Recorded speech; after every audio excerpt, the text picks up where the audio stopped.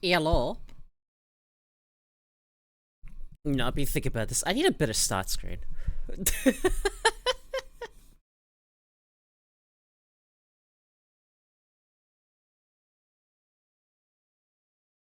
Hmm.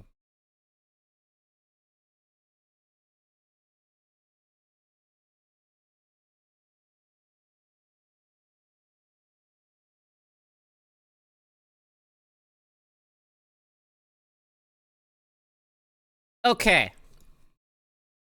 Hi.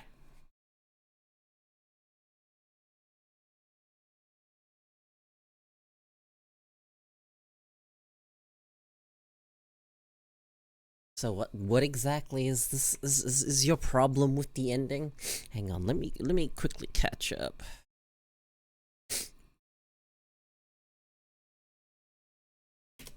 Without specifying spoilers in the chat. It's awful, huh?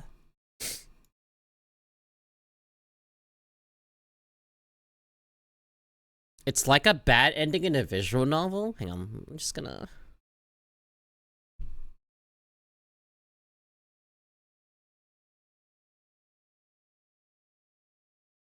Mm.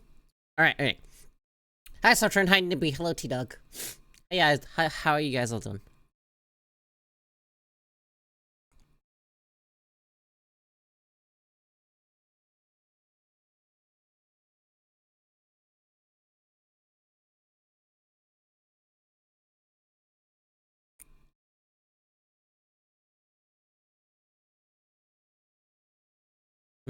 Hastily, there's some more questions than Azamanka just fucking wanted it done is moving on to the next project.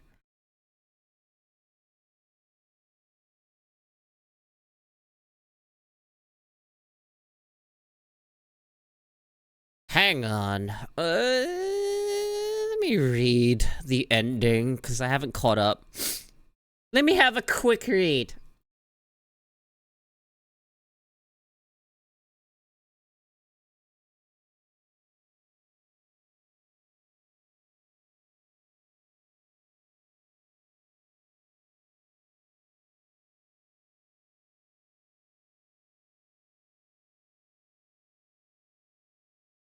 Okay, that.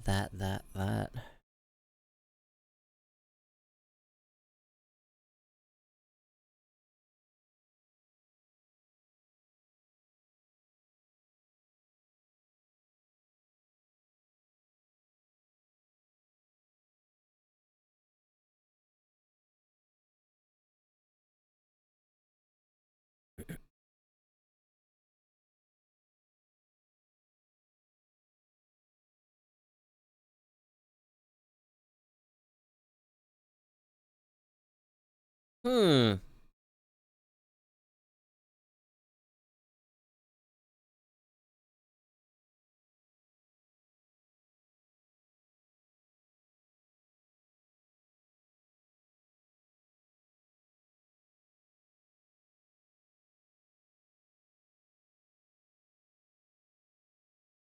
Hold up, let's see.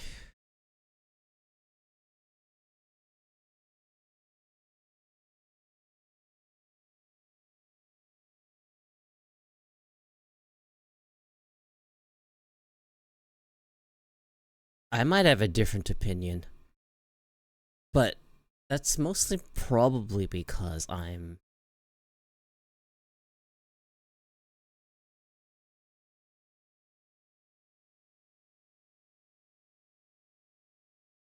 That or I need more beer?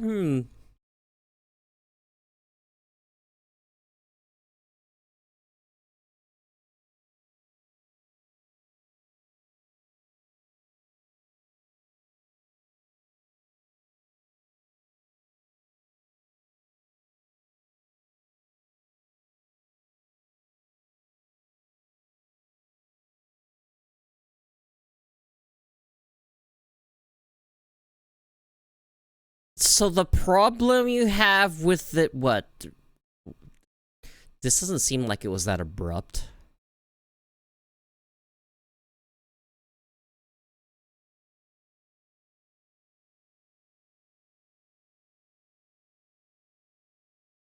You think it was abrupt?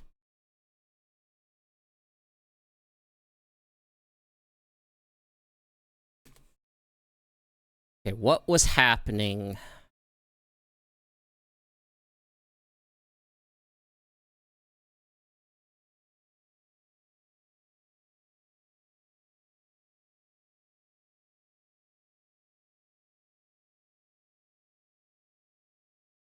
Hmm.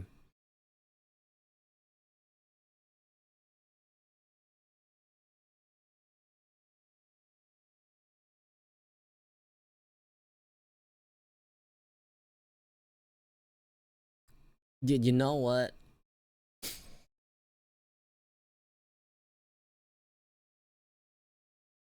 Eh, I'm not too bothered by it.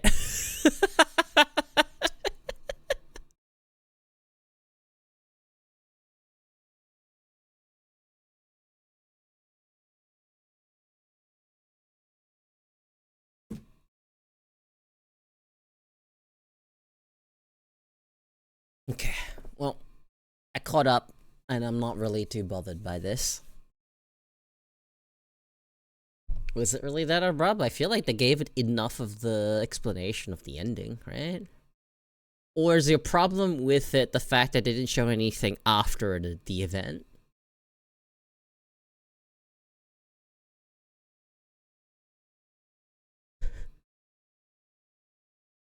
And then everyone else remaining lived their lives out normally. You didn't like that?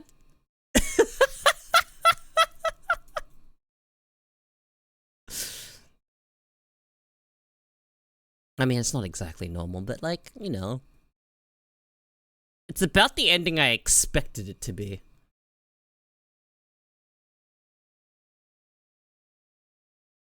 Being Ruby is suffering? Is that why you don't like the ending? Because Ruby is suffering?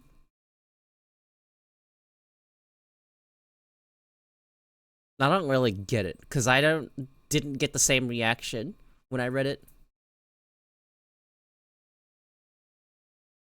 Because, I don't know, it didn't bother me.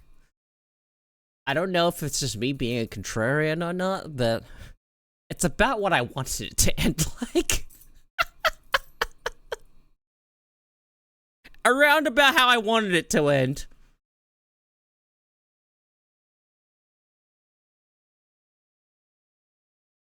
They've been leading up to that for a while now. Like,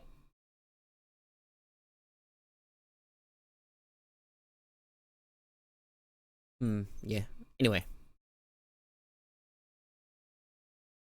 You can say I am all for tragedy, but when someone actually gives you a tragic end, now you complain. A shit ending? I didn't think it was that bad. Unless your complaint is the final chapter itself.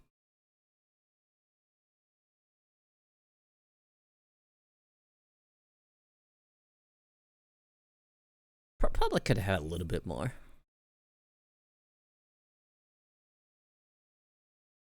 I think everything leading up to the final chapter was fine.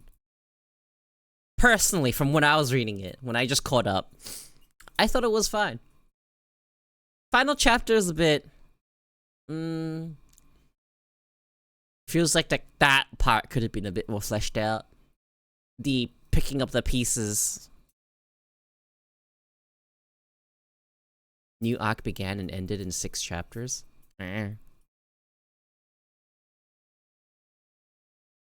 Whatever. It doesn't bother me.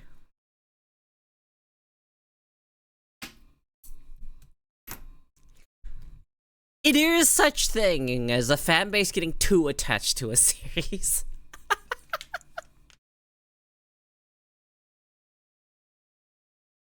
But it may or may not be the case here. Anyway. Hi, how's everyone doing? I've been rudely interrupted. My start of my stream has been rudely interrupted by Nibby complaining about the ending of a manga. So, hey.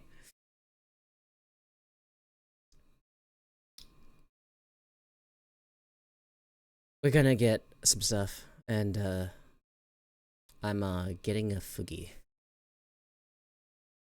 and I'm looking forward to it.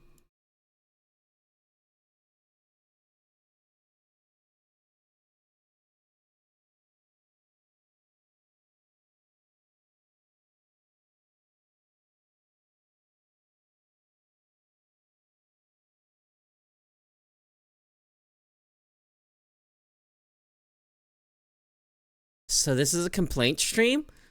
Look, you can do...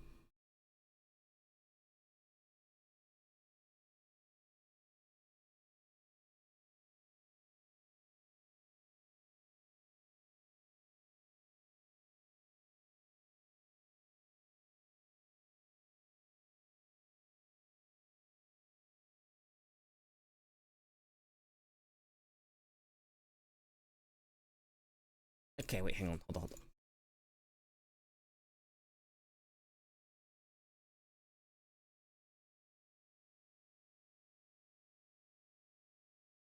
Aha! Okay, there we go.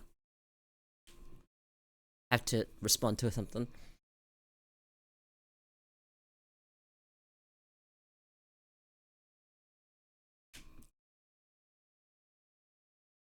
You know, before I actually fully started the stream, you guys missed out on this, but they tested the fire alarms again. While I was muted setting stuff up and catching up on that fucking manga so I could see how it ended, the fire alarm was going off. It was just going like, hey, time to test the fire alarm system. Okay.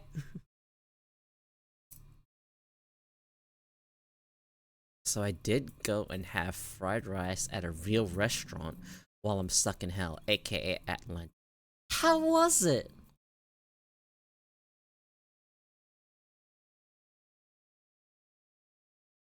Oh yeah, there was a fire in the loading bay, and they were like, yeah, y'all gotta wait like 1 to 2 hours so we can ventilate all the toxic fumes. Also, anyone still inside, do not leave.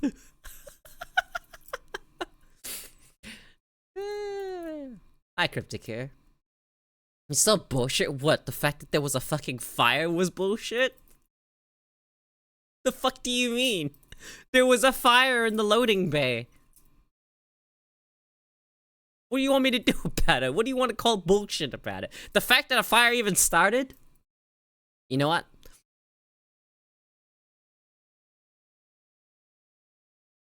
Maybe I don't think you understand what a loading bay area fire entails and what type of stuff is there. Loading bay is also connected to the trash. Funnily enough. It was eye-opening, considering my only options are Panda Express or China Experience. Oh, elaborate on your experience with restaurant fried rice. Cause I'm gonna say something that's gonna sound like... No, maybe contrarian, maybe just a bit like strange, but often you'll find that the restaurants usually do fried rice not as good as people that do it homemade. Not always the case. Sometimes they taste really good.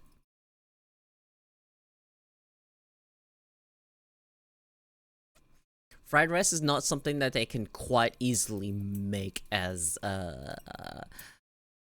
in the way the methods of how they used to make it, which was leftover rice.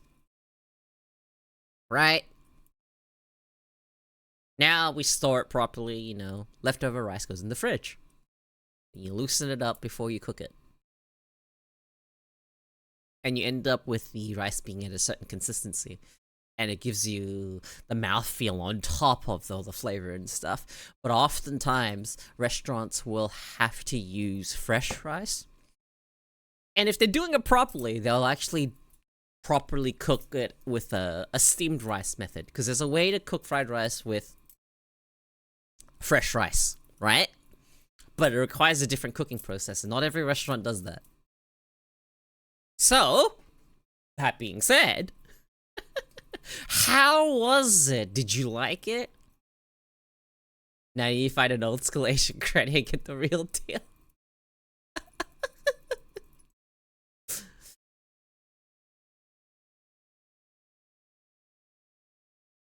I don't even think you need to go that far to find it. You just need to find someone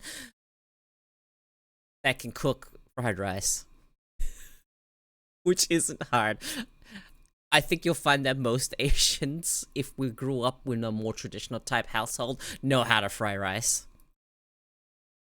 I can't say all Asians anymore because it has changed. It is no longer every household being traditional and strict. Now that's no longer the case. I think is starting to fall out of favor? No, not favor. Commonality is no longer as common. Definitely no longer as common. But I can cook fried rice, and the fried rice I cook doesn't have vegetables in it.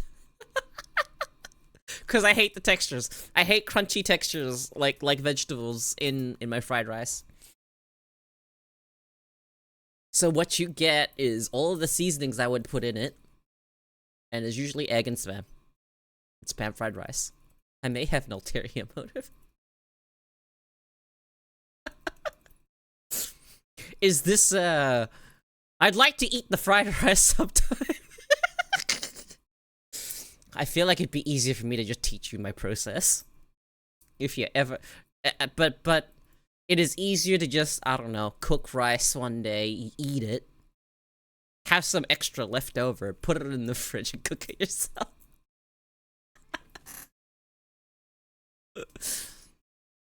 My secret ingredient is MSG.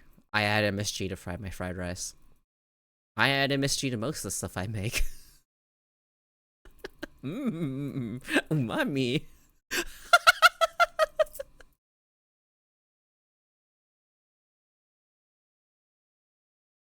Yeah, that's something I... Lots of MSG. Typically not the type of person to put soy sauce in my fried rice. However, I have put sweet soy sauce in my fried rice before, and it makes the fried rice go from like a golden yellow type of color at the end of it to brown-ish. Gets colored through. Keep hearing sound. I'm all alone right now with my cat. I'm hearing like stuff falling. My apartment's haunted.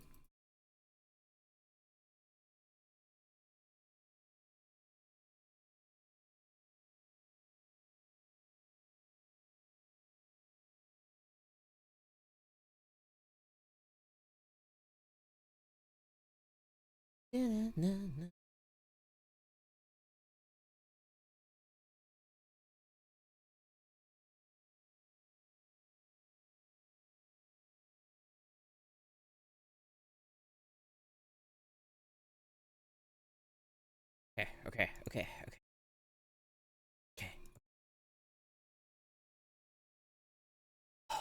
Okay, I took my medication a bit late. Like, literally as I started stream, so like 30 minutes ago now, I took my medication. Might take a bit for it to kick in. But I bought a board game yesterday. Well, not quite a board game. It is... I bought Regicide. That game that we looked up on stream the other day, where we're like, oh, you can play this with a standard deck of cards. Yeah, I bought that. It's nice. Haven't had a chance to play it yet, but... Yeah. So you did do something to prank the hotel? What did you do? What did you do? What exactly did you do to prank the hotel?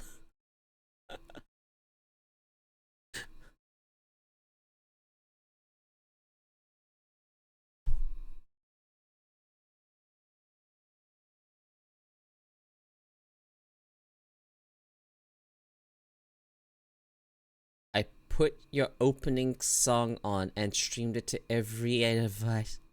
Wait! You put on Death Roll?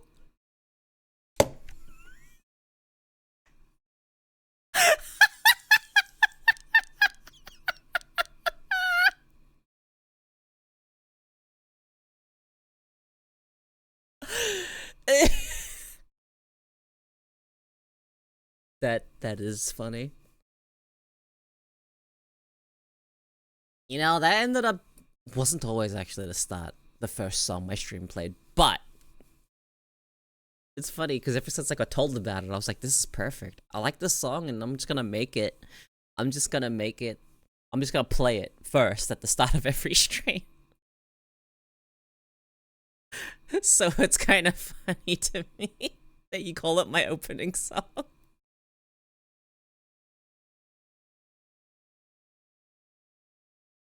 Be kind of cool to get some custom music.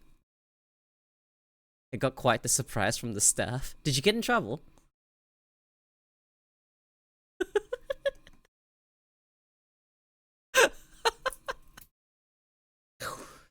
So how did that work? Did it turn every device on, or like what? Does it turn it on, or does it only affect the people that had it on to begin with? I have no idea who did it.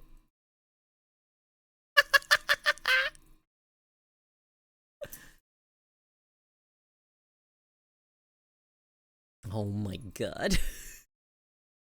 That's funny.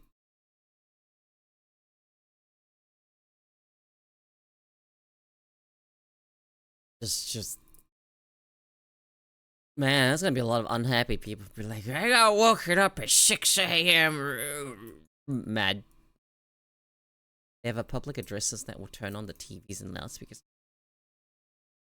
Oh. So every single wait, so you had access to that?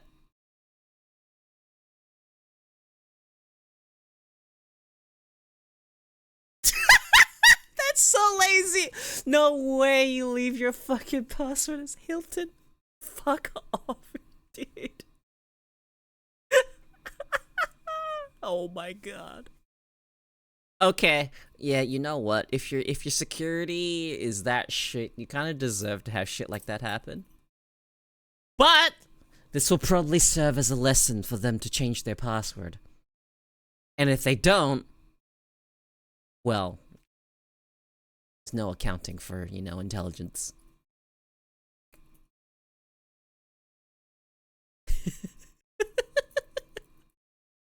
No fucking way.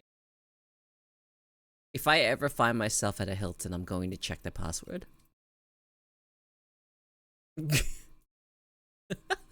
If I can easily. Yeah, they're blaming Russian. Really? Alright, dude.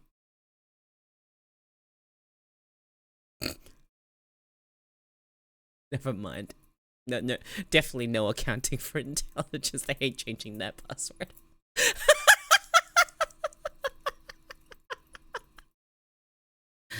Alright. That's how it is, I suppose.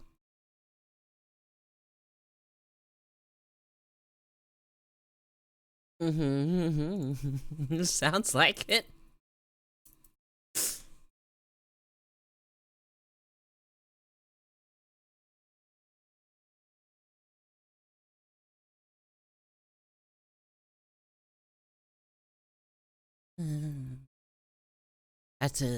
I had to cancel yesterday's stream because I went to the doctor's, but I'm not sure I am going to do anything to like make up for missed streams. I'm just gonna resume the streams as normal.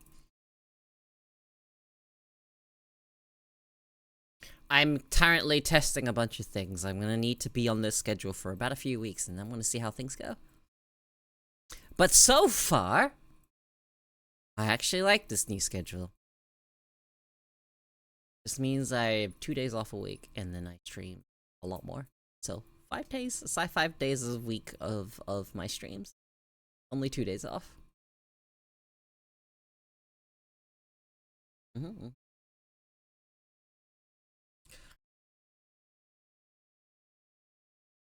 Yeah, I don't know. I don't know what to say.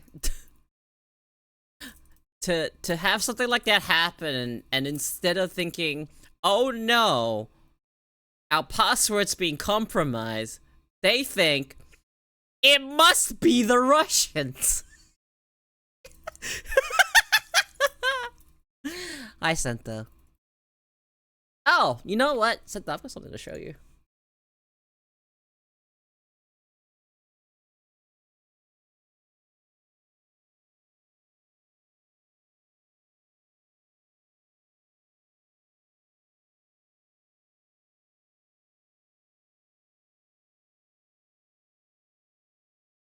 Just a second.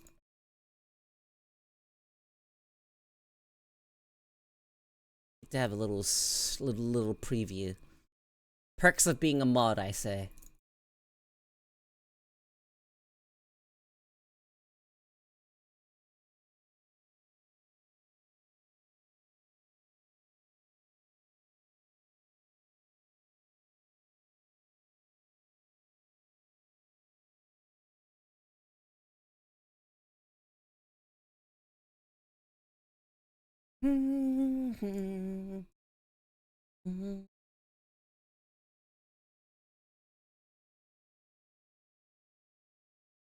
There you go.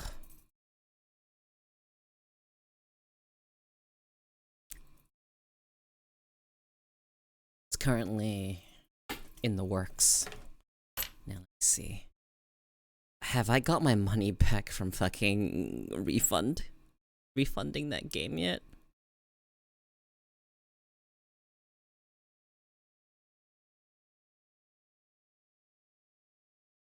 The answer is no.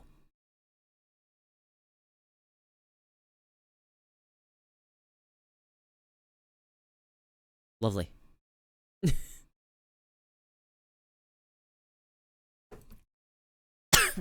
Can't wait till it's done.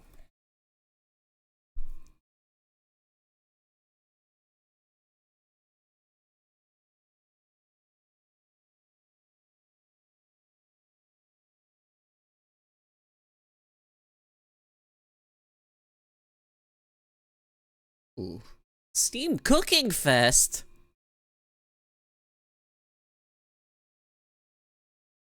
Okay. Food Truck Simulator. Recipe for Disaster.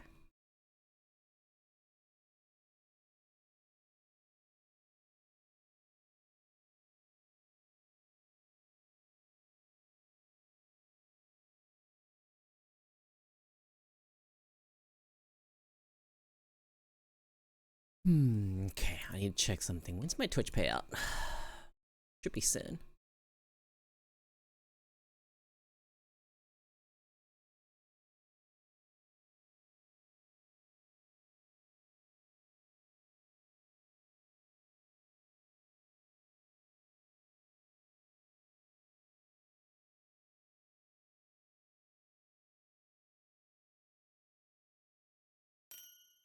Okay, yeah, that's soon. Hi, thank you for the follow. Hi, little coffee cat. How you doing? Welcome in. Welcome to the lounge. You know, with the 3D world, and the fact that, you know, I've always thought this was interesting, and I have it too, right? But you like my model? Thanks. I always like it when people compliment my model. It's like they're complimenting me. It's crazy. So, I've thought about this for a while, and I always think about it pretty strange. With a lot of VTubers have backgrounds, like even me, have backgrounds like this, where their desk is behind them. Like, where exactly are we streaming from in these relative rooms? Have you ever thought about this? Like, my PC's behind me. Isn't that strange?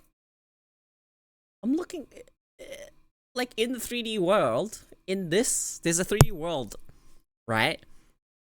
Where we know exactly what is behind here, the camera, so to speak, the point of view. We know what's behind it. It's a couch.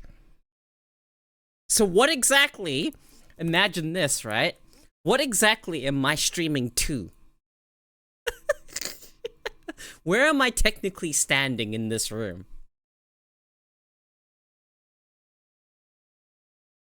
How am I streaming like this? Wall, yeah, I'm essentially standing in front of a couch talking to a wall. I'm canonically schizo based on my fucking background because it's not the other way around. But think about this, alright? A lot of people, if you've noticed this, you'll notice this now. For every VTuber you see that has a background behind them, if you see a PC set up in it, that means they are canonically talking at a wall. They're schizo. Every now and then you'll get like a rare thing where it's actually from like, it's as if it's like an actual webcam on top of a monitor, or from further behind that, and then you can see them. That's okay, dude.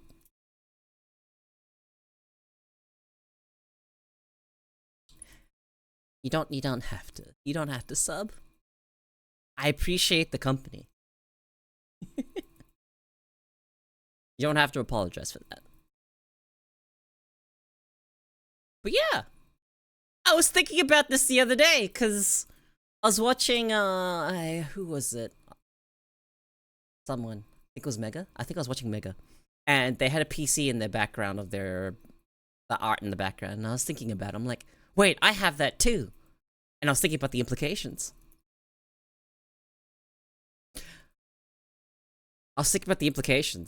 So...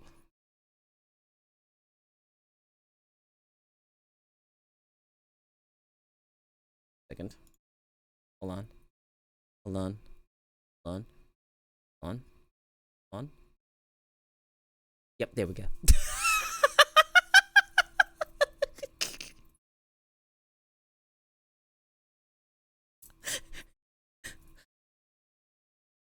So, with all of that,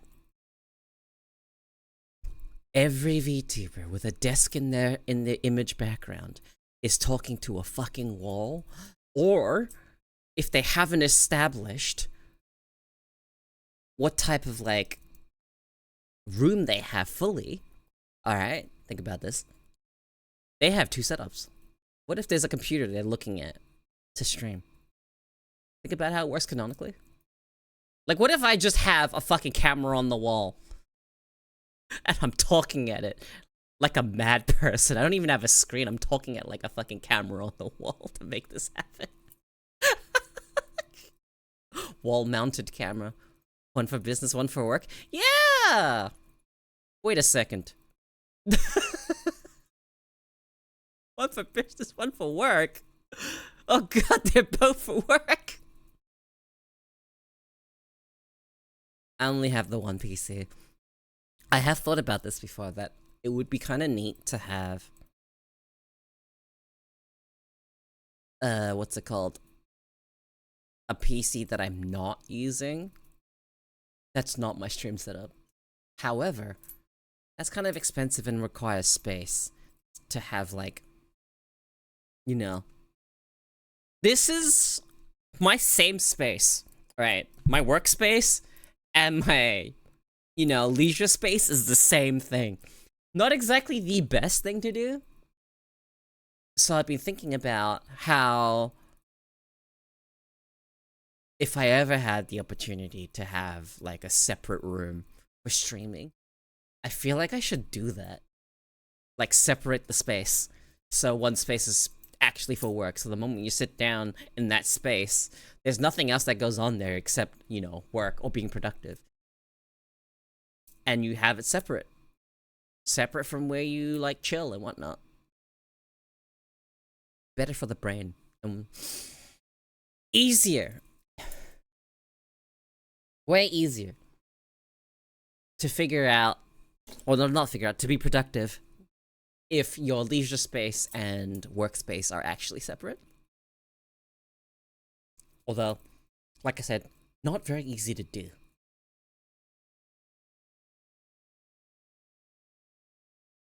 At least with streaming, I think it's fun. The only difference for me, I just need to not get distracted.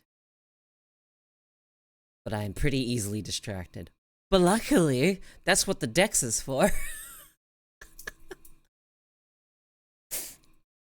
You know, you pop 2 tablets of Dex and you're just like, yeah. I'm locked in now. The pills that help you lock in.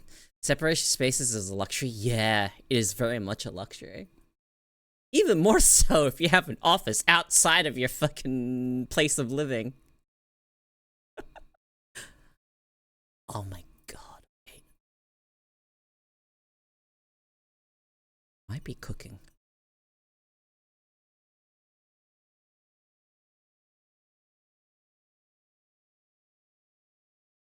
Unforeseen consequence? What is the unforeseen consequence? Hold on. We like talking about unforeseen consequences here when it comes to medication.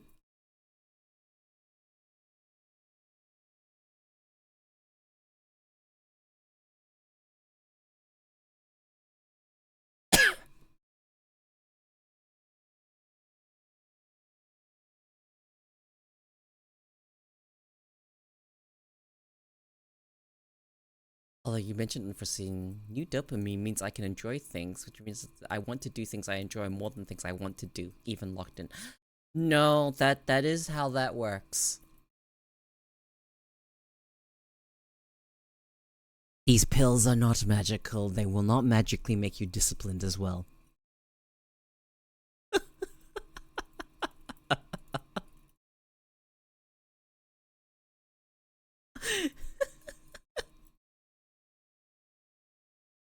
At least while I was on Dex, I found enjoyment in, yeah,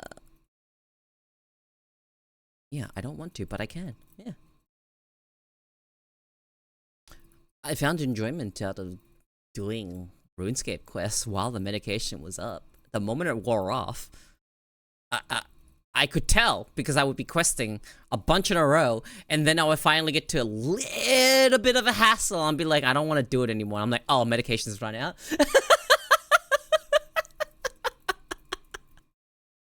Which is so funny to me.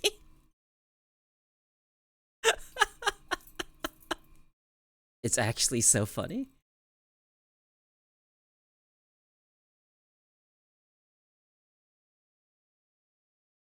I think the biggest thing for me for Song of the Elves is actually get my skills up.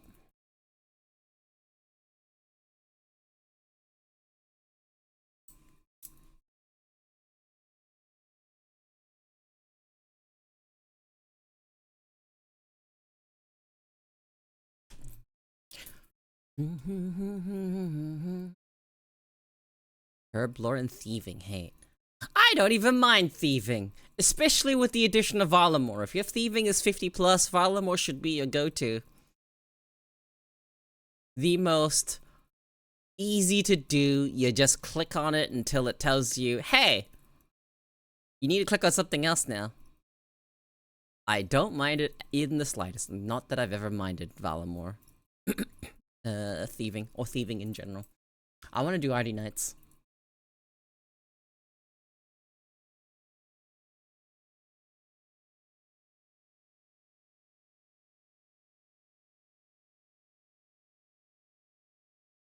You don't like it? You don't like Arty Knights? You don't like it when the Arty Knight is like locked in the corner and all you have to do is click on one spot?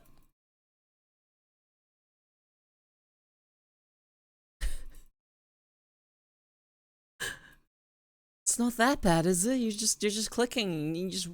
I don't want to click 9,000 times. Don't worry about it. Just click. Just watch an anime on the side and click 9,000 times.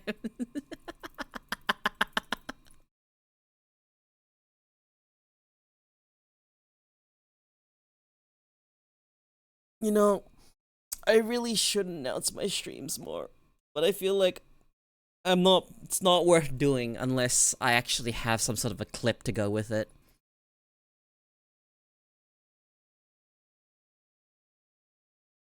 I feel like I need to make more stuff. I feel like I need to actually record something. I need to figure that shit out on my days off instead of just actually having a day off. Which is very strange. Take meds off stream? I do take meds off stream! I take him to do things that I want to do. Or rather, I need to do but don't want to do. I do stuff like that. I've been productive with some other things. Yeah, off-stream days, but not off days. That's actually how it's supposed to go, is... I'm taking baby steps, okay? I ain't rushing this process. I'm gonna add to it bit by bit. And one of those things is probably learn very basic editing and just work with that until I can justify getting an editor. And paying them. Currently, that's not something I can really think about. I need to grow before that. So, need to pick up some skills. So that's gonna take a bit.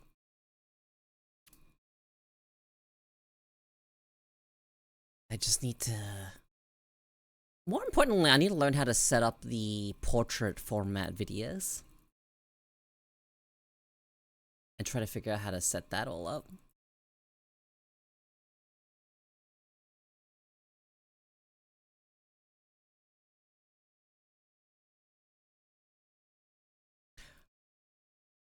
I used DaVinci Resolve to do that one project I had to do a fucking couple of months back.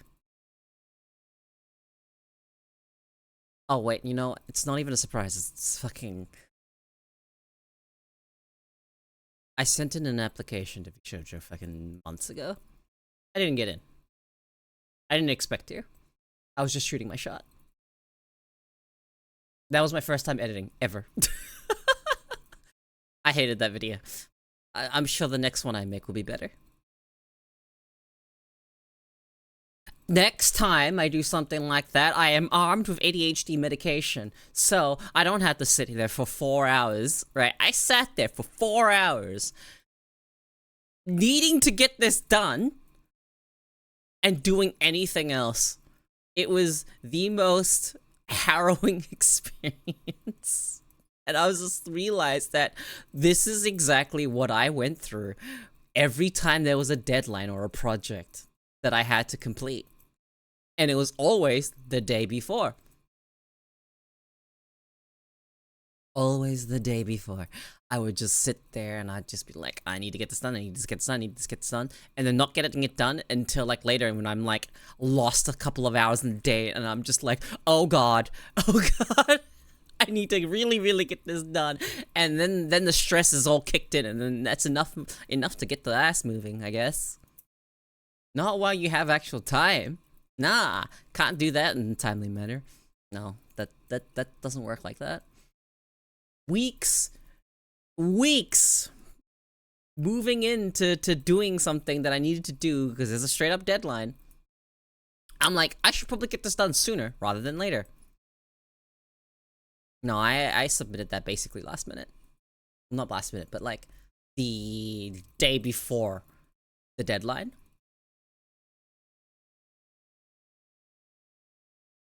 And I do not think I was able to condense what the fuck I am like in that amount of time. I thought I wouldn't have enough. But turns out I had too much. The most difficult part for me was just like, holy shit, I have too much garbage in here. How do I cut this down? Because I did all the recording in one take. So I was just like, whatever, I'm just cutting some stuff out and then just getting it out there.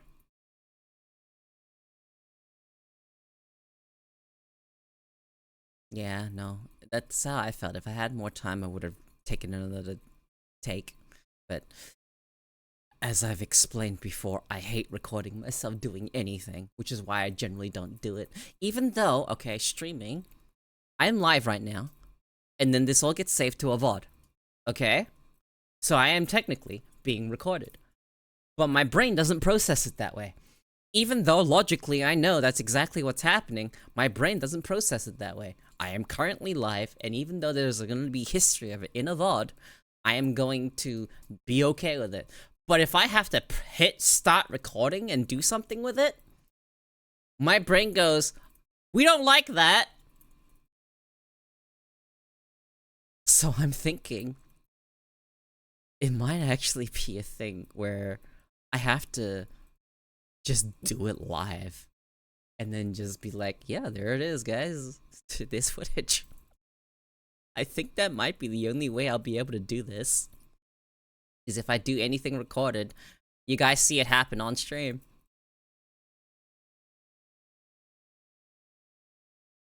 That's all I can think of.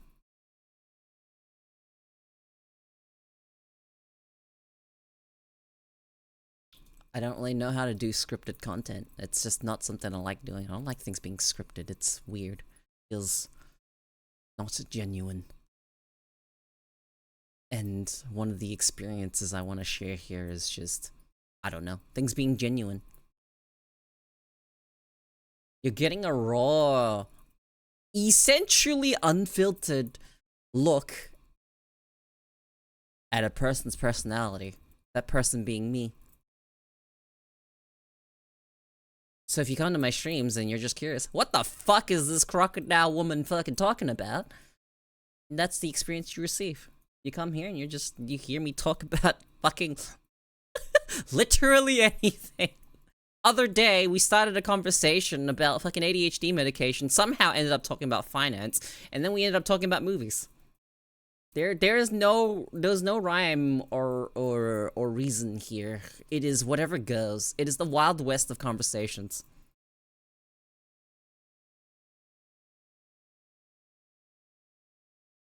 That's what it's like. Wild West of conversations. I like that.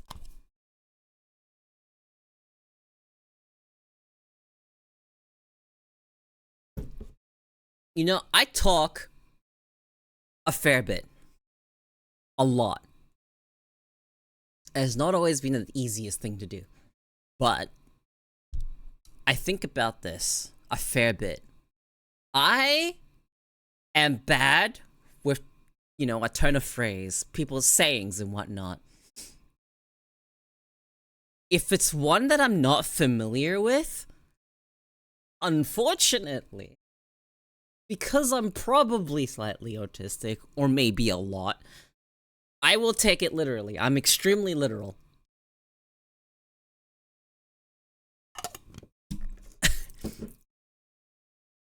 And I don't think I've ever been able to stop that.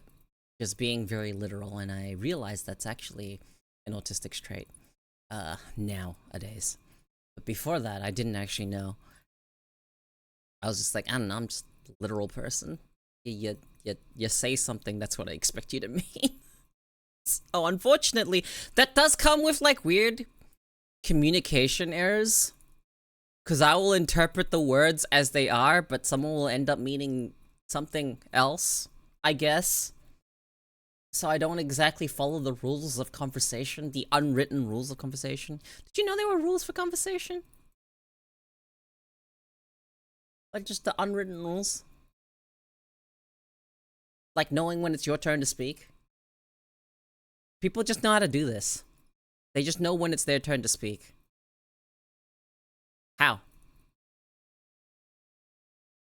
I feel like unless there's an obvious pause, you're just kind of like waiting for a silence to fill. And I realize that a lot of people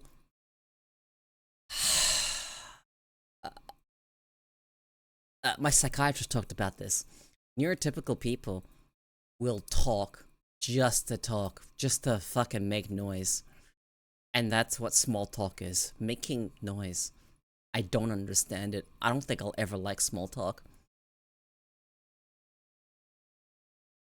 Just making noise at each other and not really having a conversation of meaning or depth or purpose or any objective while talking, which is really, really, really weird to my brain. So me addressing you guys at this point. What is your experience with small talk, and do you like it or hate it? I feel like if you are on the internet or even in my community or in my chat, chances are you do not like small talk. You know, the how's the weather? Just talking about shit that's just kind of dull topics, you know? Oh, the weather was alright. Oh, it's been raining for several days now. It's kind of awful. Well, at least I don't have to water my plants. I'm gonna have to wash my car after the rain's done. Think about all the dust that the rain, you know, yeah, maybe not exactly like that, but.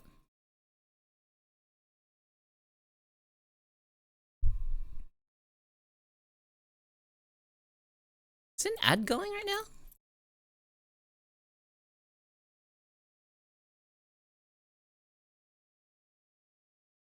My Siri bot being strange.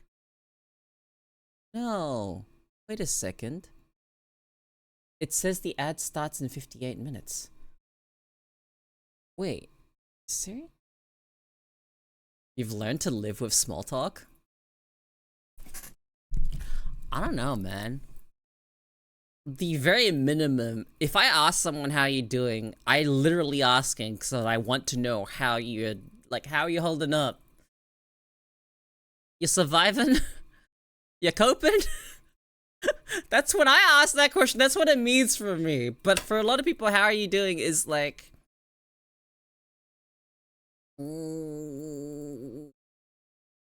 That's like how the small talk starts. Seribot's supposed to give an advanced notice? I don't know what's happening. I've noticed something in my analytics though. Every time these ads happen, there's a dip.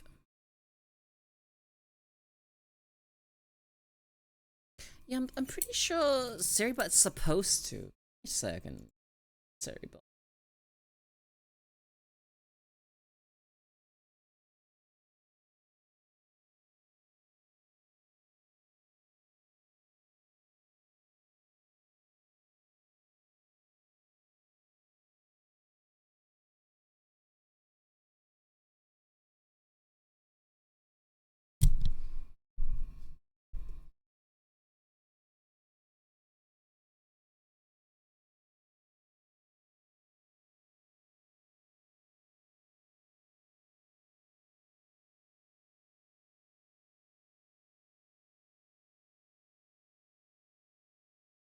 So this will do this.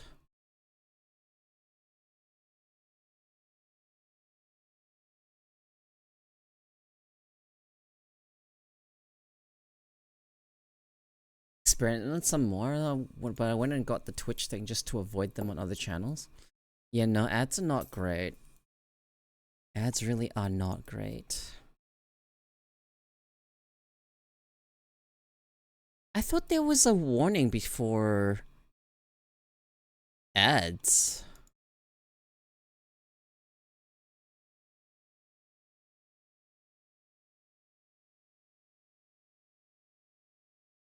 Huh.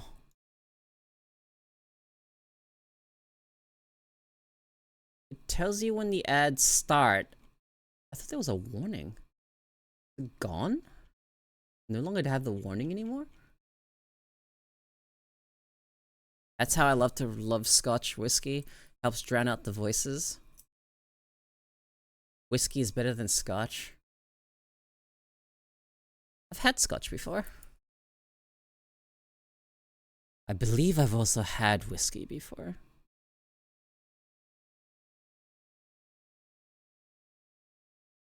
Do you know you could type exclamation mark capybara fact?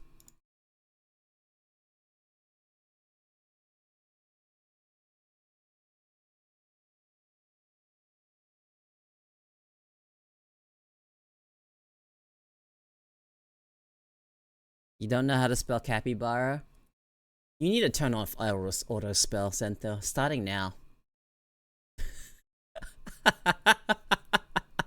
I'm sorry, autocorrect.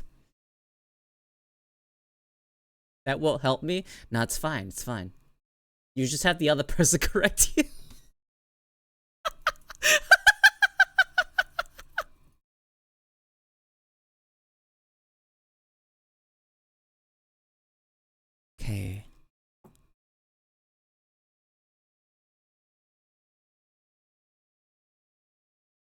A break timer. So that's something you can do.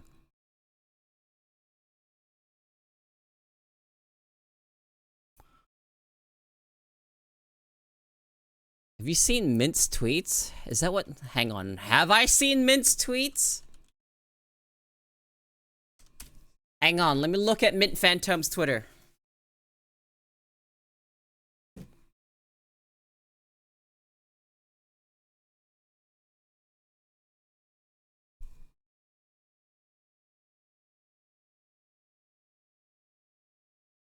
Turned off autocorrect. I'm watching I'm watching Doki for dance. Okay, sorry, I had my hands full of V4. Love to explain myself. Ain't I refuse to correct my mistakes. I just start a new line and would be when it comes to incomprehensible and is trying to take the same. Hope this. I understood. I actually understood what she was typing there, even though it was not. That was not readable.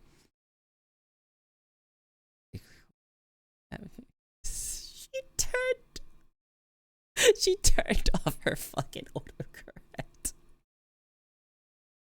See, here's the thing. I do not use autocorrect. I turned that shit off since the beginning of the existence of fucking autocomplete or whatever on phones. I turned that shit off. Round start. Every phone I get, that's the first thing I turn off, is autocorrect. So I've never used autocorrect. So she's doing more than just turned it off. She's just not fixing mistakes. Whereas I will see the thing I've typoed in real time, unless I've pressed enter too quickly. In which case I'll actually edit it and correct it. I correct my own messages. I don't need an autocorrect. I'll correct it myself, thanks.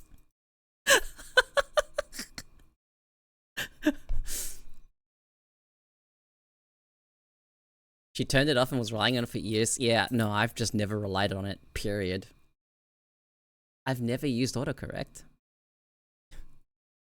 It is a feature that makes you stupid.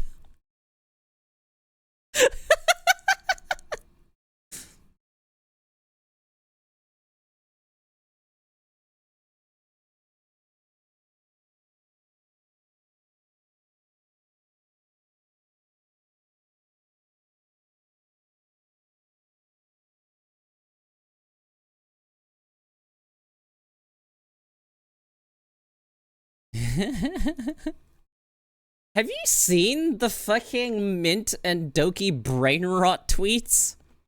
They're kind of something else. So I have found the one thing I want for Christmas. What do you want for Christmas?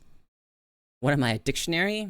Well, maybe you should have been a nerdy kid.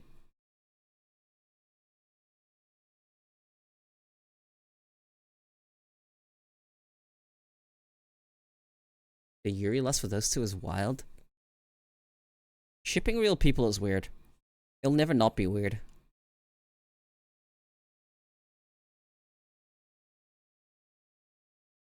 You were?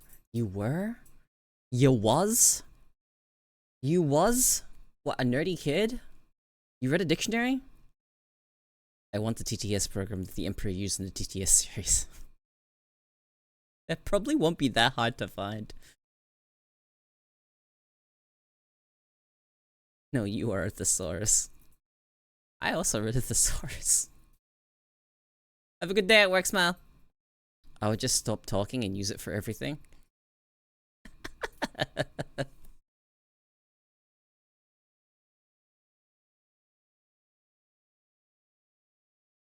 Dude.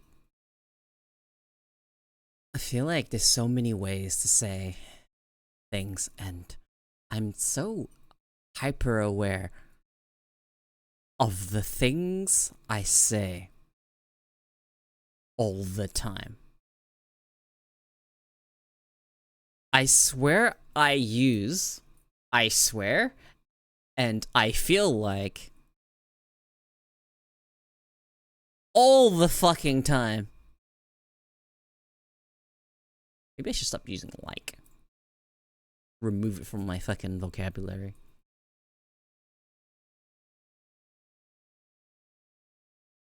There was a tweet I saw on Twitter the other day. It was from Giga, and she said, I simply no longer want to use the word yap. I'm yapping. I'm removing it from my vocabulary.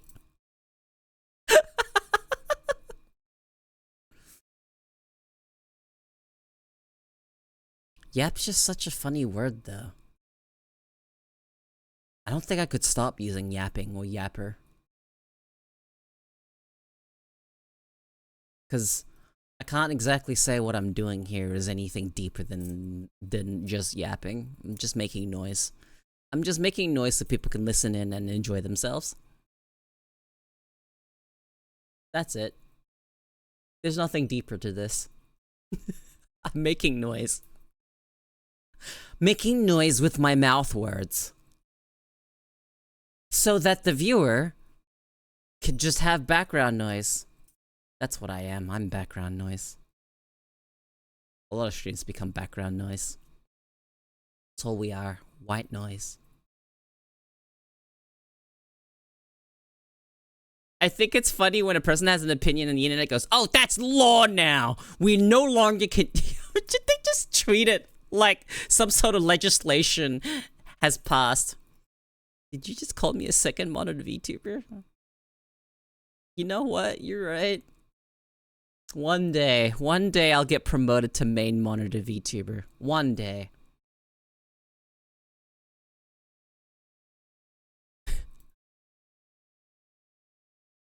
I have a lot of second monitor VTubers I watch, and then I have like maybe one that I watch on my main monitor and do everything else on my second.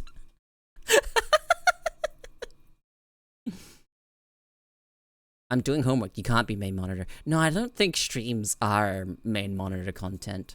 Unless that's all you're doing and just watching the stream and enjoying yourself. Replace the word like with a creepy pause. I have learned to pause more ever since I got on this medication. Go for Valley Girl. No. You will not get Valley Girl out of me. You don't want that. That's cursed. Not that I could do a good one.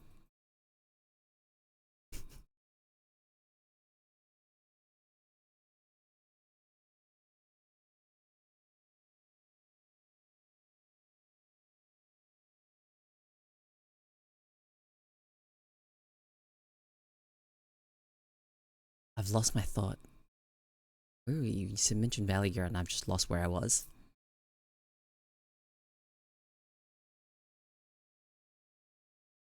But yeah, I'm willing to let... That's another one. But yeah. What does it even mean? It's not even a sentence. But yeah? What the fuck? What is this brain rot done to my brain? Don't speak like humans anymore. We are just become simulacra. We no longer communicate.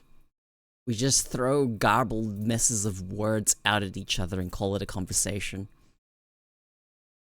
Have you heard the stuff that this current generation says? It's not even a language anymore.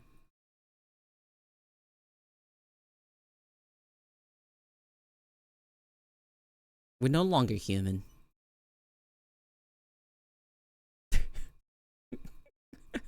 We've gone beyond that.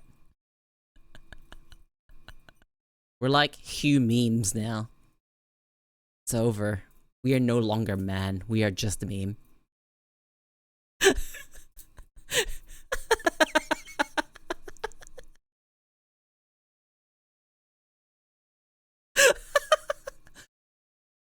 You're welcome. I have now placed a new word in your dictionary. Hugh meme. Soon our language will be called Boomer English. Oh god, no. What the fuck are you talking about? You not been listening to what I've been saying? I feel like I've been making sense. This is par for the course for here. I'm just talking about the way that people talk. Like, have you heard them? Have you heard them go skibbity Ohio Riz fucking shit and whatnot? It's how they communicate. What does it mean?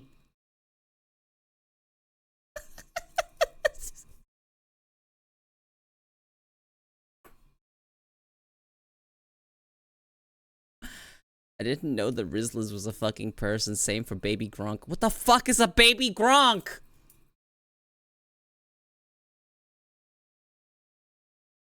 And why does Ohio have a skull emoji? No, wait, no. I think someone answered that question in the end of the stream. I actually have the context for that. People just don't like Ohio for whatever reason.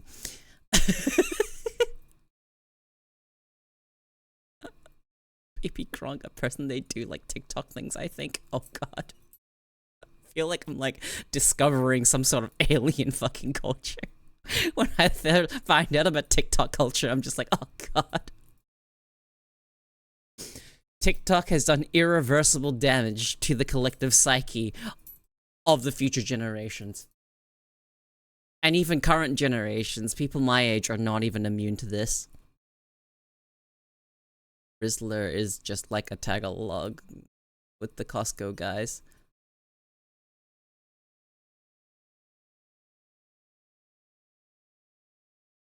What did you just say to me?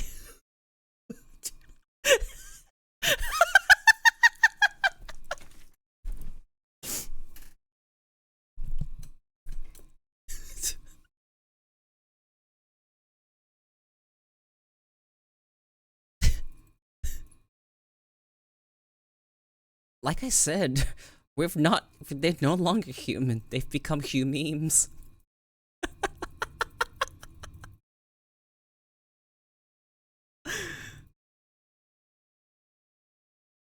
May you have a good day, since humanity is doomed. Maybe not, dude. Maybe through the power of brain rot memes, we may find some sort of lasting peace. Maybe through the use of memes, DNA of the soul, we too can find a common ground.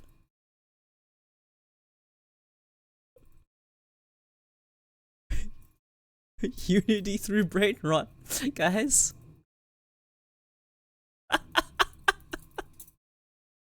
One day, we'll solve all our problems with whoever can do a Fortnite dance the better than the other guy. I envision such a future. I salute thee. This is the death of civilized culture. Welcome. Welcome to the Ouroboros of people copying each other and then copying the person that copied the other guy, and then that guy gets copied by another guy, and it's just a loop. An Ouroboros of culture. We will feed into ourselves more and more and more until all things have lost meaning.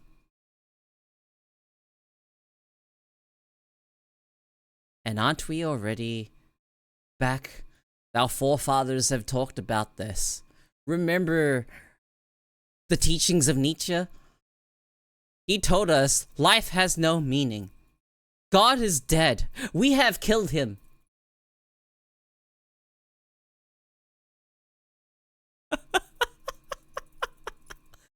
What is the point of living a life devoid of meaning?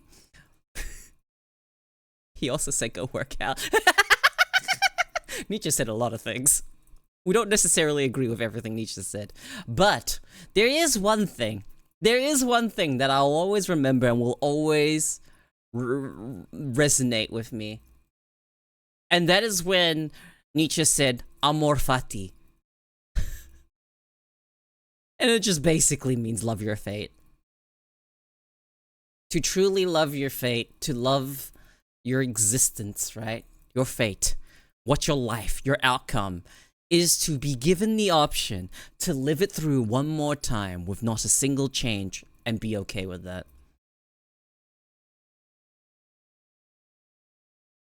And for me, I've lived long enough to just kind of feel that, where I could go again and be like, yeah, I'll go through all those rough moments, all those moments where I wanted to die, all of those moments, and then I'll make it out in the end to actually appreciate what I've got. Because, you know, I appreciate where I am. I appreciate you guys. I appreciate what I have. Yeah! He was surprisingly optimistic. You're right. Because Nietzsche is also the type, the person that one of the lessons they were taught is, they taught, is essentially just, you know, yeah, love your fate, and essentially that, yes, he was also a dick. The world does not have meaning, okay? And you could stop there. You could stop there, and that's all you could take from Nietzsche's nihilistic view of the world. But it goes a bit further. You can be nihilistic and still enjoy yourself and have a good life.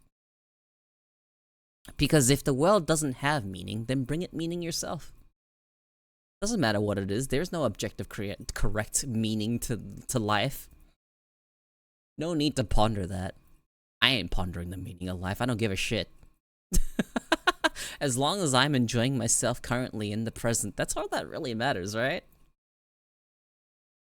Forgive me if we're getting weirdly philosophical on my stream. But this is par for the course. We do that here. We also watch food videos sometimes. But that hasn't been a thing recently. I've just mostly been talking. I'm just kind of yapping to myself, and you're just getting a stream of consciousness until someone makes a comment on my stream of consciousness, and then I look at your comment and say, yeah, that is a comment. Thank you, random person on the internet. I appreciate your comment. I will now comment on your comment, so that you may comment on further comments.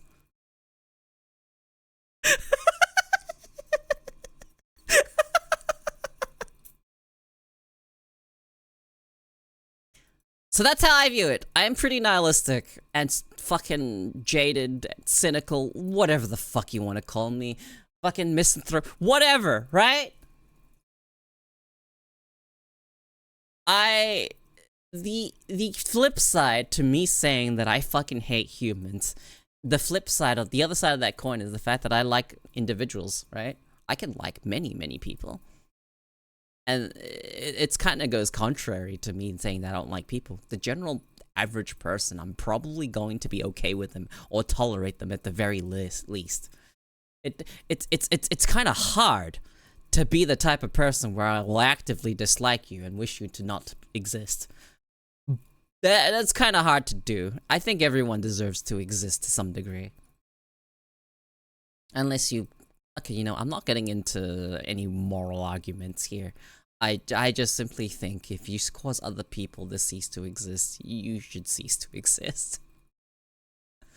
So, I guess that means my opinion on the death penalty is that I don't care.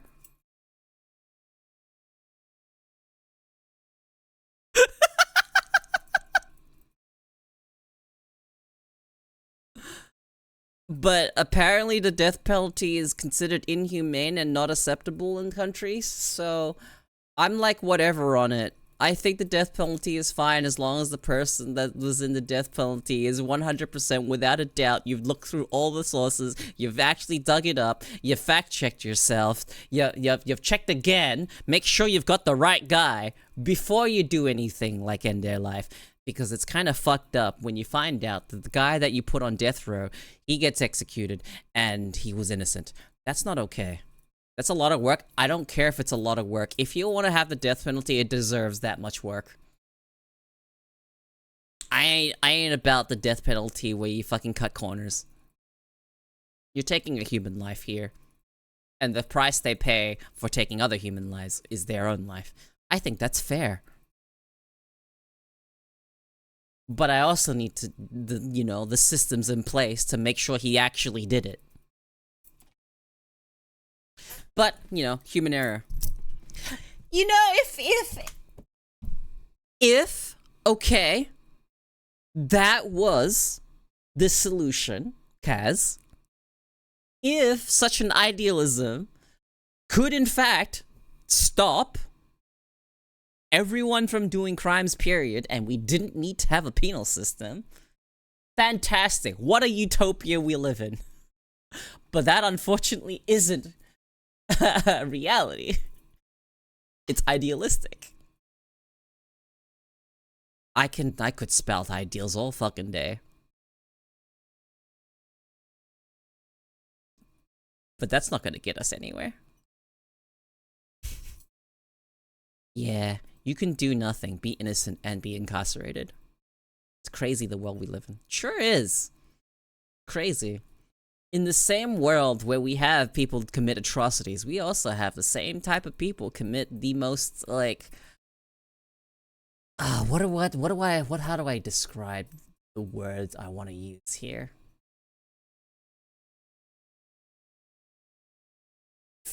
The most philanthropic?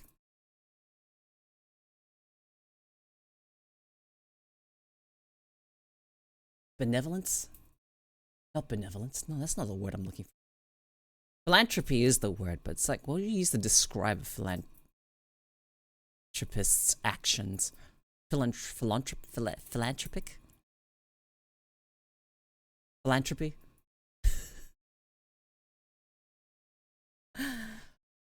There's generosity and kindness in the world at the same time. It's both, right? It's two sides of the same coin. It's can't have one without the other. And I know some people think, well, why can't we just remove all of the other?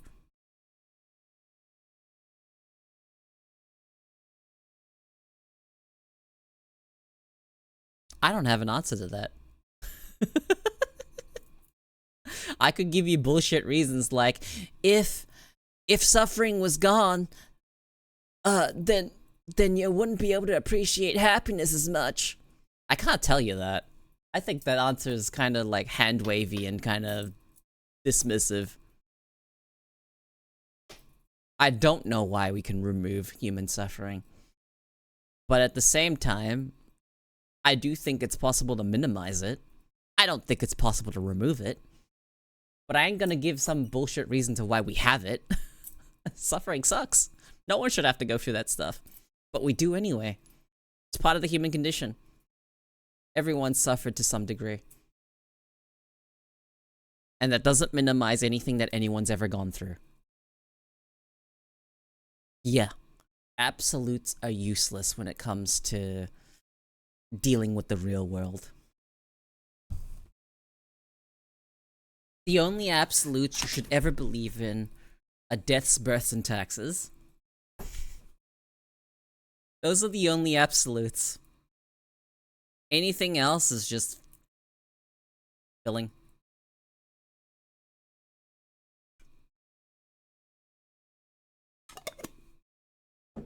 Even births isn't necessarily an absolute if you really think about it. Nor deaths. If there's no one left to die, then you can't really have death. Well, then again, death would have existed in post, so I guess you would still have death. But births would stop completely at one point. At some time, births will stop.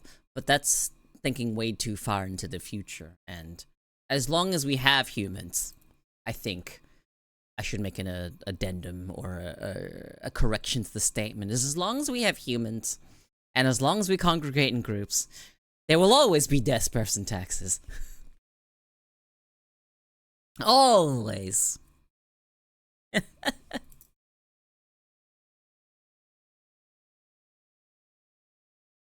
I think I have a weird opinion or relationship to my mortality. I'm definitely no longer at the point where when I was really young, I was utterly terrified about the concept of death because my brain couldn't fathom what it was like. And the fact that I couldn't picture it was what scared me. And now I don't care. when it happens, I will embrace this. I will embrace it. I will welcome the sweet embrace. If it ever happens. But my time's not now. There's many things to do before that happens. And there's a lot of things I'd like to do before that happens. I don't think I'll be able to achieve everything in that I've wanted to achieve in my life. And I think that's okay. As long as I put an effort towards it. I'm sure in the future I wish I worked harder. But at the same time, I know I probably won't end up doing that. Because there's no degree of me working harder that will stop me in the future from thinking I could work even harder. You will always feel that way. That you could have done more. You will always feel like you could do more. Not using that as an excuse to do less. That's missing the point entirely. Somebody stop me before I ramble on and suddenly enlighten myself mid-conversation. Mid-monologue, so to speak, actually. Y'all just letting me yap?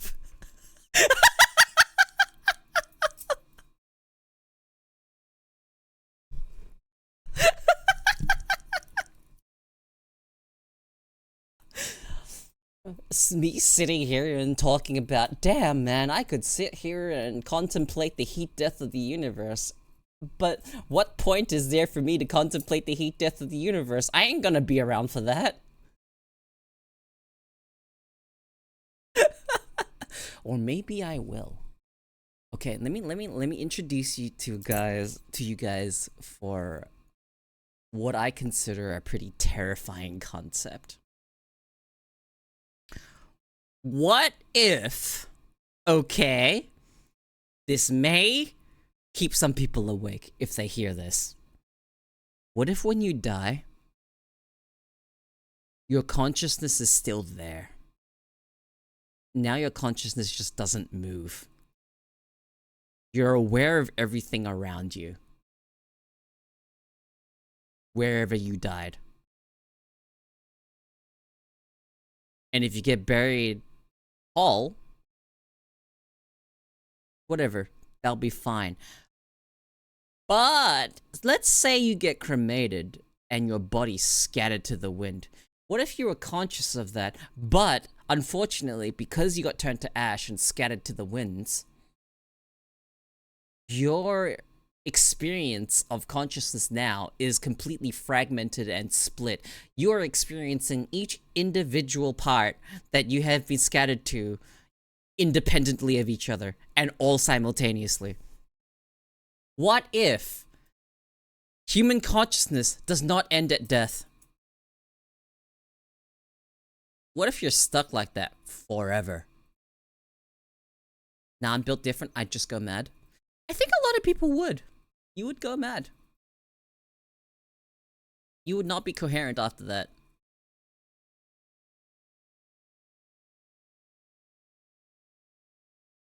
And if your consciousness remains after death, and you are stuck in place, able to think, but not able to move, not able to talk, not able to do anything, just be there and be conscious, that would kind of suck.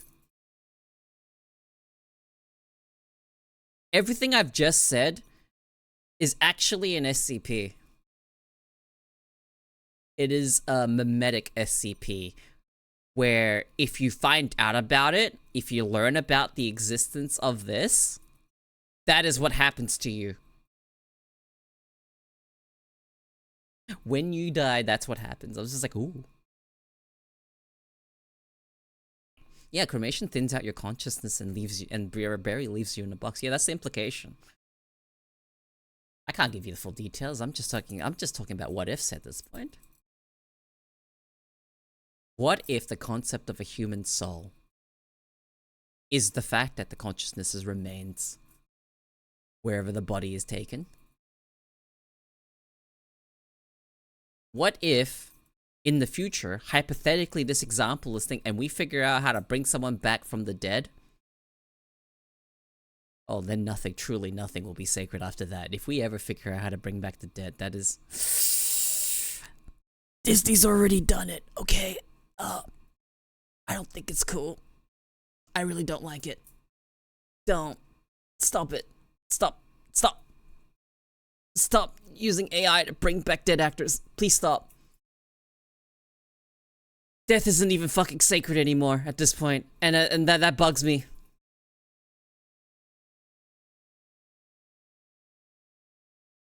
Extending a life is one thing.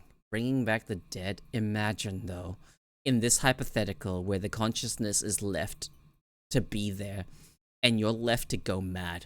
That is the natural progression of every person, unless you're really built different, where everyone's consciousness and they go mad, and they bring back this person who has been lingering as a consciousness for however many thousands of years, and you bring them back.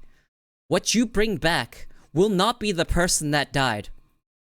They will be mad, insane. They will not be themselves. No longer. Think about the horrors you'd be end up bringing back.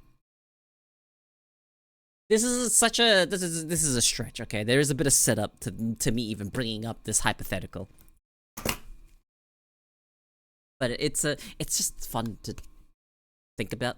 I don't know. I think about a lot of weird things.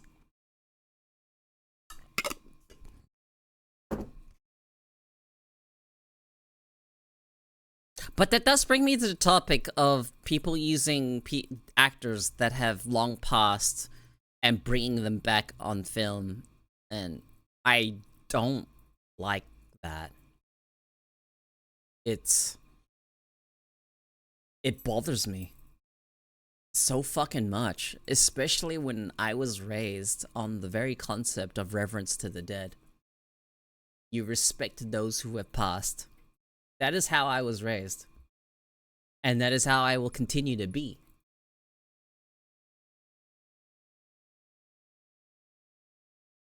And I think bringing back dead actors without their consent, the actor themselves, not just their family, the family isn't the individual. If someone has signed off before they passed that people are allowed to bring back their likeness or whatnot, then I guess it's okay.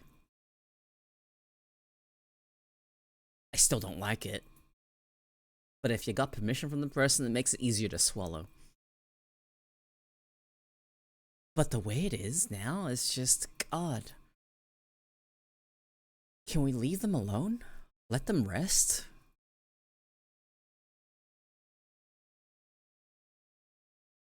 I just find it so uncomfortable.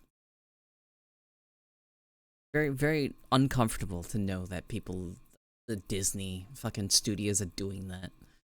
Like, you know, I heard about that. I haven't watched it yet. I haven't watched it yet. But Alien Romulus, I heard they brought back one of the dead actors to be like an android or something, and there was absolutely no reason for them to do that. There was like actually no plot relevant reason.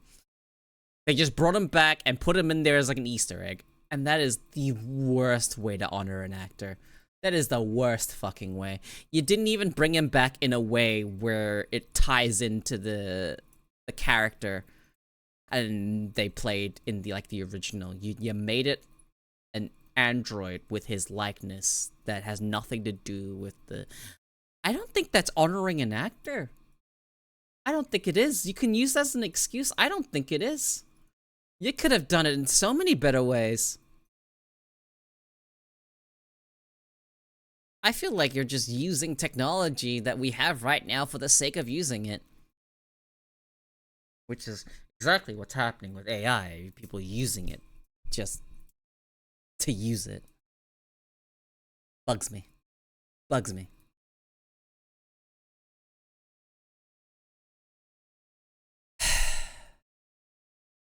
Humans messing around with AI. It's just, you know not what you mess with.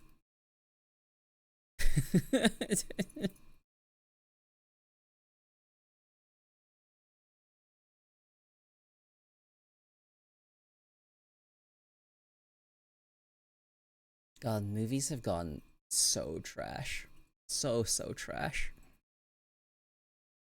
There's a movie that's coming out next year, February, I believe, called Love Hurts. And it's starring the actor that was in Everything Everywhere at Once. The husband, Raymond. Yeah, Raymond. It's starring Raymond. I think his name was Raymond in the movie. Or he is Ouroboros in Loki. If you've watched Loki, I love that actor. I forgot his actual name. I always forget it. He's funny. He's such a funny novel actor, and I'm glad that he's got more attention. Because he was a smaller time actor until those movies, and now he's just getting more and more roles because he was popular, which is cool. I like it when people get recognition.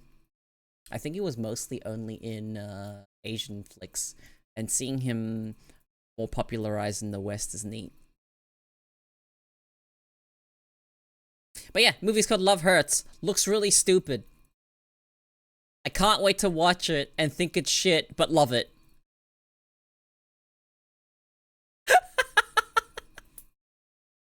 I have understood something that has happened to my taste in movies. Movies that don't take themselves seriously and are just there to be a fun time and are not really objectively good movies are the type of movies I enjoy the most nowadays. Cause hey, you at least acknowledge the fact that you aren't gonna be fucking winning any fucking pretentious awards, and you're not trying to share some stupid message. You're just a goofy movie, and you have action scenes, and you have stupid one-liners. If that's what you are aware you are, and that's what you're trying to send me, what you're trying to deliver to me on quote unquote like an entertainment platter, so to speak, I'm all for it. Not every movie has to be good. But good movies are gone.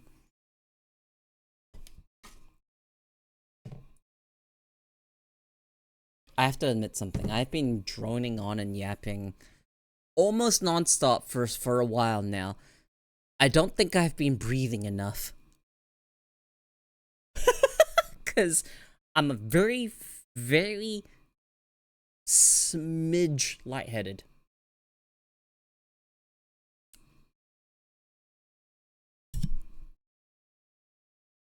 So let me take a moment to just breathe for a moment.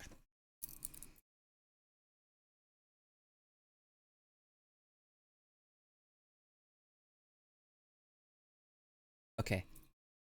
That 20 milligrams is coming from me. I'm on 10. I'm not on 20. I'm on 10 milligrams. Yeah, making something earnestly is so much better than making something amazing. Because sincerity and earnesty actually does sometimes manifest as something amazing. Don't try to capture amazing. Try to capture sincerity and earnesty. And I think quite often what you'll end up with is something amazing.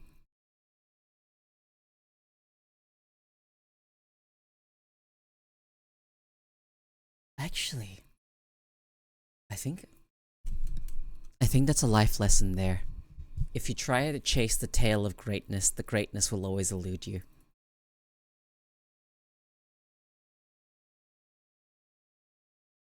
But if you however, treat whatever it is you want to become great at and completely throw away the notion of trying to achieve greatness, you might actually achieve it. It's such a weird thing. It's very similar to if you want it, let it go. Confucius, whatever you say. I'll correct you. My name is Confucius, thanks.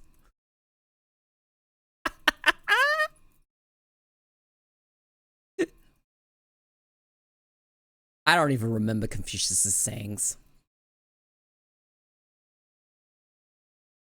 What are his famous sayings? Give me a moment. I'm looking them up. What the fuck is he even known for?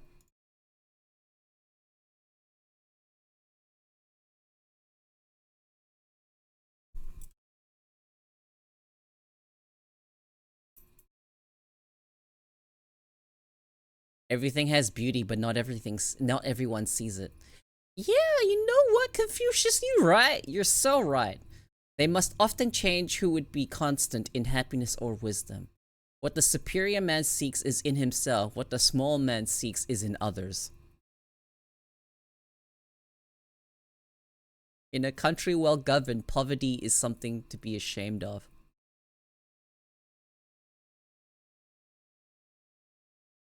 For the person in poverty, or for the government or the country itself?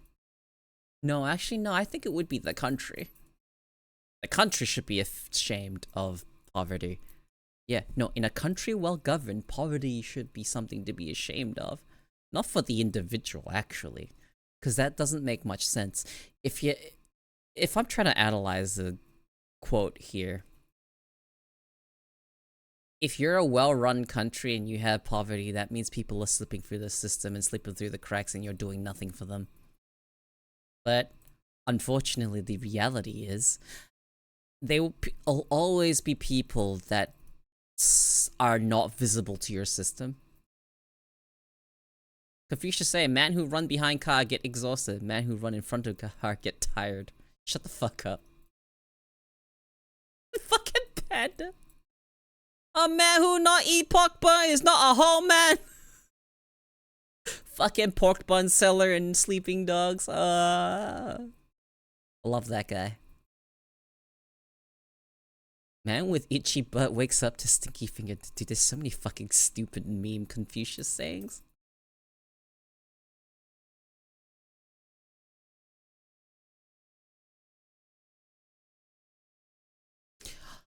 But I'm cooking, okay? If you want to achieve greatness, you'll often on your path to achieve just greatness, and whatever it is, you will lose sight of everything. And then you won't achieve greatness.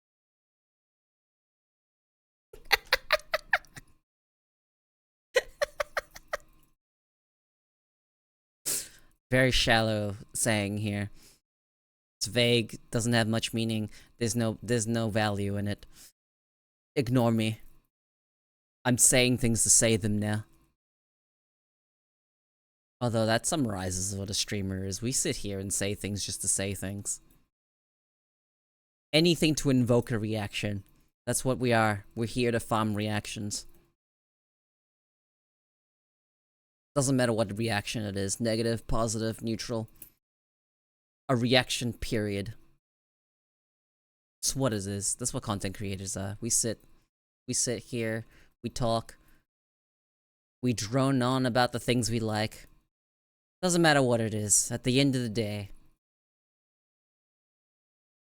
you'll want someone to react in some form or another. That's what it all boils down to. Whatever it is you feel when you watch someone.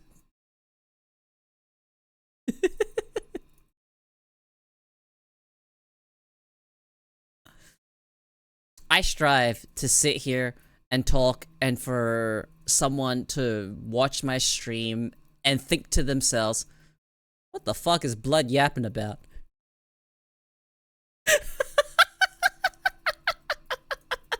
If I can capture that for basically every stream where someone is questioning, what the fuck are you talking about, Koeko?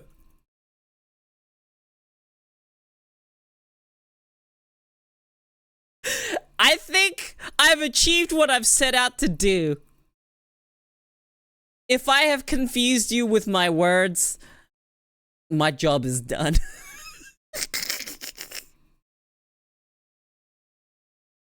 Because if what we get here isn't a dialogue, and instead is just a monologue, it's just my monologue, then you're going to get some random fucking nonsense coming out of my mouth.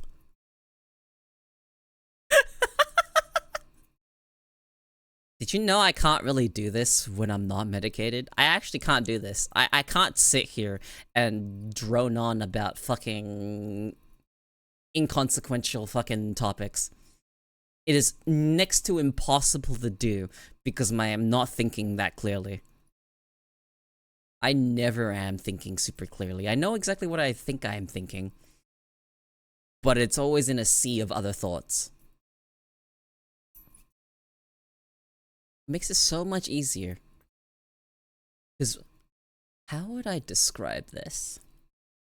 It's like the sea is no longer a raging torrent. The waters have calmed. And all of the unnecessary thoughts have settled at the bottom, and the ones I need are floating towards the top. It's not like they're gone. They're there. I just don't have to acknowledge or address them because they're not loud enough to impact or distract. So you get me sitting here talking about fucking wanting to achieve, no, for someone to want to achieve greatness, they have to not strive for greatness. What a fucking stupid fucking thing I'm saying. The fuck am I talking about even? Why aren't you calling me out on my nonsense?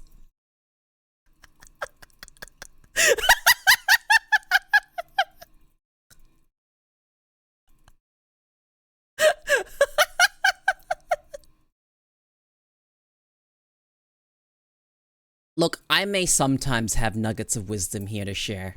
That was not one of them. I was saying things to say things. Maybe there's like a fucking like a crumb of fucking truth in that statement. But there's definitely more to it.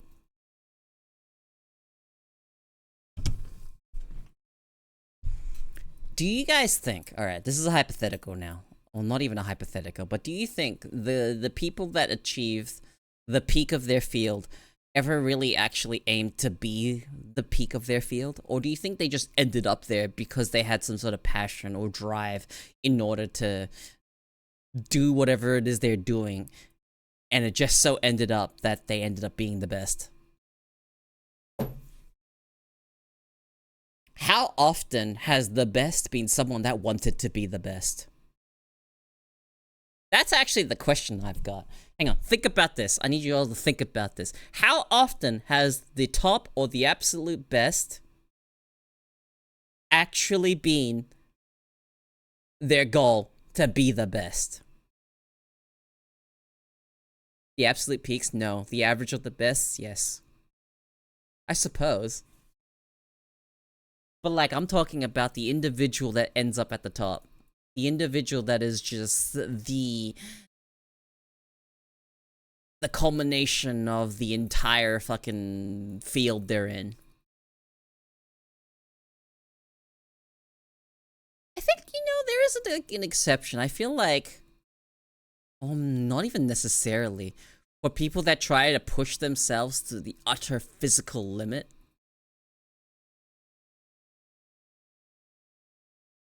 I feel like that one might actually be, you know, maybe they do strive to be the best, the fastest, the strongest. This is also a super heavy contextual question, Ko. Are you talking mental, physical, or skill? Fucking anything, bruh. At the end of the day, I'm just making conversation. That doesn't help. Okay, let's talk about skill then. Skill is probably the easiest that will fit in context. Whoever strives to go out and to do whatever skill they is because they have a passion in it and ends up being the best at it. I don't know, the best fucking furniture maker. As a fucking example. The artisan in the field. Do you think they went out of their way to become the best furniture maker? Or did they just end up there?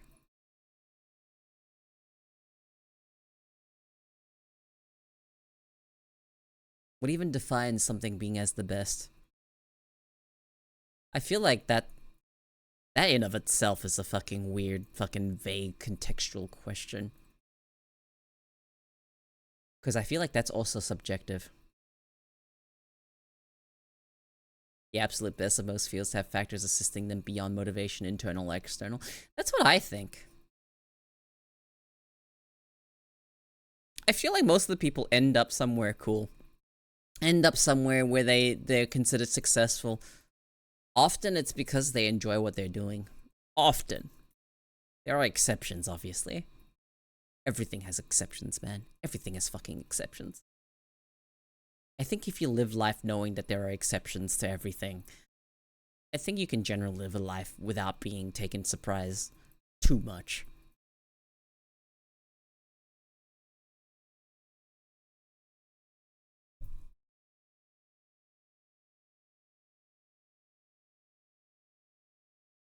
There's also exceptions to the exception rule.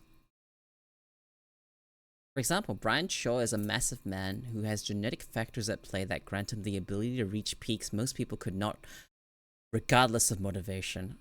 That's true. That's like a physical thing. Some things, if you end up being whatever, you didn't choose that. So I'd say it's supposed to be more of a skill or field or something you can obtain. Like, have you heard about the smartest man alive, as people like to advertise him as?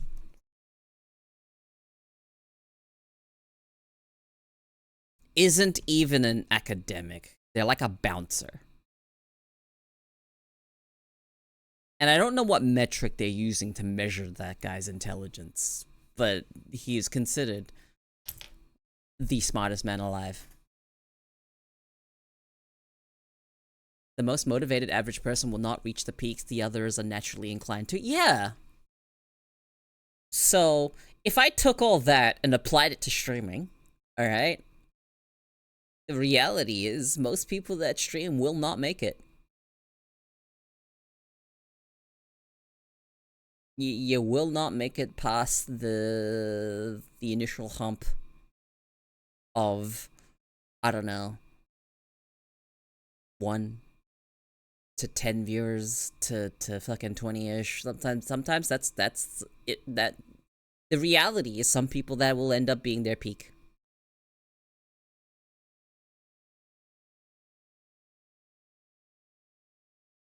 And this field, nothing's a given. Even if you're like the largest streamer, there are so many factors that could happen that it all goes away. Oh, on average, yeah. Most people on Twitch have no viewers.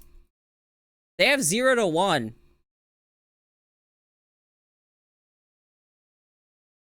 To be fair, it's really easy to go to like 1 viewer at the minimum, because you can watch yourself. So if you have lower than 1 viewer, then at the very least, watch yourself, and you're putting yourself above everyone else that has 0. Just pointing out a fact here. Get a couple of friends to watch your streams, and you've already got yourself up to like 5 viewers. And that's way above average already. There is a sea of people streaming on this platform. Hi, cat. And I am pretty privileged to even have people in my chat to talk to. Or even people to open my streams to hear me fucking yap. To hear me just drone on about fucking dumb shit. Nonsense. You know, I've had a art. Not art, but I made a meme. And one of the things was trade offer. I receive your attention. You receive existential tomboy croc nonsense. And that's about what you receive here. I think that's a pretty good summary of what the fuck I talk about here. Things get existential here. And that's when I've, in an environment where there's no real constraints on what the fuck I can talk about, usually what ends up happening is wherever I hang out, I will just match whatever the fuck energy is. Whereas on my stream, I talk about literally anything. Whatever gets you to listen to whatever the fuck I have to say.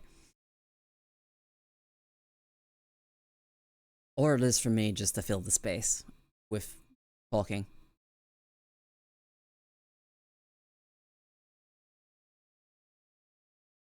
Okay, now that I'm looking at this picture I made, I also see the picture of Pilk from the subathon. And I'm remembering what it was like to drink the Pilk. And I remember now, it wasn't actually that bad. However, I did not expect the worst part of Pilk not to be the drinking of it, but the after effect of it fucking freaking out in my stomach. Oh my god. I understand why people throw up. If I wasn't built on tougher stuff, I probably would have thrown up. I forgot what you pinned in our messages. What the fuck did I pin in our messages?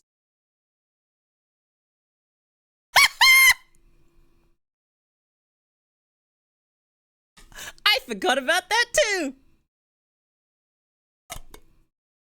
And I remember mentioning it.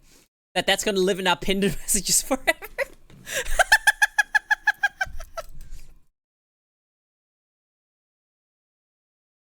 You should get one.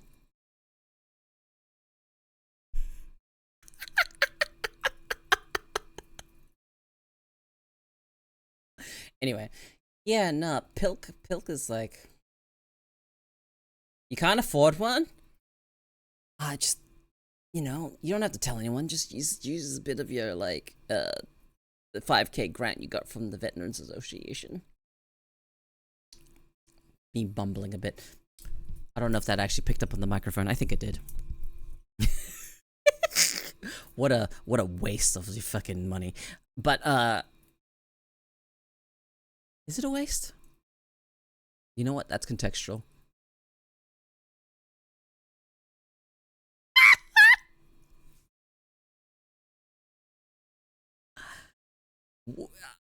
I mean, if it gets use, right, would it be a waste?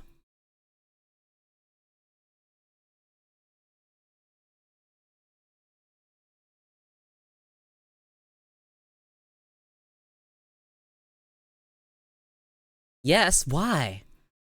If something is useful, then that stop it from being a waste? Mind you, there is no context to this conversation right now. Cleaning that would be more effort than any... Hey man, you've got ADHD medication now. Surely it's not that big a deal, right?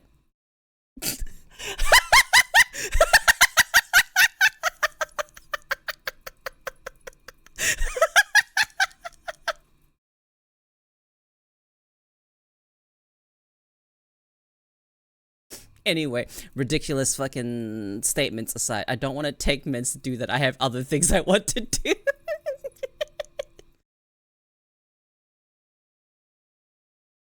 Like make ramen next, which I did today. Yo, nice! For anyone that was listening to that conversation, let me give you context, okay? Do you know what a tenga is? Alright, there's the context.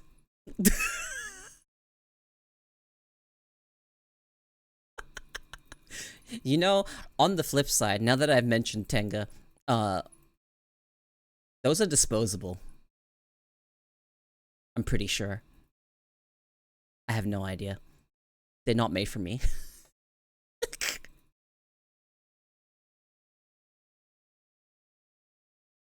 It's so interesting to me. I get exposed to so many different things on the internet. Things I learn about. Just the nature of being someone that's kind of curious about shit. And I'm not like doing it in a... My curiosity is not really driven by any drive to anything. It's mostly just driven by the fact that I just want to know. If something piques my curiosity, I just need to know what it is at the end of that road.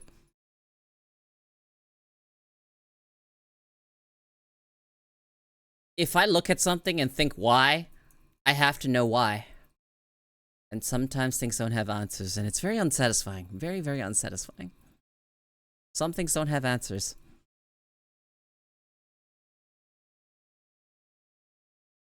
Sometimes the answer is That's just how things are. Why are they the way they are? Why?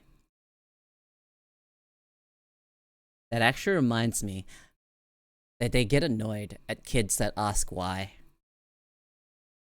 And I think if you're able to handle a child constantly asking you why, and I know that gets annoying, right? If you're on the receiving end of someone explaining something and they ask, well, why is that?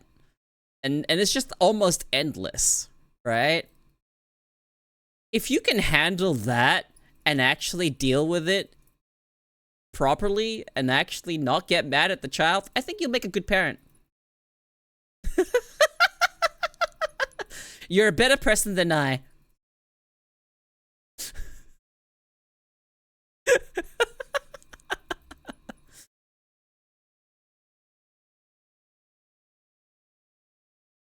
But if you can go out of your way, right, when something like that happens, and they genuinely stump you with the why something happens because they want you to explain. If you can genuinely go, I don't know, let's find out. I think that makes a sign of a good parent. You're really nurturing a fucking brainiac.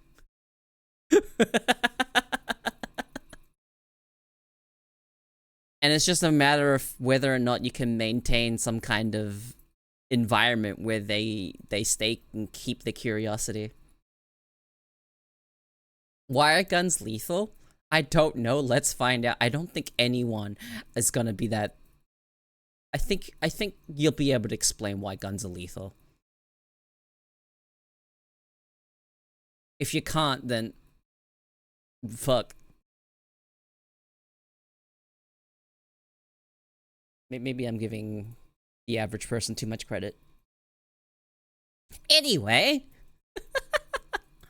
if you can nurture curiosity, I think you'll raise a really fucking smart child.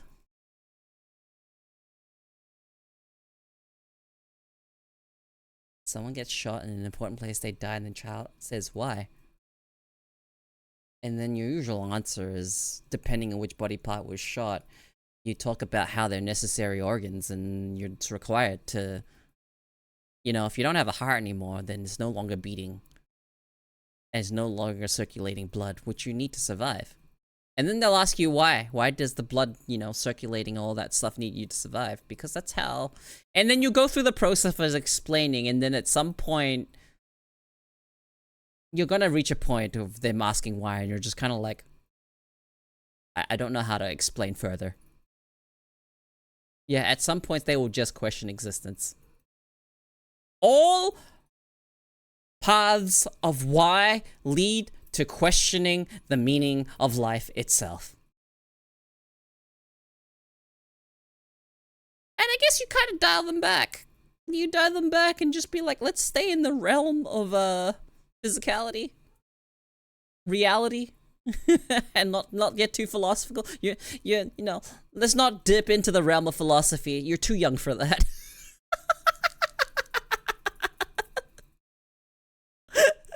You can ponder that when you're older. Your brain will be developed enough to even question the very meanings of the words you speak. Hello, cat. Yeah. Hi.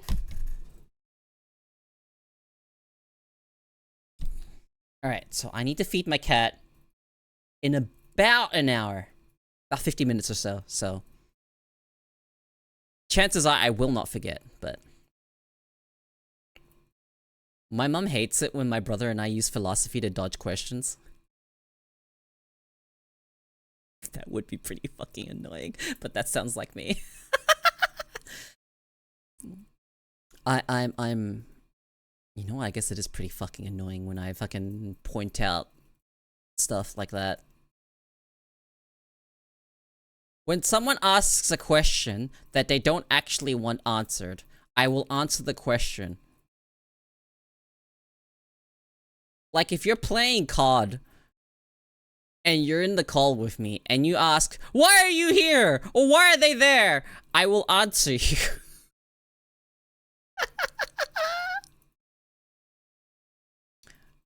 Alright, thank you for lurking, Sentho. To whatever it is you need to do. Probably homework. Go be productive. Get that shit done. Einstein said time is relative and y'all just early as hell. I'm on time. Time is relative.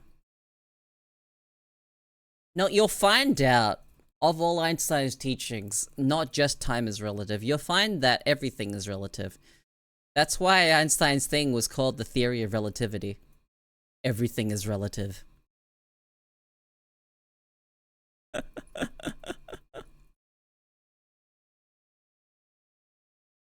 Which is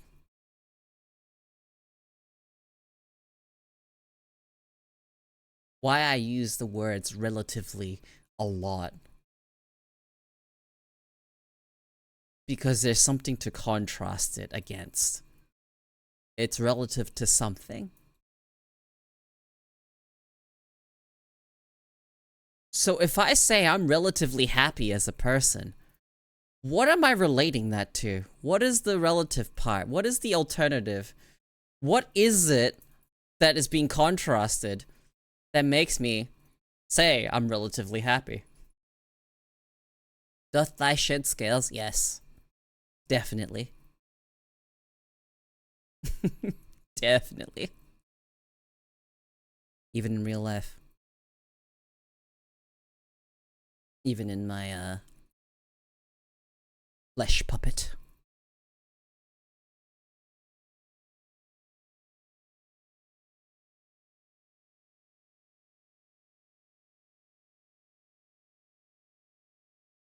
What'd you do with shed scales? You usually throw them in the trash. What else would you do with it? That's like me asking, what do you do with your nail clippings?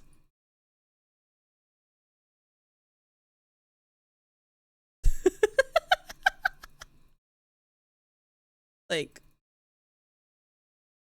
here's a question. What do you do with your nail clippings?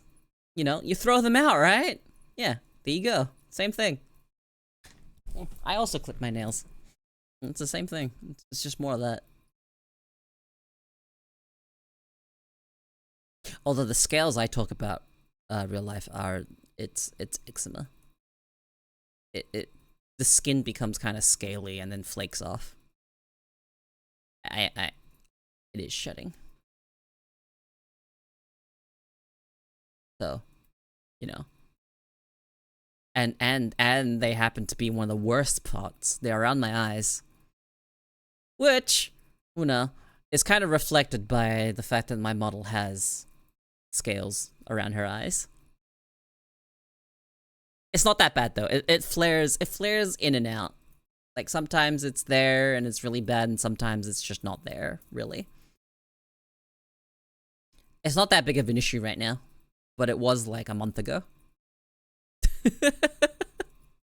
It's something I deal with.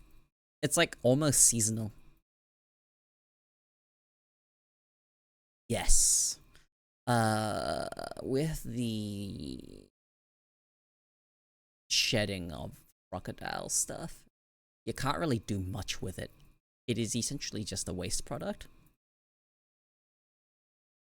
Just like the fact that hair on your head is considered human excrement because it is something that is excreted from your hair follicles. Same with your nails. It is also a form of excrement. Now, what are you gonna do with this knowledge?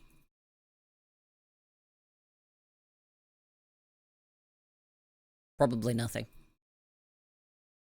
Also, do you know humans actually shed skin? We don't shed like, you know, other creatures do, where they shed the whole, right? The entirety of it all at once. Shit just kind of flakes off of us as we live. Skin's constantly being replaced. It has a use other than being excrement. I mean, yes. But it still is. Yeah, dead skin cells travel up and get replaced.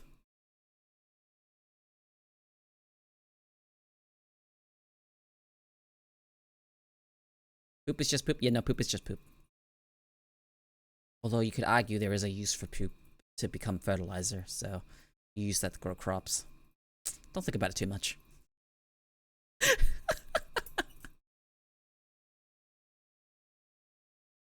No, no, no, no, no, no, no, no, no, no. Yeah, I'd argue that they used to be occupations where they had people collecting night soil, and that was used for farms back in the day. Yeah, surprisingly, dried poop works as, like, it's weird. It's so weird. Why are we talking about poop? I brought this up. This is on me. I talked about hair and nails being excrement. This is my fault.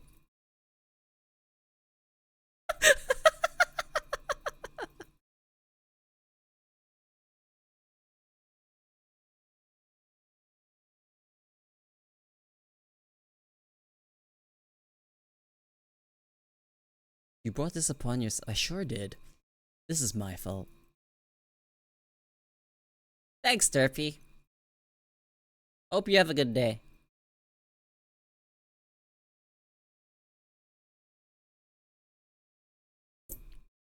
I wonder... something I think about. Are the topics I talk about here a bit too hard to join in on? Because I'm generally just talking about whatever comes to mind. Oh yeah, Ghost Frontline 2 beta came out. I'm gonna wait for release. I'm not touching it. Also, I'm happy to see that you've got Sanuki emotes. I love Sanuki.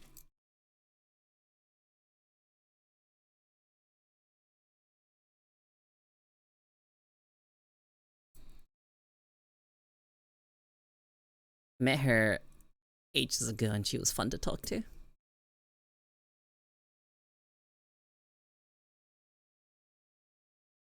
Cute zombie. Most of the stuff is translation, they'll need to polish. Some rough translations, misplaced rhymes. Okay, yeah. No, I actually want to play it. I'm broke, so I don't have sub emotes. That's okay.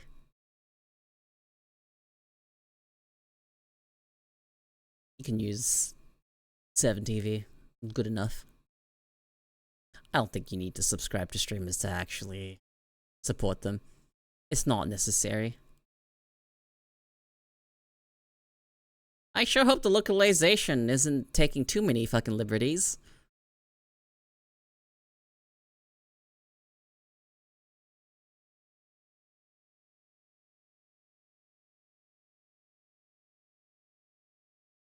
You know, I want to mention this. What kind of keyboard am I using? I'm using, I believe it's a DAS Keyboard Ultimate 4. It's normal, even some fancy words. I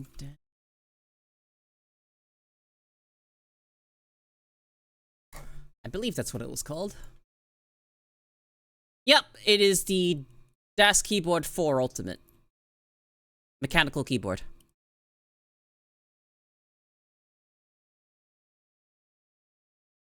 Yeah.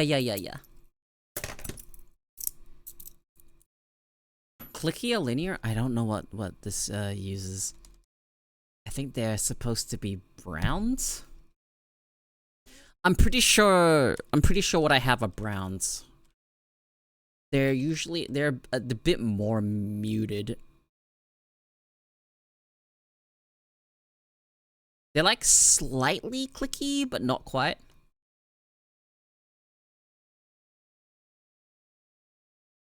But yeah, I'm a weirdo that likes having a keyboard with nothing on them. So, for anyone that can't touch type, don't use my keyboard.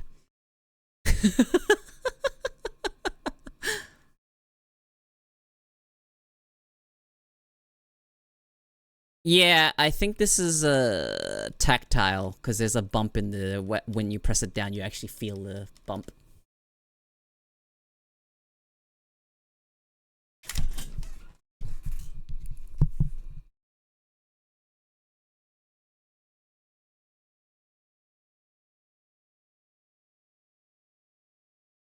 Yo!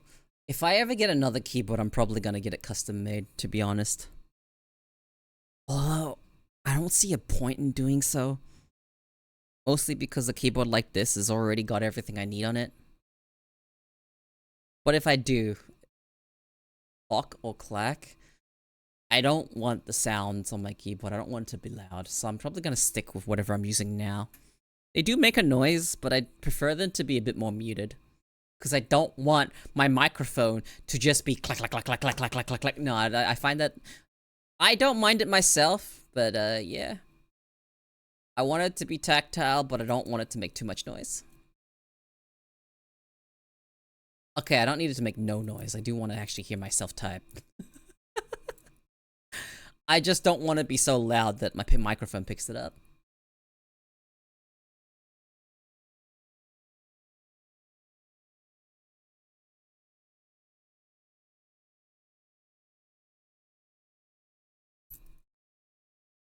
Okay, I mentioned this earlier. I'm worried about the accessibility of the topics I bring up on stream.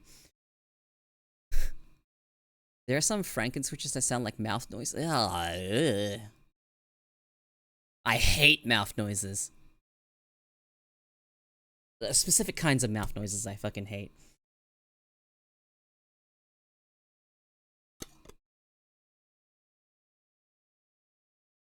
It's the like, oh god, how do I even describe the type of mouth noises I hate?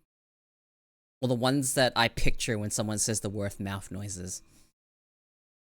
It's like the, smacking lips type noises.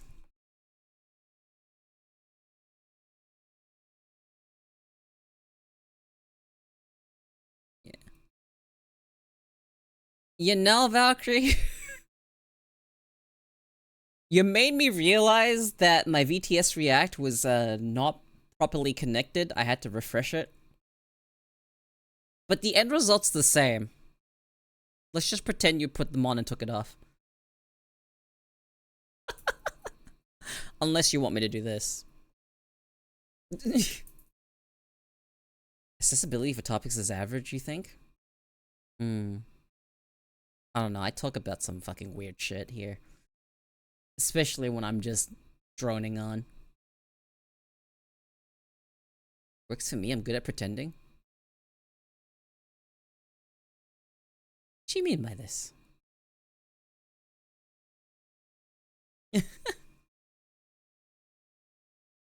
Like, when I say accessibility, I don't mean, like, understanding what I'm talking about. Mostly it's just, like, accessibility to join in on the conversation. This has always been a place where if I go on a long tangent and start talking about fucking weird shit, it has always been a case of you can stop me at any time if you want me to address something that I've raised. Won't say it because it's more fun that way. You're so right. Everyone loves a little bit of mystery. Just that little bit of mystery. It's how do we describe this? Mystery makes someone slightly more attractive. Which is why I'm unattractive, because there's no mystery about me. That's how that works, right?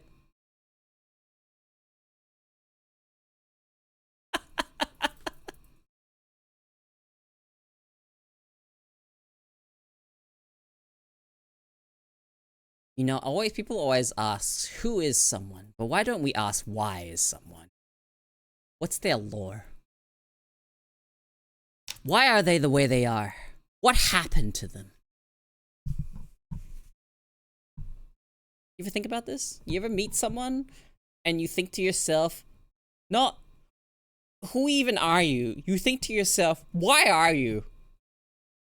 Anyone ever genuinely meet someone and think, why are you?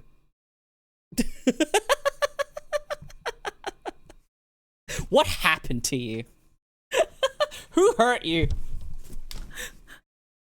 My favorite thing to ask is who hurt you? I don't know why. I find that really funny.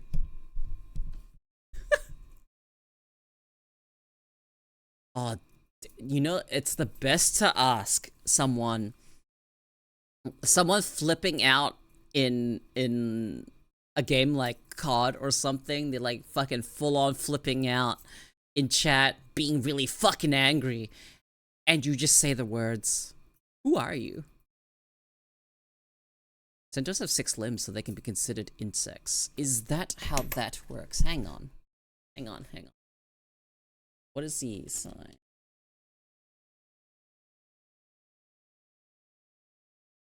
What is it? How do we define an insect?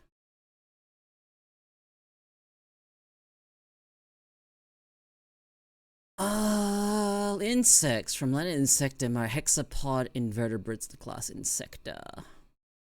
What is the characteristics? I don't think that's enough to be considered an insect for a centaur. Sorry, you're dealing with me having a bit of an actually moment.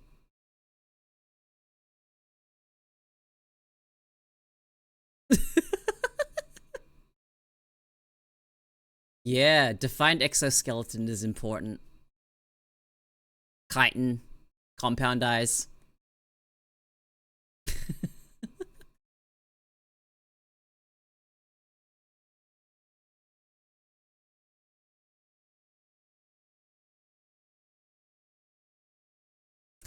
There actually might be some 6-limbed vertebrates. Let me think.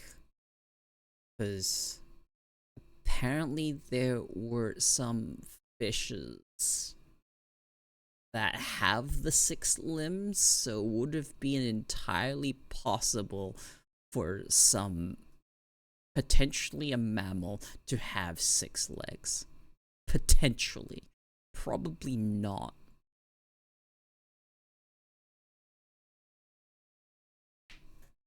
You ever thought about how our hands splay out into 5 or more fingers?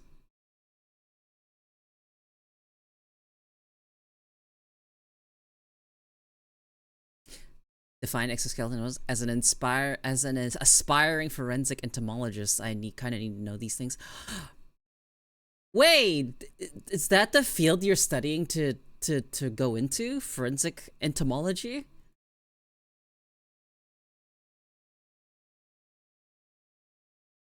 Does that mean? Okay, sorry, Valkyrie. Have you watched Bones?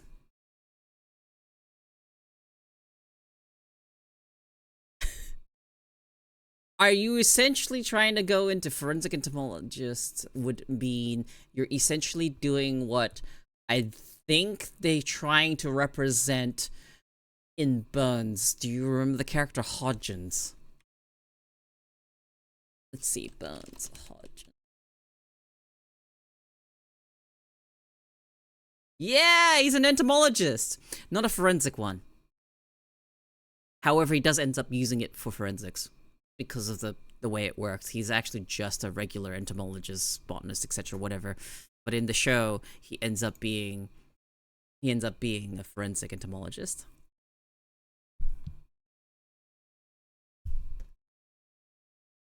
Ah, I'm glad you liked Hodgins because I was about to call you. I'm about to say you're gonna become a Hodgins.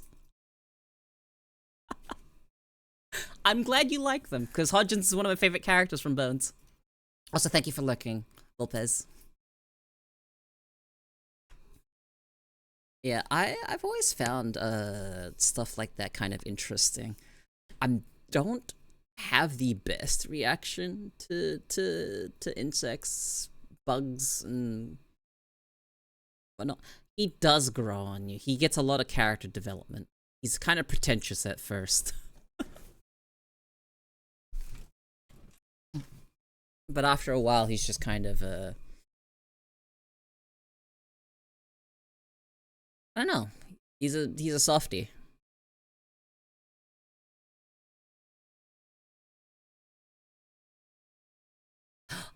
You know, there's an episode I really liked, and I'm not sure if you've watched it.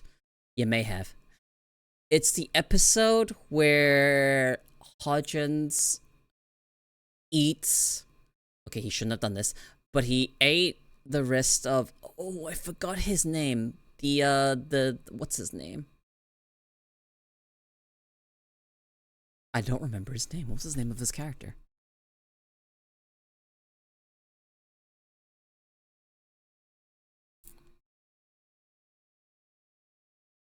Finn. Yeah, he ended up eating the rest of his hot sauce. That was one of the squinterns. Yes, it was Finn. His grandma passed away at some point, and he had the last bottle of her his grandma's favorite hot sauce. And Hodgins accidentally ate it all, and he's like, "Oh, you can just get some more." And Finn responds, "No, I can't. Uh, his grandma made it, and she passed away along with her recipe." And Hodgins felt so bad. He spent forever trying to recreate it. He took whatever was left in the bottle and fucking ran it under a mass spec or whatever the fuck they did in the story. Yeah, he recreates the recipe, and yeah, they both got rich. But I thought it was fucking sweet that he realized that he messed up and he went out of his way to try and recreate his grandma's recipe for him. And I thought that was sweet as fuck. I love that episode. And yeah, obviously they get rich in the end. Opie and Thurston's hot sauce, I think they ended up naming it or something like that. Because that's like their nickname for each other. I forgot which one was which. I forgot which one was Opie and which one was Thurston. I forgot which one refers to which one is which. But I remember liking that episode. That episode was really cute.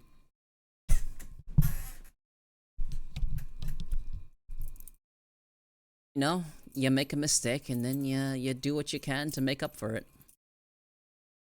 Sends a good message. I loved Bones. What a fucking fantastic fucking show that was.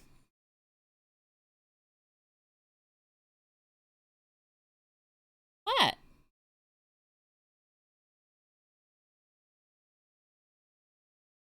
I remember that. I remember that episode cause Angie fucking hated it. He's like, ugh. Like he had like some, I think it was a botfly or something, egg, and he just let it live out its life cycle and hatch. Here's a question: would you do that? Would you let that happen? Would you act as a living host for an insect?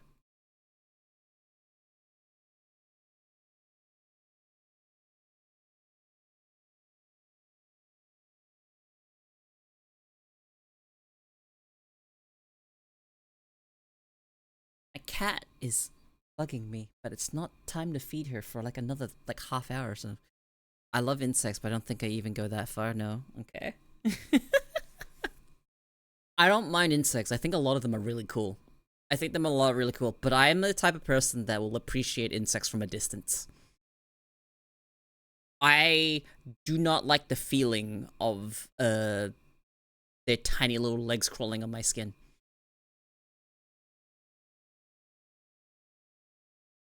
But I also don't like being touched, and that's one of the things that triggers. It's like a sensory thing. I fucking hate that.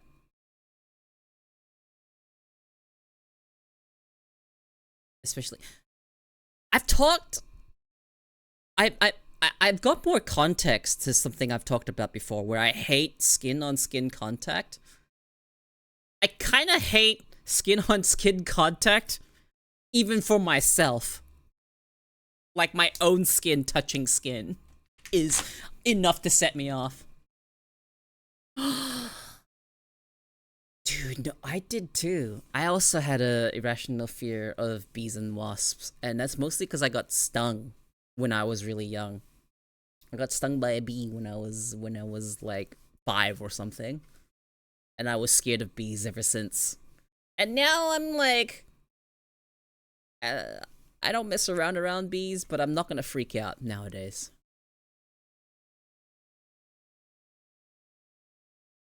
Wasps are dicks, but they're kind of cool. I like wasps in the weird way. Weird to say. I've been stung by wasps before. Fucking hurts. Especially considering I got stung, okay? And this is like one of the most sensitive spots on my face. Uh, right underneath your nose in the center, right above your lips. But just underneath the nose. You know that spot? I've been stung there before. That hurts so much. Got stung on the face right underneath my nose. Not on my nose, just the spot, that sensitive spot right underneath like the nose. I don't know how it managed to sting exactly there on the center. Fuck that wasp.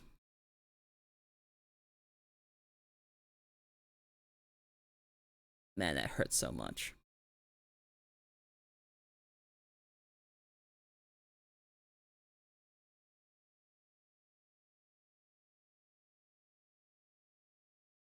I used to be... I wouldn't say stung.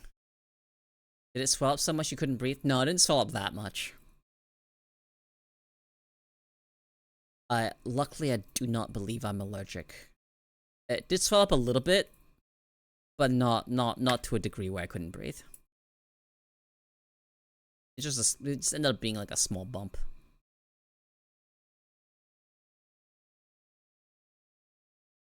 Don't know. It hurt a lot, but didn't actually swell.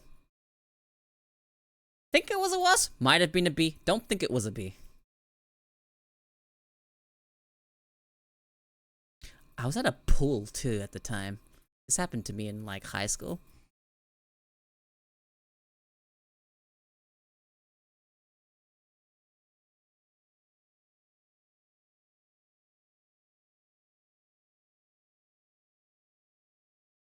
I'm reminded of that one guy, I think it was in a daily dose, that was eating a burger that for whatever reason had a bee in it. And it stung his tongue. And his tongue swelled up so much that it basically filled his mouth. That's so dangerous, but I was just... Did anyone else remember watching that video? Pretty sure it was in a daily dose. But eating a burger that randomly has a bee in it? How did a bee get in the burger? How the fuck did a bee get in there? How the fuck did the person making the burger miss the bee? I have so many questions.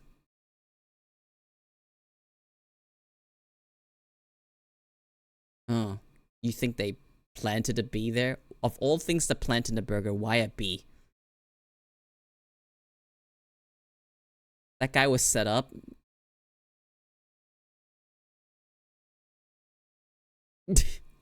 Of all things, man.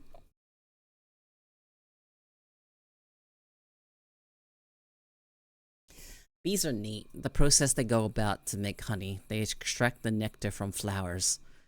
And then I think it's something to do with the process of bee enzymes while they're in their stomachs or something.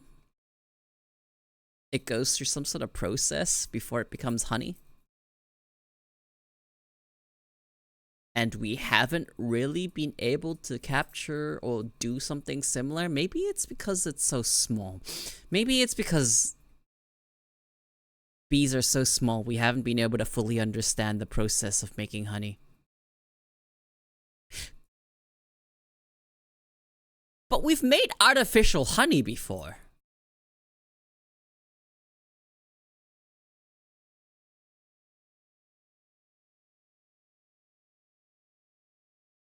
How much of the process do we understand of how bees make honey?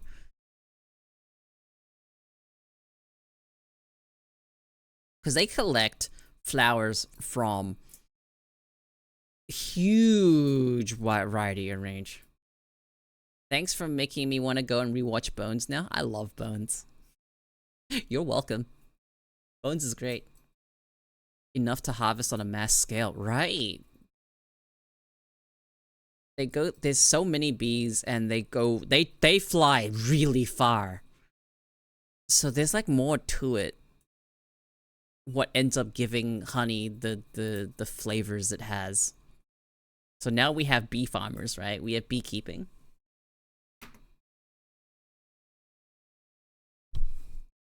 And I'm just trying to think. Why? There are so many things. It's just like, why haven't we been able to do this? Why haven't we been able to figure out the process to take away the bees from the equation? And unfortunately, it's not that simple.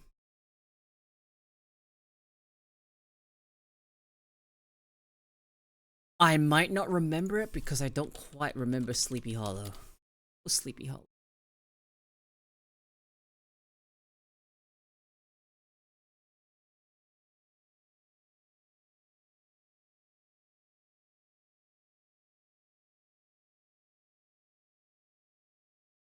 No, I don't remember it that well. But they do look familiar. Yeah, synthesize our own honey. Because I think we've done it before, but not really captured. Maybe? I'd have to watch it again. Because I've watched all of Bones. I have all of Bones. I have the physical set.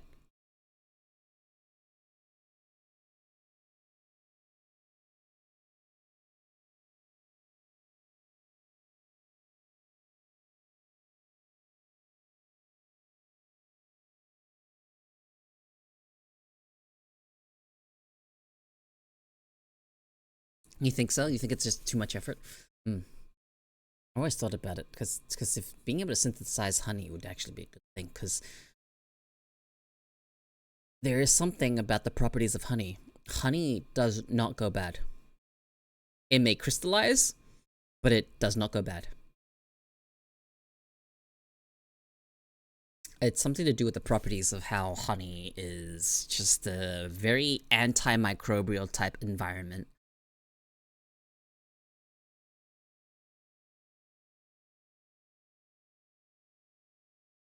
In case bees randomly go extinct.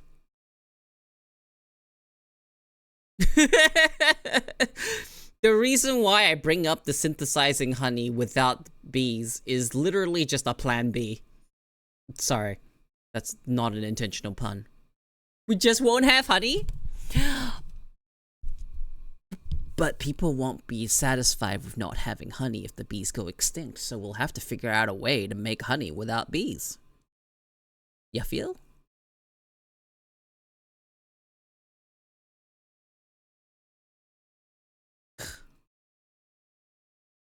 You'll get a syrup substitute? You sure? Yeah, no, it won't be the same. It definitely will not be the same.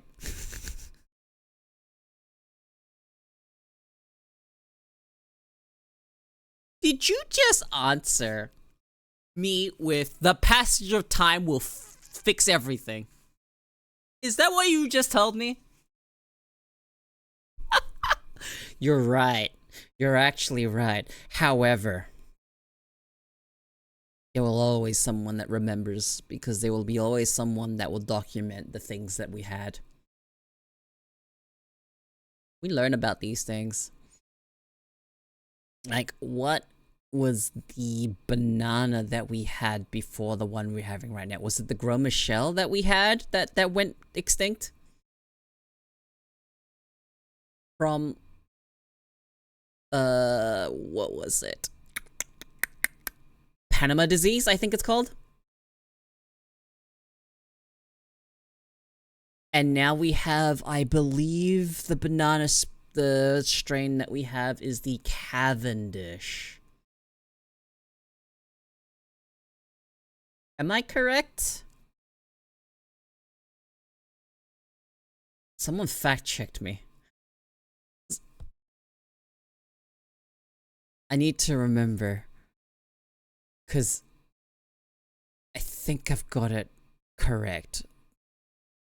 The Gros Michel, I think, was the banana that we had before the ones that we commonly have now. And one of the major concerns is if the Cavendish suffers the same fate as the Gros Michel. So, because there's no genetic diversity, if a disease ends up happening to the Cavendish, we will end up with no Cavendish as well. Not that it affects me in any way, considering how much I can't have bananas anymore. They make me throw up. It still makes me extremely sad, because I used to love bananas. So, that, yeah, still very sad. Still very sad. You kind of get forced to eat bananas so much that the flavor essentially loses meaning and becomes kind of gross.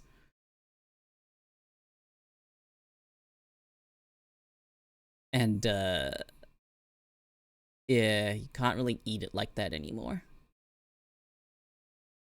Much like your thing with eggs, I believe. Although you still eat eggs, Sento. So I guess you're in a better position than I am. I guess you just can't have it prepared a certain way or something? I can't remember what it is. For me, it's anything to do with banana. Even banana flavors make me go, bleh.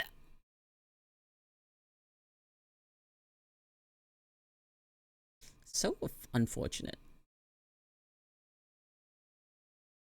I just can't. It can't be the focus. Yeah, I can't have banana at all. If I can even taste a hint of banana, I will probably feel sick. That is how bad it is for me. Or it has to be novel like ramen egg?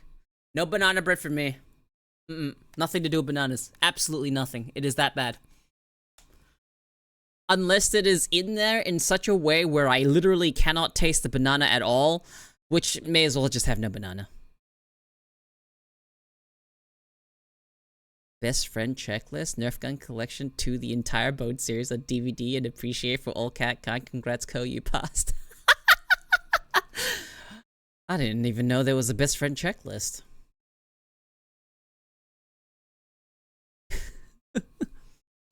That's crazy. I check all the boxes to become a best friend of yours? Now, not to be mean or anything, but do you check my boxes?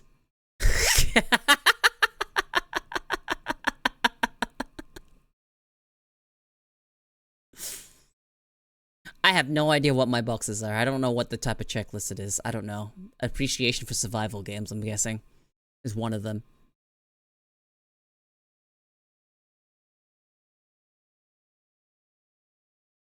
That being said, my current best friend is not a survival game enjoyer, but he's still my best friend, so these aren't hard requirements. But, you know, shit helps.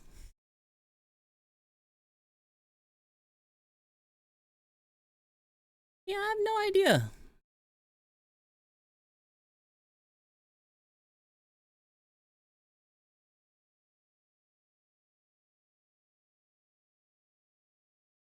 Yeah, I'm drawing a blank here. I don't know what my requirements are. I don't think I'm very picky.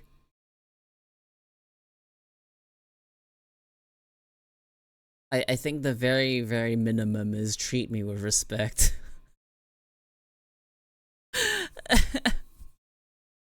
Okay, no, abs are not a requirement for a best friend. You're describing... I don't need to finish the sentence. I don't need abs on my best friend.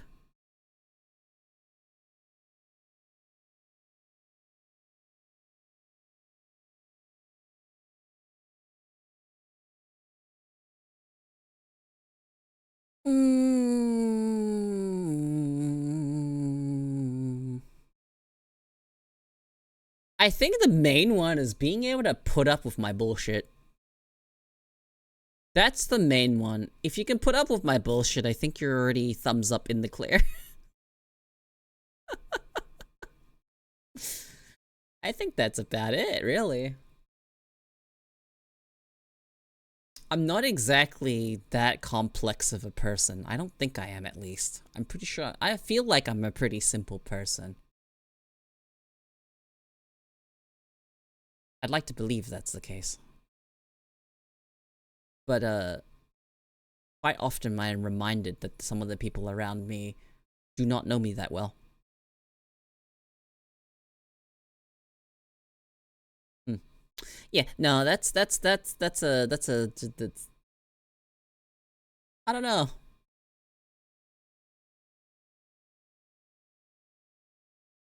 Maybe I don't know myself that well. I'm still learning things about myself. I don't think that'll ever change. I learn a lot just through my experiences with other people and through talking. Conversations, right? I learn stuff about myself. I'm just like, wow, I did not know I was like that. Or two, or it was just like, whoa, I didn't know that's something I liked. You know, that type of stuff. It's always kind of fun because sometimes it's just a new experience. And you're like, wow, whatever this new thing is, I'm into it. And not in a weird way, but sometimes maybe.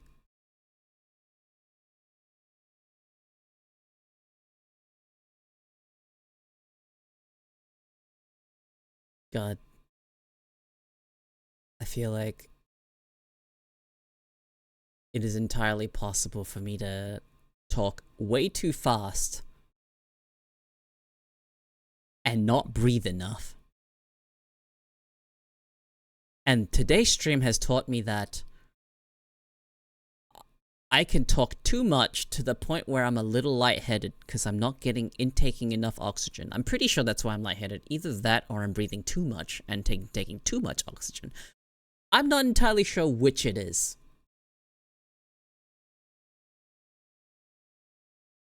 I just remembered something. I didn't take the throat medication thing. I didn't take the throat stuff. I need to remember to take that before I stream. Ah, fuck me. I talk a lot, and if I don't take the herbal Chinese herbal fucking throat medicine, I'm gonna wear my throat out from talking too much. You know, I saw this on Twitter like a few weeks ago where they were like, before you stream, if you talk a lot, you should do vocal warm-ups before stream. I don't do vocal warm-ups before stream. I just kind of send it. I don't know, is that a thing you're supposed to do to take care of your voice to maintain its condition so you don't end up losing it? I'm not sure if that's something I should really be super concerned about. I don't do anything extreme with my voice. My voice is probably warmed up as is from just normal soft conversation. I'm not doing anything extreme with it. But maybe I should warm up my voice a bit. I don't know, it's annoying to do.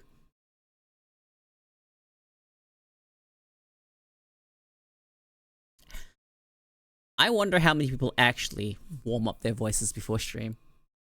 At the very least, I will take the medication and make sure that my throat is well lubricated. I also drink lots of water while I'm streaming, because otherwise my throat gets dry because of how much I'm talking.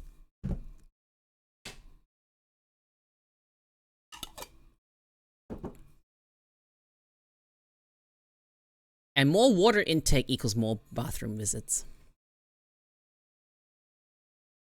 Okay, so I'm going to be right back. I'm gonna feed my cat. Okay? I'm just gonna take a quick break. Okay, ads will probably drop while I'm gone. So, I'll be back to yap. Blah blah blah, thrusty jerk, blah blah blah.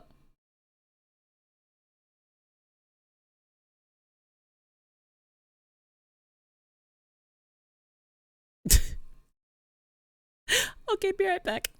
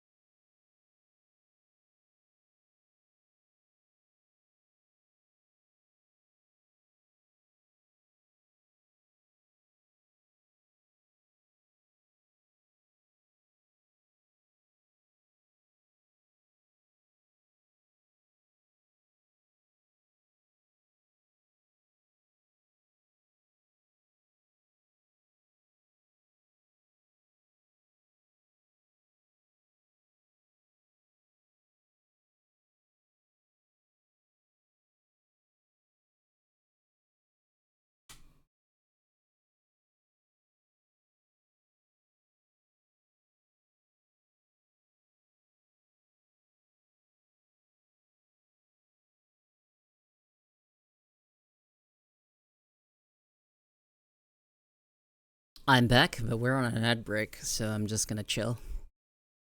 Alright. I took the herbal medicine.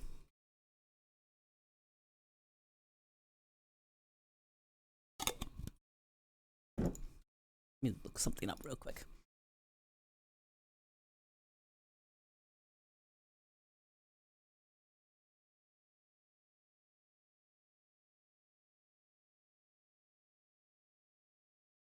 So, there is the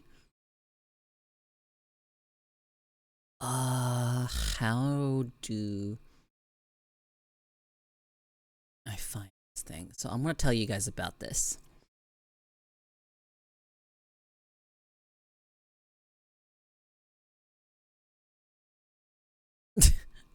You know what? This is actually the funny picture. I'm gonna see if I can grab this. There we go. I'm gonna show you guys. The story of how this ended up being called Hoke Juice is so funny.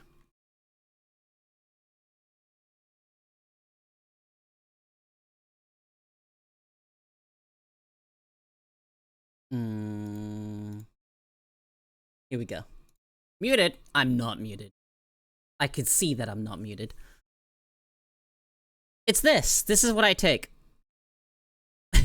I used to take this as a cough syrup regardless, right? Whenever I had a cough, I'd take this.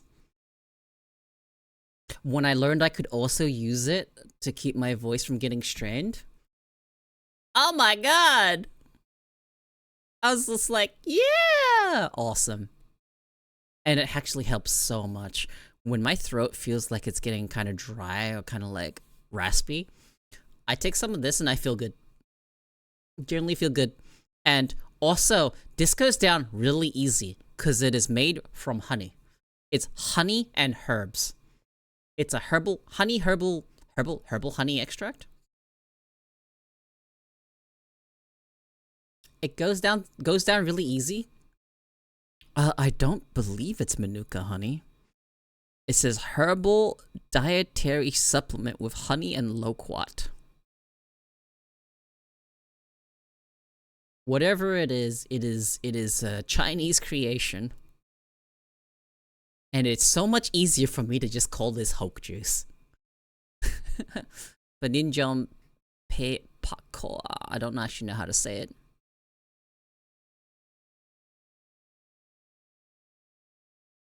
It's not an easy name. It doesn't roll on the tongue at all.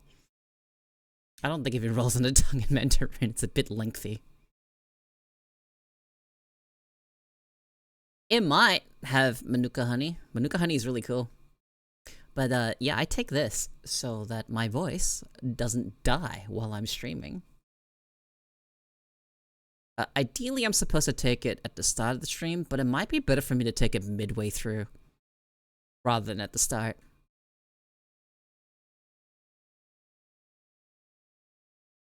So yeah, fun fact. Called Hoke Juice. That's how he maintained yelling so much.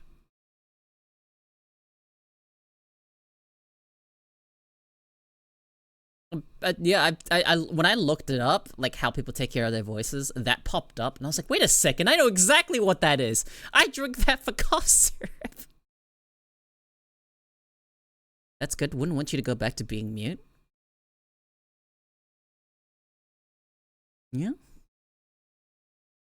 Yeah.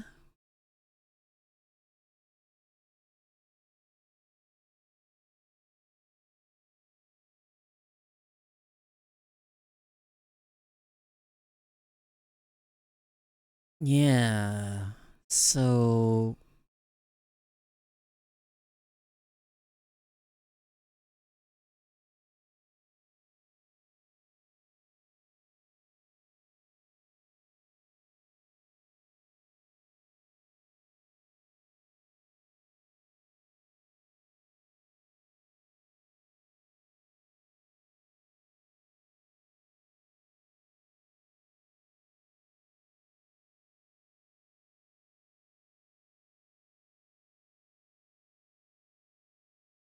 dwarf metal, pirate metal songs yet? Did I? Let me check.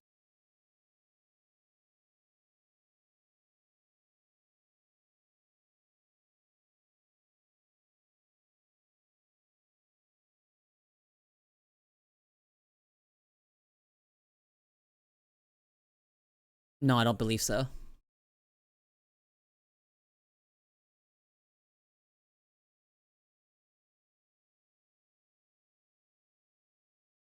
Before I end my stream today, if you're still around, remind me. Although me saying for you to remind me to listen to this is probably gonna make me remember.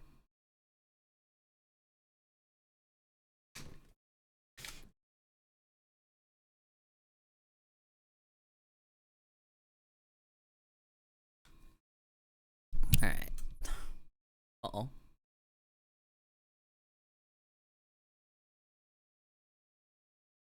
What just happened?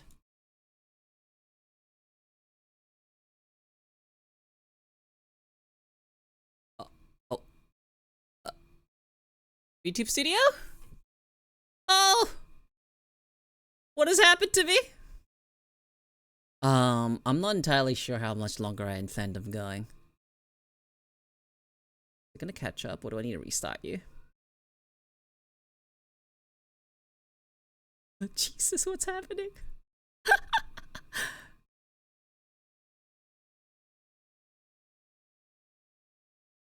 me a second. Let me disconnect here. Oh no, VBridger crashed. Oh, that's not good. Oh no, it didn't. We good? Am I good? Oh, I'm back. Okay. I'm not sure. Anything from like maybe like 1 to 2 hours more? 3 if I'm crazy. And 4 if I've lost my mind. So there's your range. Anywhere from 1 to 4 hours. How does that sound? Alright, so I took my medication 3 hours ago. Got it. I'm probably gonna need to take another dose at like an hour or two. Maybe. If I even decide to take more. I'm probably not going to. I'm probably just gonna stream until I find that my energy levels have just gone. That's okay. If you happen to be still alive by the time I end stream, then remind me. But I'll probably remember to check them out later. Now, if it is my thing, if I like it, you'll probably find it in the playlist. If I'm just like, yeah, that's neat, then, you know. Yeah. If I really like it, it's in the playlist. Cat, what do you want?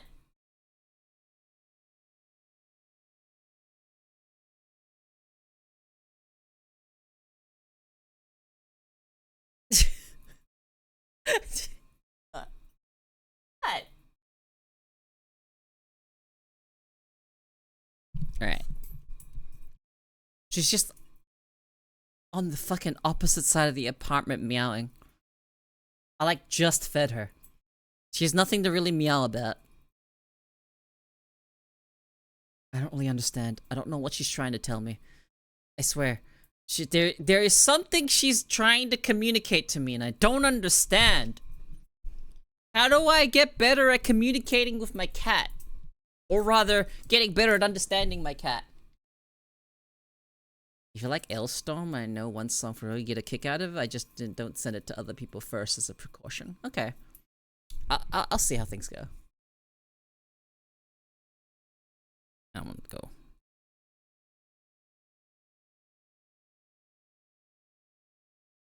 I should remove that song from the bit. Vibes are a bit. It's good, but I think it matches the vibe of my playlist. Alright, there we go.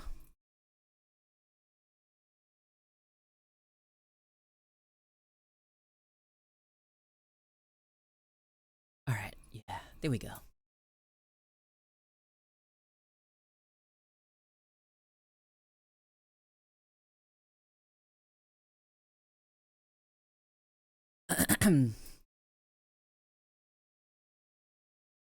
I need to check one thing.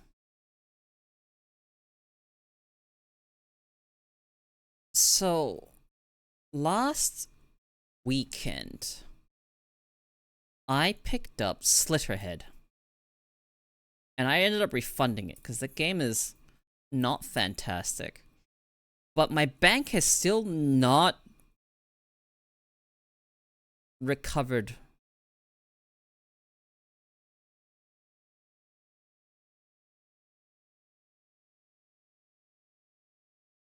Wait a second, what's going on here?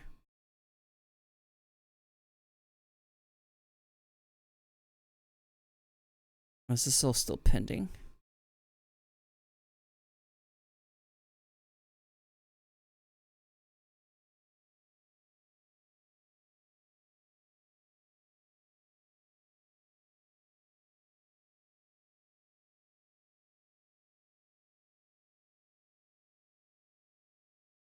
So I have that and that.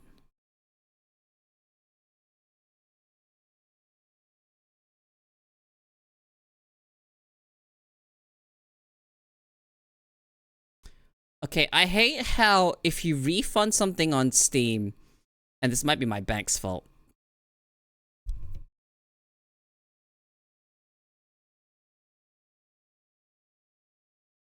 But I hate how if you refund something on the day, Steam just doesn't charge you at all, but your bank will register it as a pending purchase, and they won't clear it up until later when they realize that the funds have not actually been taken. So they end up locking you out. So I'm locked out of like $70.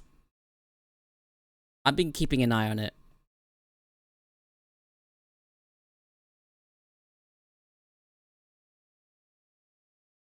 Besides, I have stuff I need to spend money on. Specifically art. So I'm hoping I get that back in time so that I can pay my artists.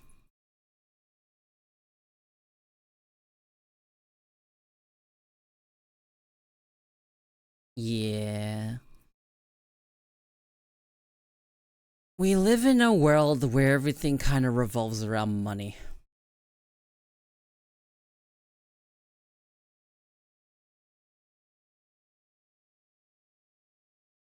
And money is how I get goods and services.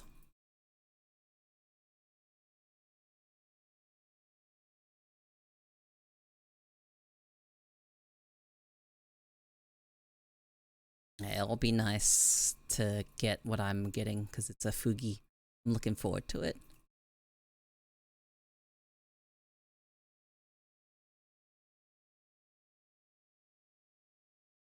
Give me a second.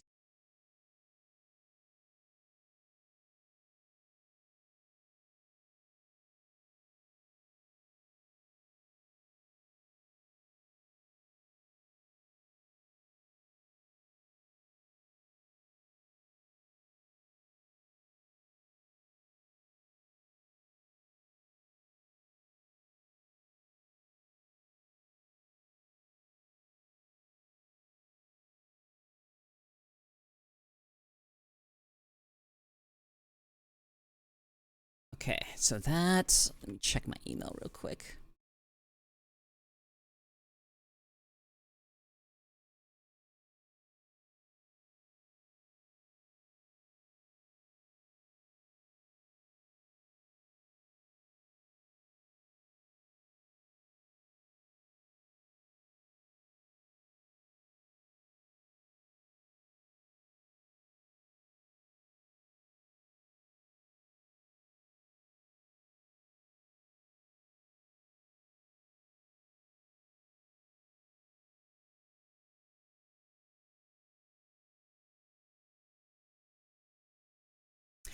Okay, so. You know what I think is really neat? When people have birthdays. I didn't know about the existence of this stuff until like a few years back, but you guys know what a kudo board is? I think that's really neat when people make kudo boards for people for like big events or like birthdays and whatnot. I think that's really nice. It's just a cool little place to just, you know, someone to organize a kudo board and just be like, hey, you guys want to contribute something? Put a little message in? Yeah, I like kudo boards.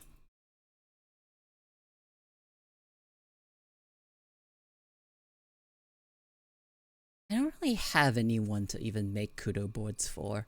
I've only ever participated in kudo boards. I don't think I've ever, like, organized one for someone. I'd like to, but I don't really have anyone that I could make a kudo board for. Reco board, though, because it's free? Is kudo board not free? I thought it was.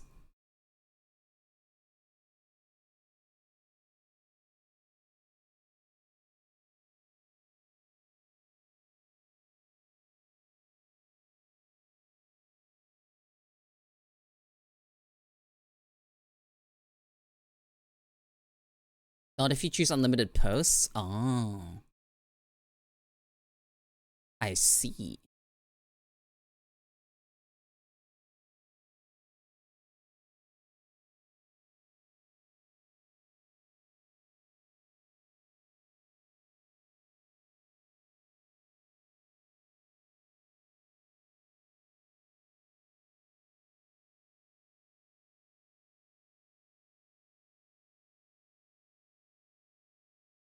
Sleep token? Who added this song?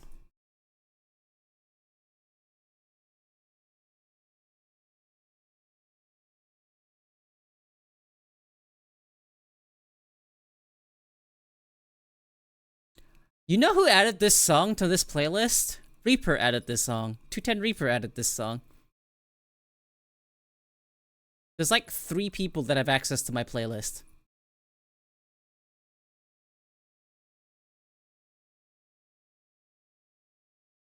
Yeah, he added Vor Sleep. He added Vor. He added Circle with Me. Out Time Is Now from by Gojira and The Void, Parkway Drive. Most of the songs are me. Most of the stuff I added was by me. Yeah, I added basically all the songs. And there's a couple of songs here and there that have been added by other people. Oh.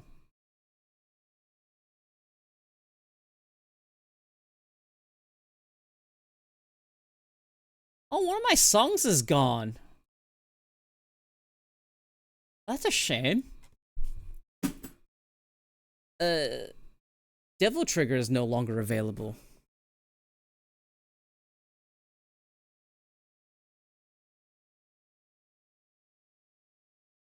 I love Devil Trigger.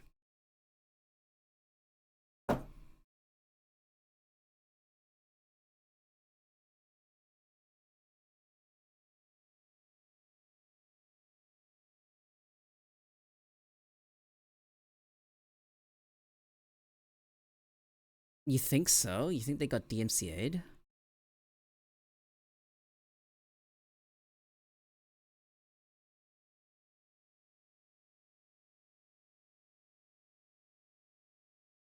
Why is it gone?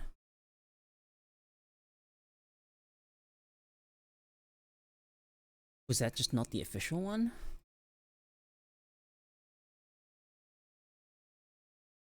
Yeah, I don't know what happened to this.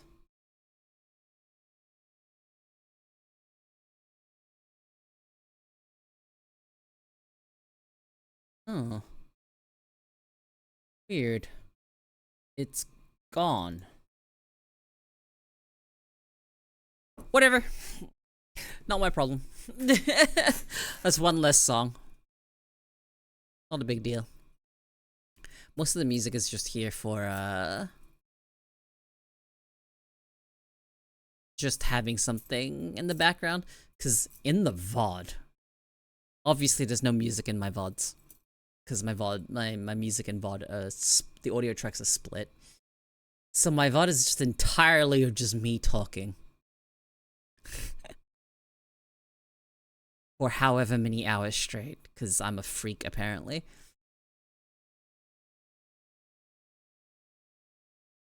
I don't play enough games. I genuinely should play more games. But I'm not good at talking while I'm playing games.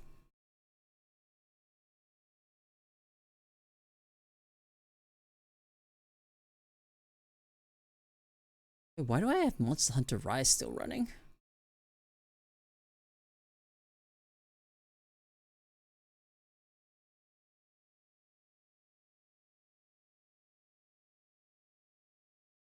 You're a freak? Yeah, I'm a freak.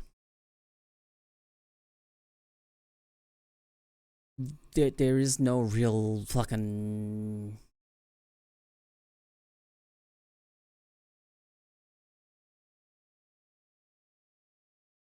description around it.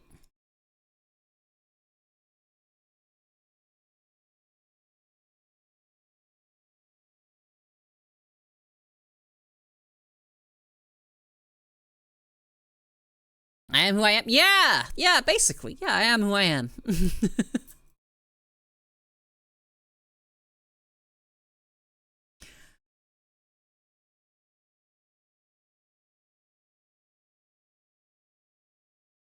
You know, this is early days, but I hope we can, as a community, turn this into something cool. This channel. Hope my community grows to a point where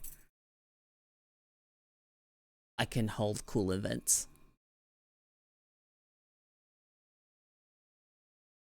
There's a lot of stuff I want to do, but I feel like I'm like, don't have the size to do it. Implying that it isn't already cool? I mean, yes, but we're also unknown. I didn't say that my community wasn't cool. Valk, don't put words in my mouth.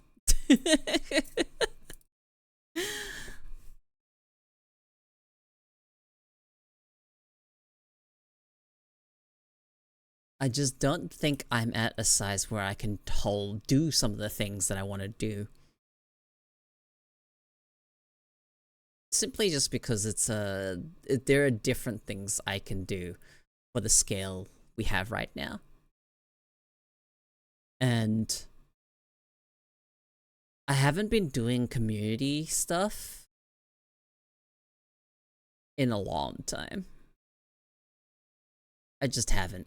Most of the stuff that we do here is just sit and talk. Like that's what my streams are, but I feel like I haven't played games with people. I feel like I haven't held any like movie nights.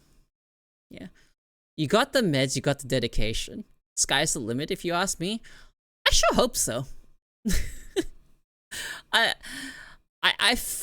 When I first got the medication, I felt kind of unstoppable. Now, no, that hasn't really changed. I just need to be a little bit more focused and figure out exactly what I need to do. But I'm not rushing it. I'm taking baby steps at a time. So I'm not going to overwhelm myself, because I don't think any degree of medication is going to stop me from overwhelming myself, which is something I've done before. So, you know, I'll take my time. We'll build it up. Brick by brick. Because if we throw all the bricks at once, you know, we'll end up with a pile of bricks, and we don't want that. We want to actually build an actual foundation. And that's what me sitting here yapping to you guys is for.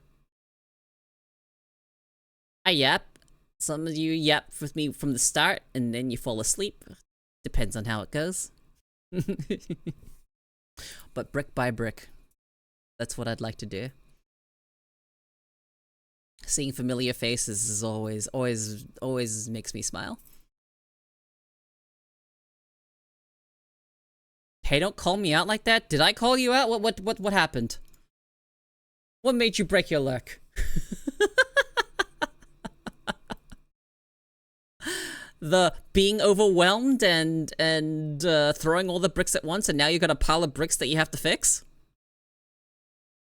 Instead of building a proper foundation first? Bricks. Brick by brick. Person by person. Oh, the being here and falling asleep? Yeah, don't worry about it. Remember, let me tell you a treat code for a stream. An asleep viewer is a viewer that's not going anywhere. That is the best way I put it. A viewer that falls asleep with your sleep on isn't going anywhere.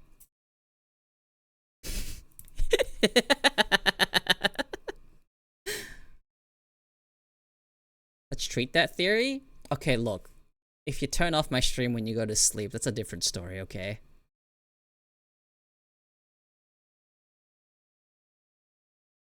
True, a sleepy viewer isn't that. Sure. Let's test that theory. You want me to wake up the people that fell asleep, huh?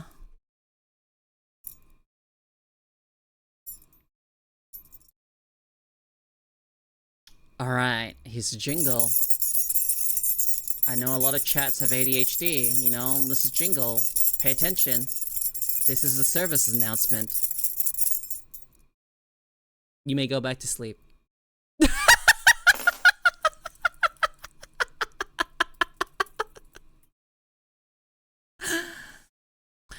Service announcement is, you look great. Thank you for lurking.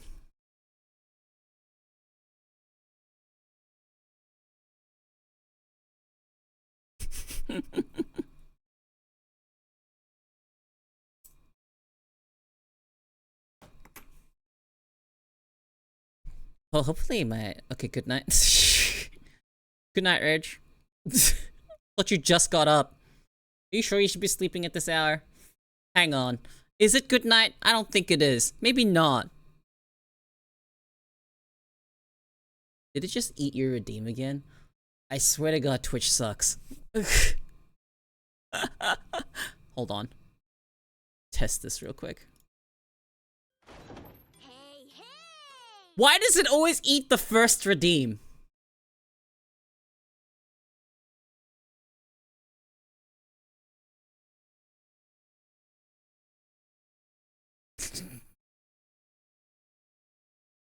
Look, if you guys are willing to sit through me just rambling, okay, I can't describe anything I talk about other than as rambling.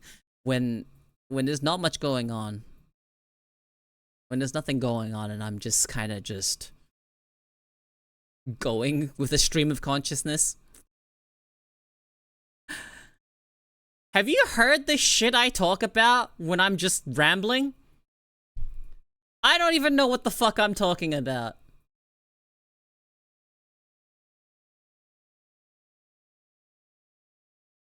Shit's wild.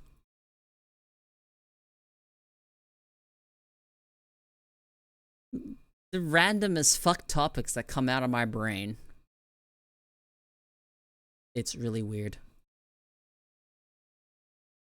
Can't find out anything about someone without first listening to them after all.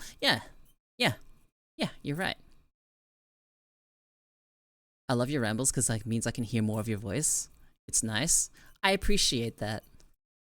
I like it when people tell me they like my voice.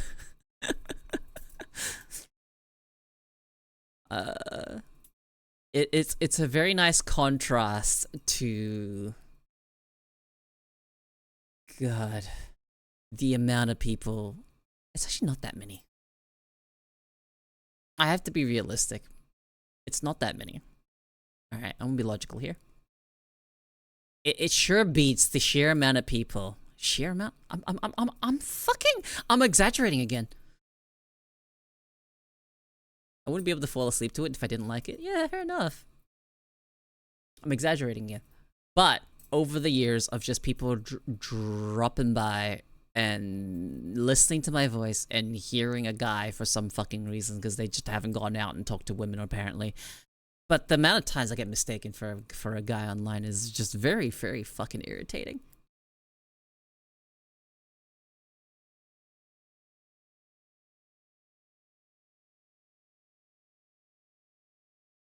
But it is less so. Not quite as often. But yeah. Women aren't real, Co. Everyone knows that. You're so right.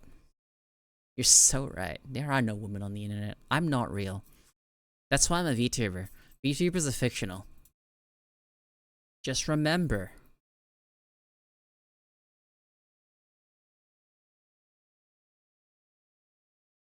You sound like a boy going through puberty. Oh god. I'm glad that's not it.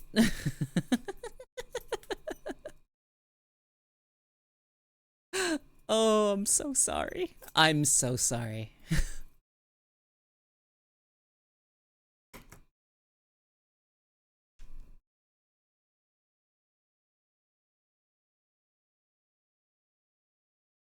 But it's nice to just be able to talk more relaxed and not try and, I don't know, talk like someone I'm not. Because this is what I sound like. And when I'm feeling relaxed and casual, you'll just probably get more of a casual chuckle out of me rather than an actual hyena cackle.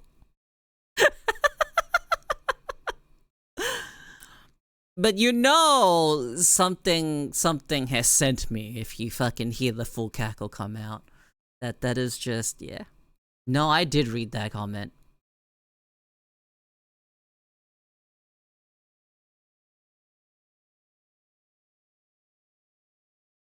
I will just say that it hasn't always been something that I've been okay with, me laughing. I've heard a lot of people say that my laugh is kind of infectious and they actually quite enjoy me giggling and laughing and whatnot. That hasn't always been the case growing up throughout my life. Not everyone has liked my laugh. I did have one time, this is like my friends at the time, one of them says, "Why do you have to cackle like a witch every time you laugh?" And I got so fucking self-conscious. I got so fucking self-conscious when that happened. It stuck with me.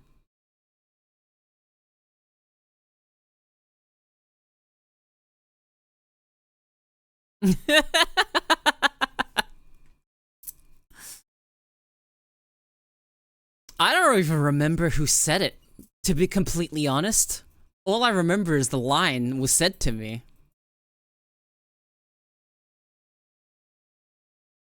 And then I learned over the years that I speak more high-pitched when I'm nervous.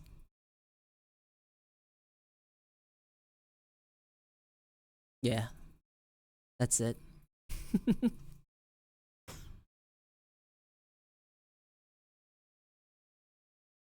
If I'm relaxed, I'm going to actually, yeah. My old friends growing up said I sounded like a villain when I laughed. Wait, that goes hard! You should appreciate villain laughs.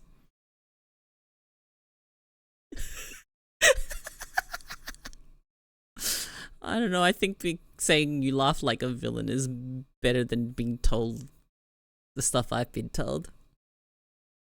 Although that's just my opinion.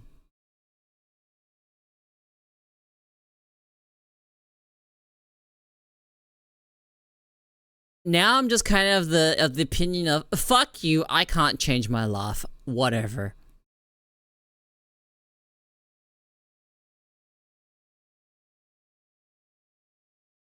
I remember playing Singed and being told I do the same laugh when I flip people.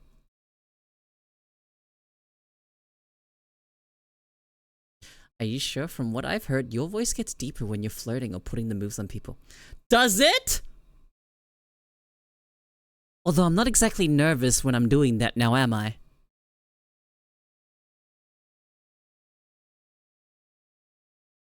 If I'm hitting on someone or flirting, there's no way I'm gonna be nervous.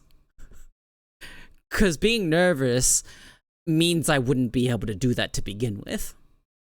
That makes me think of the friend I had recently. They're super nice and good. I love you to friends, and like I eventually grew to do that too. It was more of a conservative, that's only for partners idea. But someone told my friend, "Don't say that. That's weird." And now my friend doesn't or struggles to say that anymore. Which is, oh, fuck off, man.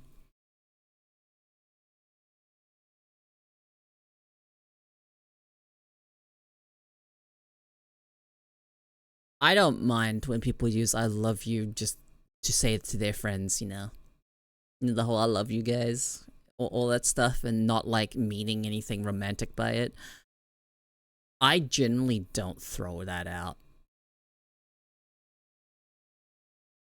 It's hard for me to say it to individuals. I don't really say it.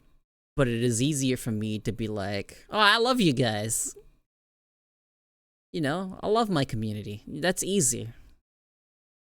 I'm addressing a whole. Like, I don't say that to people in individuals.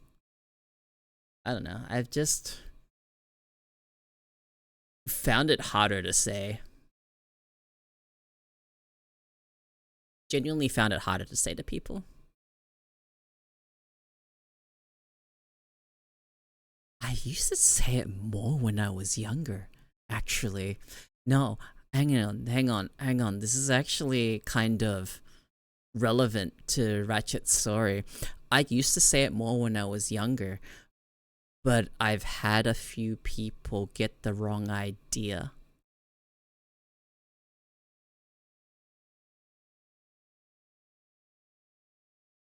So I stopped.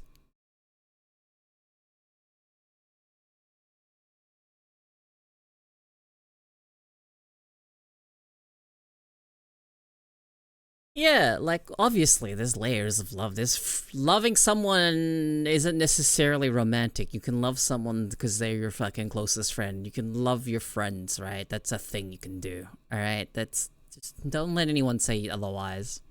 That same mentality is why I call everyone love. I enjoy seeing those super masculine boyos stare me down like I'm crazy.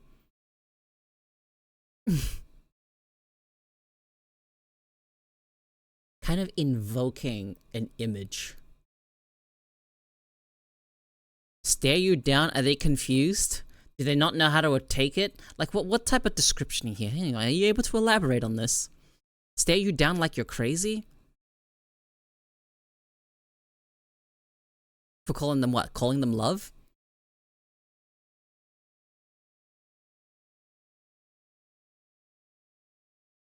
I feel like calling someone love has only ever invoked one image. And it's fucking just like the pickup line. Specifically the kind you would imagine you'd hear in the UK. Oi, love, where you going?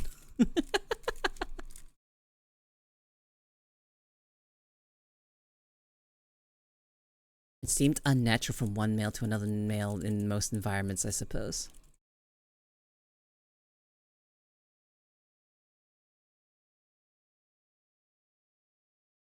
Deemed unnatural from one male to another male in most environments, I suppose.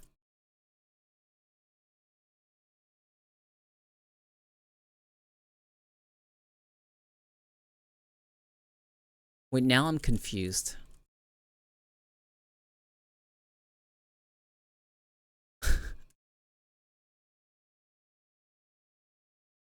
Did I misgender you, Valkyrie?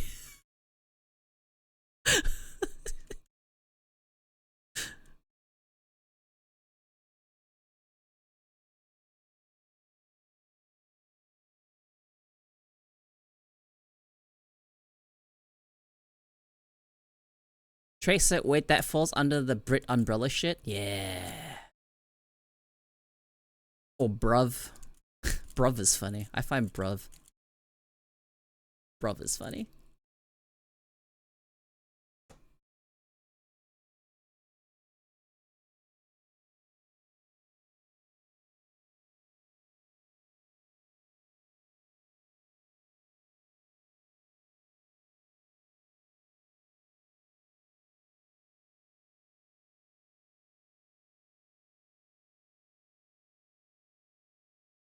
What was I, saying? He, they are my preferred. Oh my god, I'm so sorry.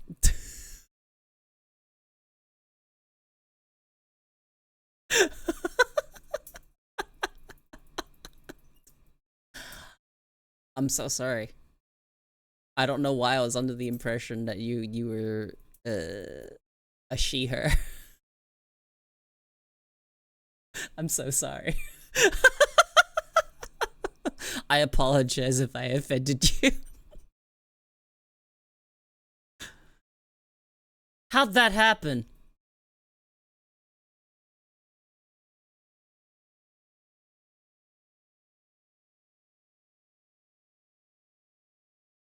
I'm usually pretty flattered when people use female pronouns though. How'd that happen though? How'd I end up referring to you as a she?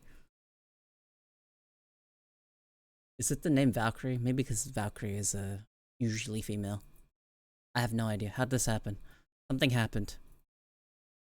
I feel like there was context. There was context for this happening. Valkyrie said something or mentioned something, and that's why I thought.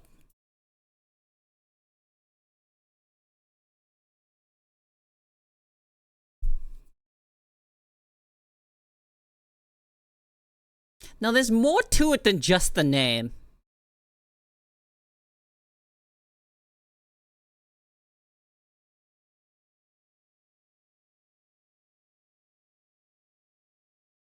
Probably this bit. No, I've been under the wrong impression for longer than that.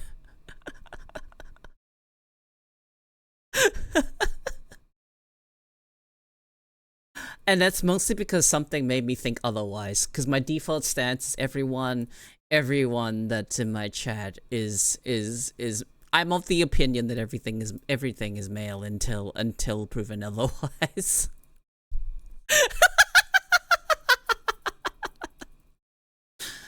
Everyone is male until they say so that they aren't. And something was said. Yeah, it's usually an internet. Yeah, no, and there's something that said that made me think, oh, maybe not. Yeah, so that's why I was under that impression. I'm trying to figure out what the fuck it was. See, that's the fun thing. That's the fun thing, right? That's the fun thing. That rule is just how I approach people on the internet. Okay? But if I hear your voice and you clearly do not sound like a guy, you're not a guy. Okay? Very simple.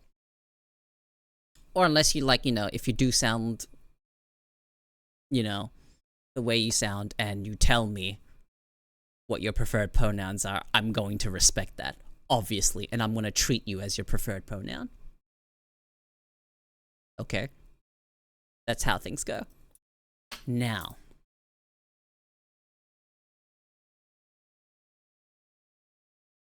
what's really funny about this is with VR chat mutes. And you know the meme, or not even a meme. If I were to fancy a guess, it may have been because of that story I told a while back about crushing on my male coworker. Oh my god, that's it!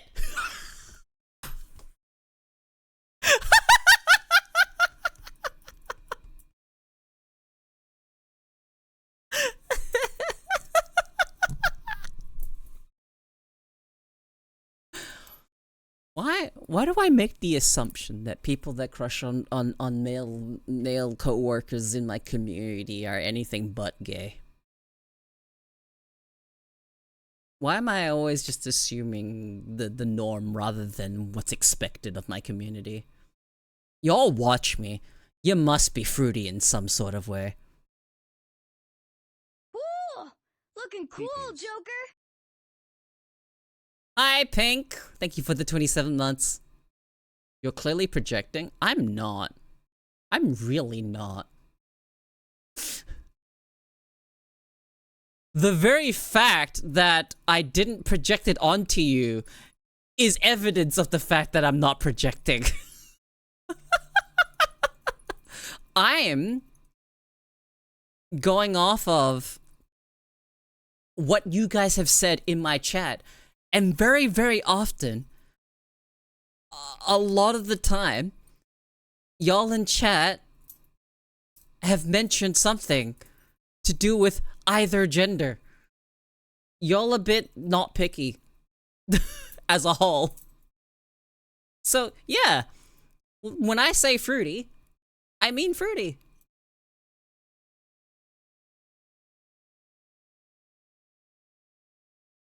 There aren't that many that would watch me. I don't think I appeal to straight women, unfortunately. Very tragic, I know. I don't know, Doug. I think getting pegged with 14 inches of silicone would be cool, but still straight.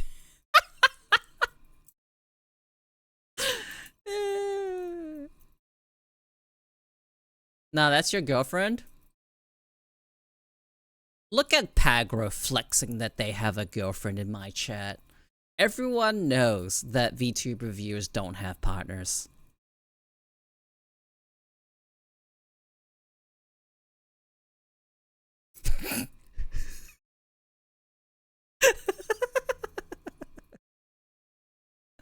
Joke's on you, I'm aromantic.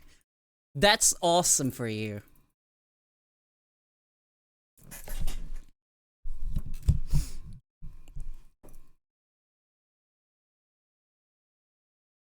You know, sometimes I've wondered whether or not I was asexual, but I'm not sure I am. I don't think I am. I just have a low libido. What's a GF? Don't know. Would it be bad to mention that? Damn, you know, I'm always excited to hear about people getting engaged or having partners and stuff. I'm always be like, hell yeah. You find someone you vibe with and you spend a lot of time with them. That's cool.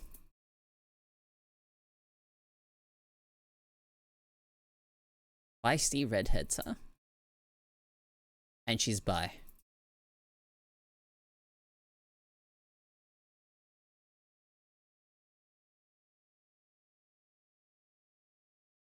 Hell yeah, Ratchet.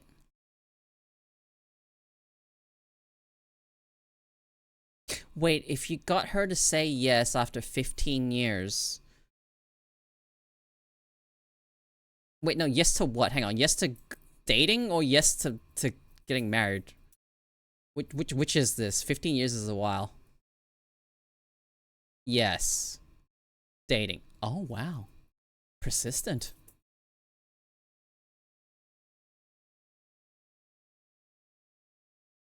That's some commitment.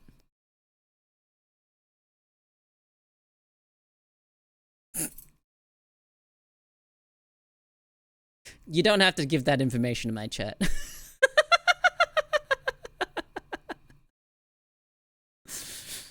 No, you don't have to elaborate. No. If you want to elaborate to Pink, you can DM Pink. I don't want to know. Because I'm not curious. I ain't gonna pry about stuff like that. Do not DM me, then you'll die curious.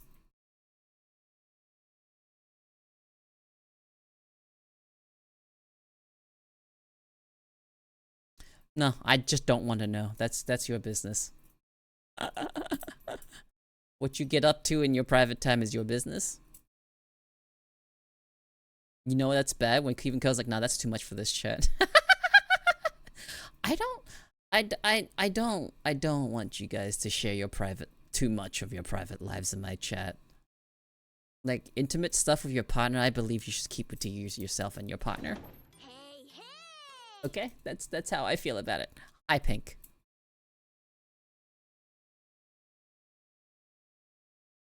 Yeah, that's crazy.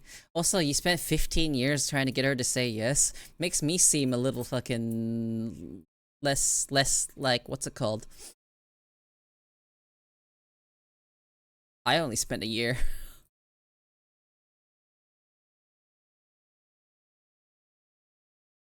No, not pathetic. The word is just like, damn, I wasn't persistent enough.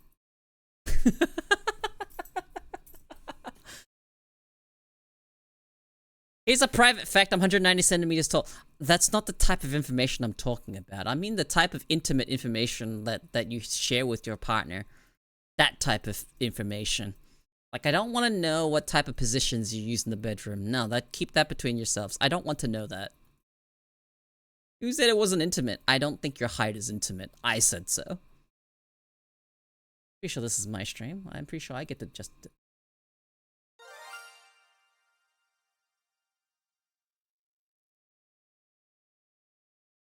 Guys! I think we got our first shiny follow! Thank you for the follow. 7 work? You just got the shiny follow. Holy shit, that is such a that is the first one we've gotten ever. And it popped up so quickly. Why did it pop up so quickly? That's crazy. Now, I've said this before, anyone that actually gets the shiny follow, if you want, uh, it's just a recolored version of the usual follow alert. It's just a recolored version. And it's got a different sound effect. So, I've said that anyone that gets it gets VIP, but you know, if you actually want VIP, let me know. Type something in chat if you actually want the VIP. You've earned it for getting the thing. Yeah, no, it was real, it's just no one hit it. Until just now. And this does not mean unfollow and follow again. You totally want VIP, thanks for asking? No, I wasn't asking you.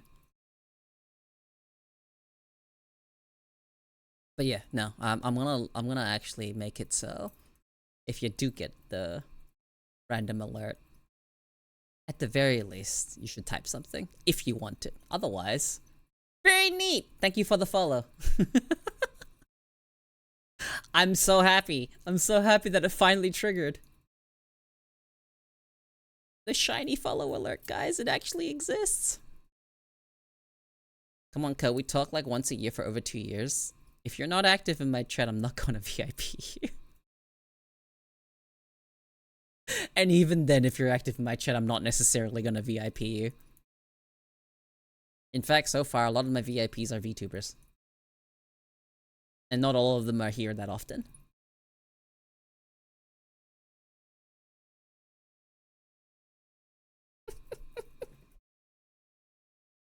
Your words are like daggers? Good. I don't soften my words. Luckily, I wear Kevlar.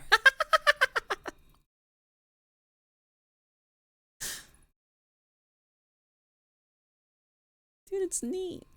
The alert went a little strange. It didn't pop up properly.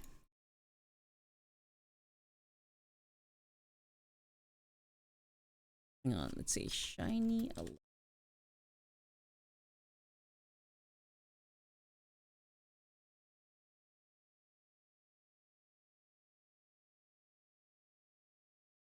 Would you say, have you ever gotten VIP in other chats and what did you do to earn it?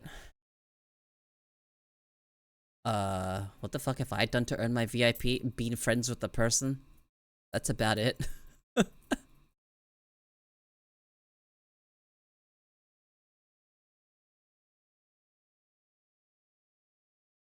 Not VIP in that many chats. Only some.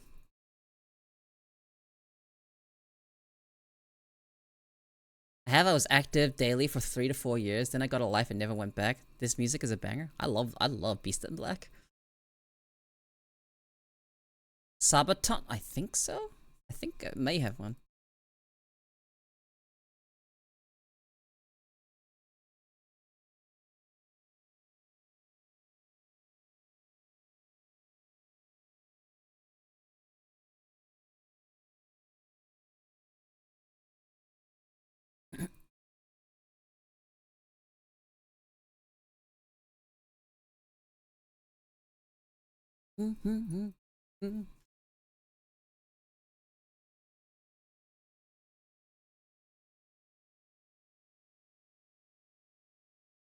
Got the clip of the shiny? Nice! Yeah, I saw it. I looked over and I saw it pop up for like a short amount of time and then I heard the sound. I was just like, wait a second, that pop-up looked like the shiny. Yeah, I saw it happen. I was like, oh wow! That's cool. That's cool. I'm glad it works. I'm glad it works.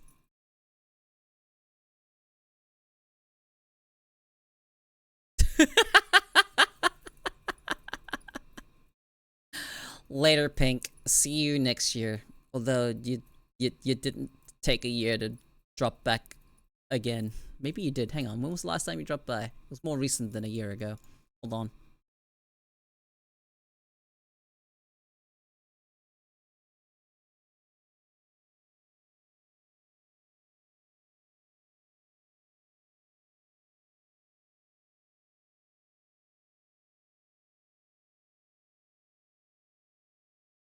You yap so much. That's crazy.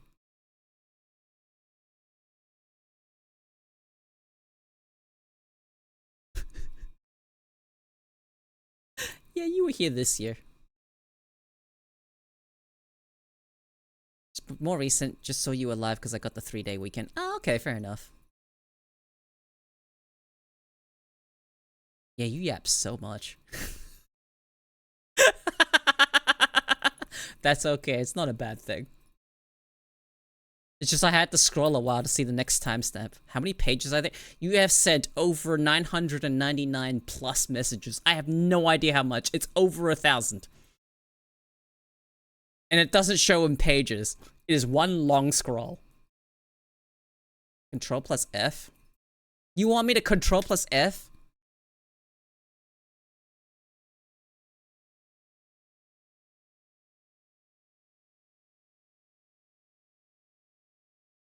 What the fuck do I don't know exactly what I'm supposed to control F here. I don't think it will even detect all of it. I just want to know how many times I've said peepees. Too many. Yeah, the shiny fellow gets a VIP, but they haven't said anything about wanting it, so I'll give it to them if they want it. They've earned it. They've earned the right to have VIP. I'll remember their username. They can ask for it at a later date if they want.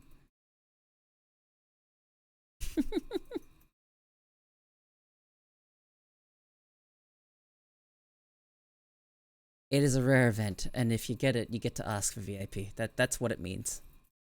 I'm not just gonna give it to people without, you know. I'm not gonna put someone on the spot like that.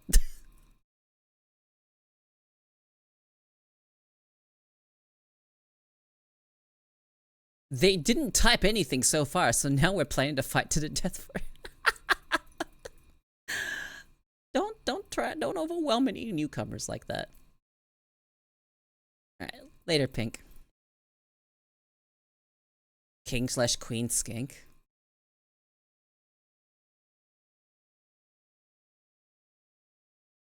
We'll see how it goes.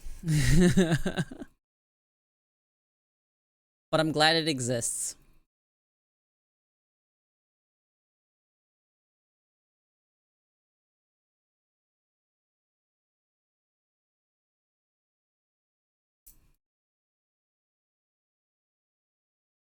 So, there's actually a thing I do in my chat.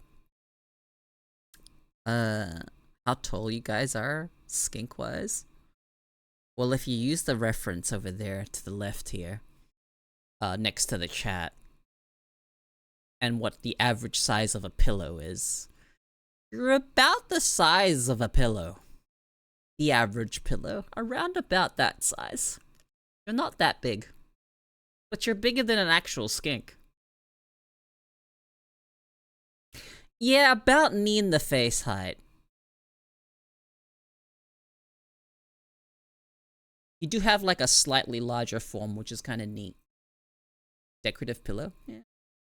I do want to get a little Life 2D thingy of it, but that's like if I have the money to spare to get something like that.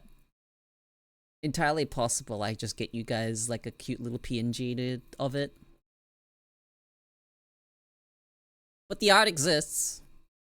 It'd be cool to have one for dog.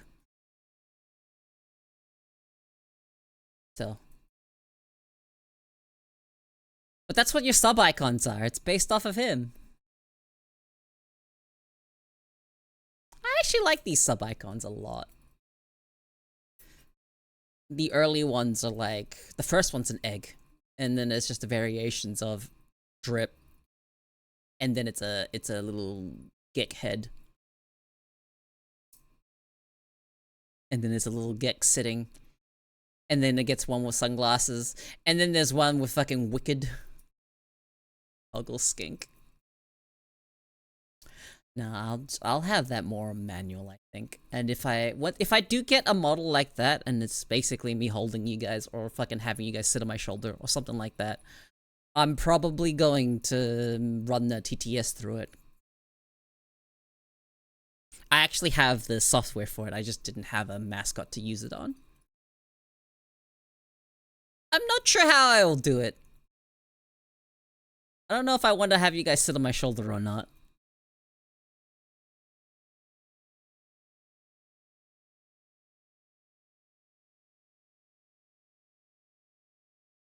Either you're small enough to sit on one shoulder, or you're sitting like, you know, like basically attached to the back of my head. Are you Ash Ketchum strong? What does that mean? With the fact that having like a Pikachu attached to the back of your head? Or on your shoulder? You guys weigh probably about the same as a cat. And I've had my cat on my shoulders a few times. So, yes? A Larvitar? What is a Larvitar? Hang on. Not familiar.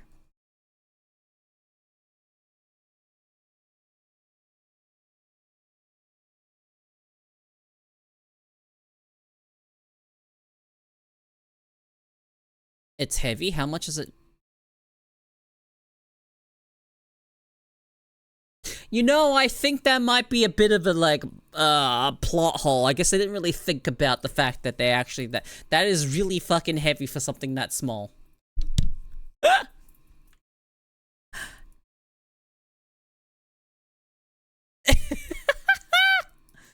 0.6...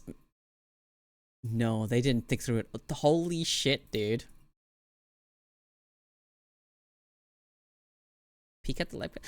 I'll figure all that stuff out like way later. I'm not prioritizing it. You guys know what you are. You guys know what you guys look like.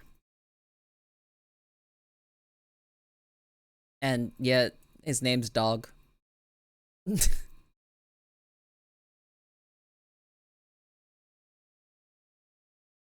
Yeah, just Dog.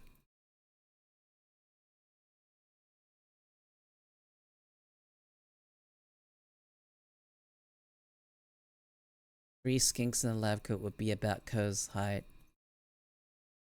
I don't believe so.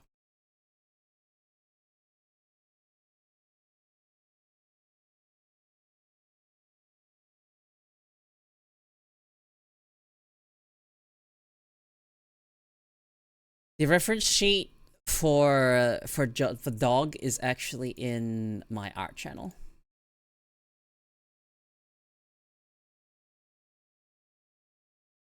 Which might be All Things Co.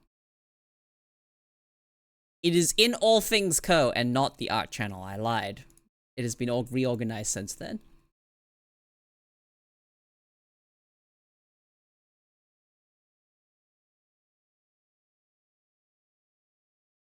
Yeah, both of my references are here. He's so cute and really drippy. Got sick drippy pants. But I haven't done much with him ever since we got him. I'd like to. But like the other thing I talk about, everything costs money nowadays. Why can't we just be a cashless society?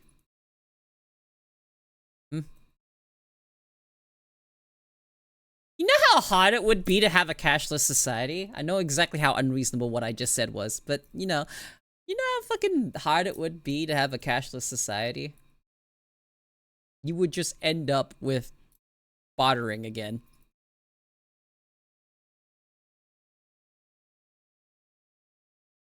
But it would be nice. Well, think about it. I think about it this way. For what reason would someone have to do something for you? Why? How would you get someone to do something for you? How would you do it? Think about this. Because in order for a cashless society to actually work, you would also have to, well, eliminate human greed. Okay, I know we're heading towards a cashless, physical cashless society. I mean money in general. I mean no more money. No currency. A currency-less society. Not even digital. No money whatsoever. No currency. Remove wealth out of the equation completely. How would that work? Unreasonable, right? Where, you know, you get stuff for just asking them. Favors. Yeah. What if we had a favor-based society?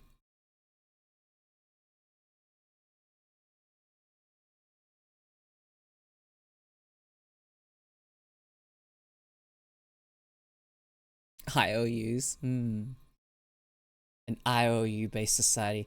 You know, IOUs would become currency. You understand that will happen, yeah? No, not necessarily, you know. Favors could be literally anything. Literally anything. Even, you know, the not so abled buddy would probably be able to do something, you know? Everyone has something they can do. That's what favors are. Yeah. But if you didn't get IOUs, how would that work? Was that just a ticket? Like a fucking ticket system? I feel like people would start trading the IOUs.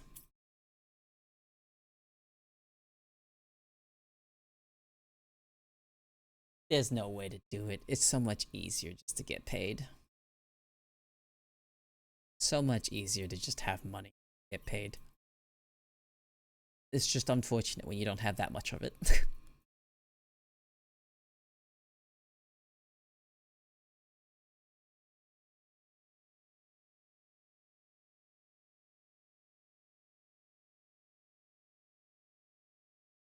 Hey, Code, do me a favor. Be the best fucking streamer of all of Twitch. Okay, thanks. You're asking for a fucking lot here.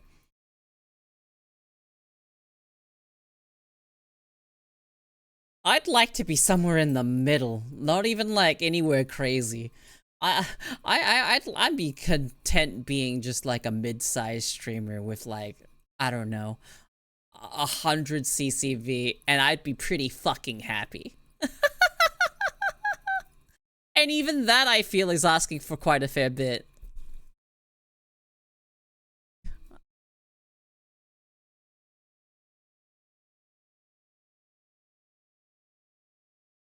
You know, get to a size enough community where I can actually feel good about doing it long term. And not feel like I'm not wasting my time. That's not it. Screaming into the void for no reason.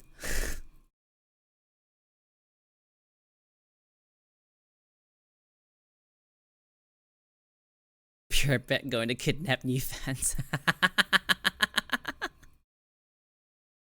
I don't think I have widespread or mainstream appeal.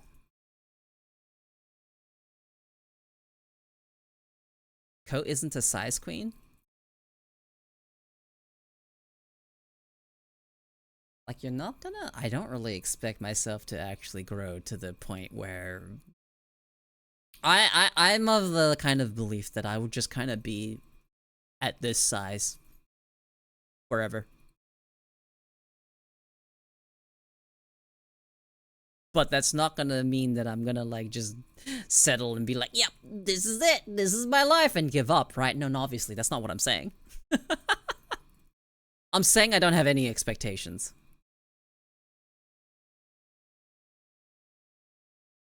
Shit, you could have 1,000 people and I'll probably feel like I'm talking to like 10.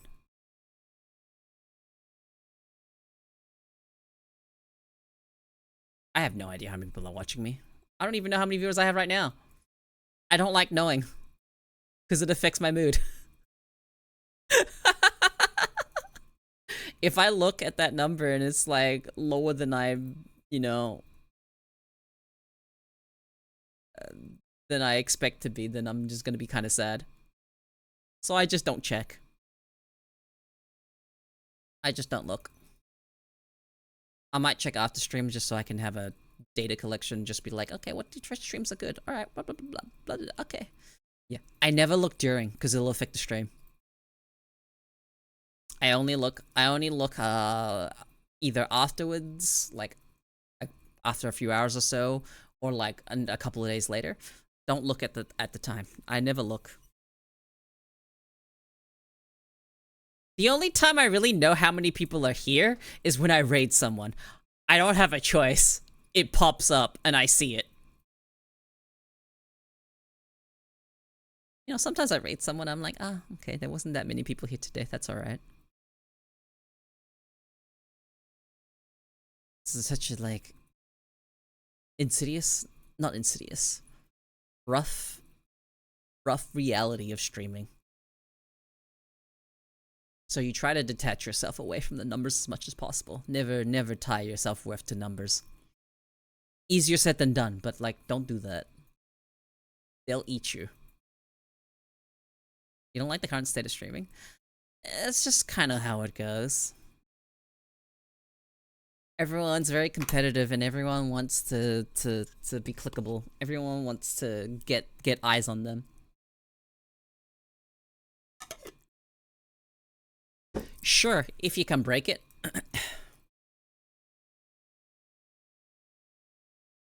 Thing is, I don't like attention.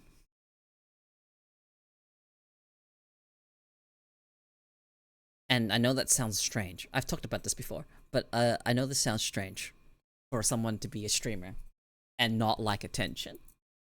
Because the very act of streaming is kind of a, you know, you want attention, that's why you're streaming. No. I started streaming because people around me were streaming and they were like, I don't know, try it out, have some fun with it, and maybe there's something there for you, and I tried it. And I guess there is something there for me. And it's, you know, a chat to talk to. You like attention at your own pace, I'm the same way. Yeah, like, I think I'd have my anxiety would probably spike if I somehow randomly went viral. I don't want that. I'd rather grow slowly and at my own pace than to suddenly just have a million new faces and just have no idea how to deal with it.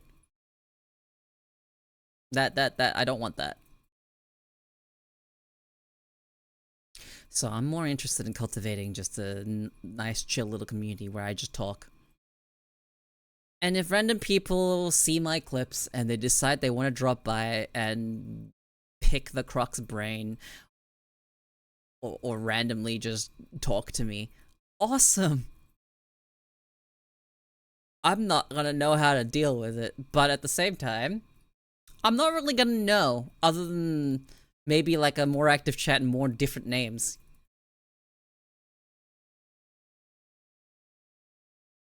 So that's how that goes. And oh, I need to chase someone up. 2 to 300 people showed up, no raid. That's terrifying. Yeah, no, that's kind of spook. I ain't going to lie.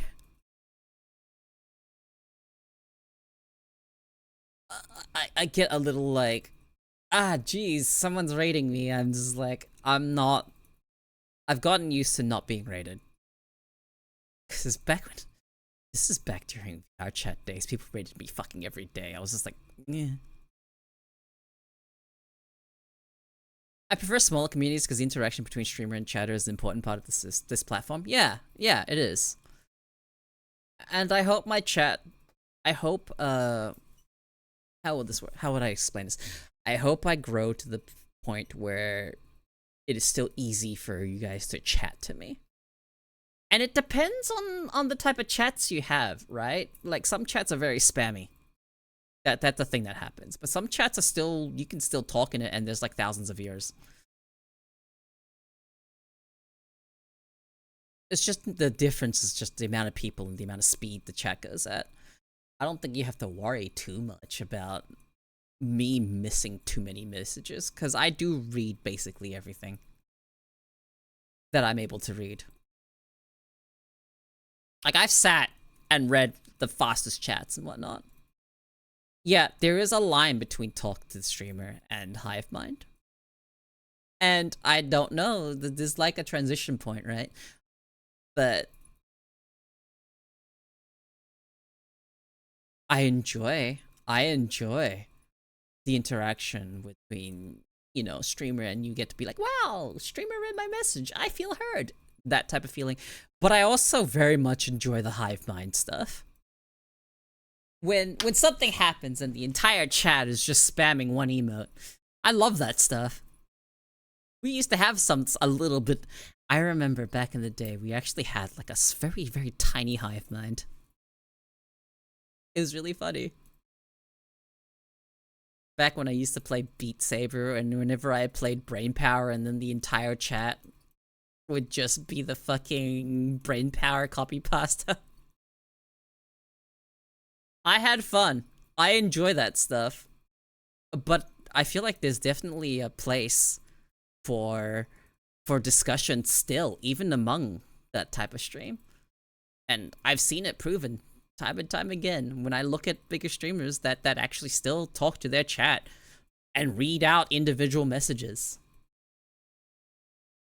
It still happens. It's just like the difference, right? Wow, so literally everyone goes through that transition after all. Yeah. Even I had a bit of a little tiny little hive mind. I was used to type stuff. That's sad stuff. No, we also had Rockefeller Street here, but instead of it being anything, it would just be the amount of people timing the dab emotes for during the part. Because, you know, that's a fucking classic. Let me bring it up.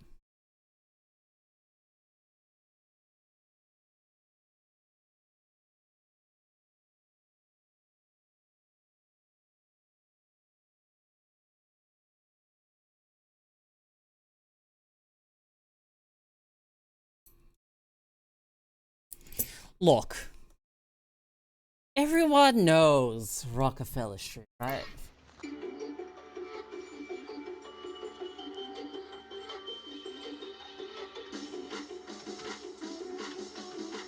I love this video. It's so old.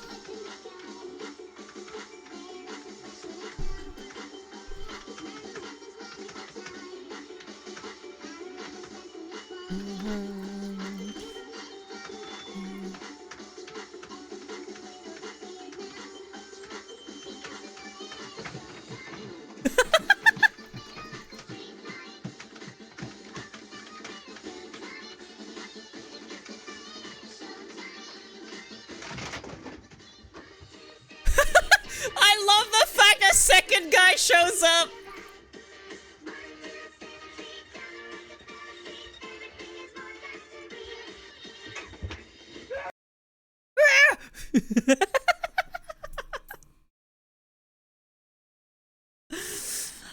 And he always gets me just because this random second guy showing up. That's so good. The weirdest thing for me is, as far as trying to seeing all the channels that I initially followed becoming VTubers despite being FleshTubers prior. It's very surreal to say the least. Oh yeah.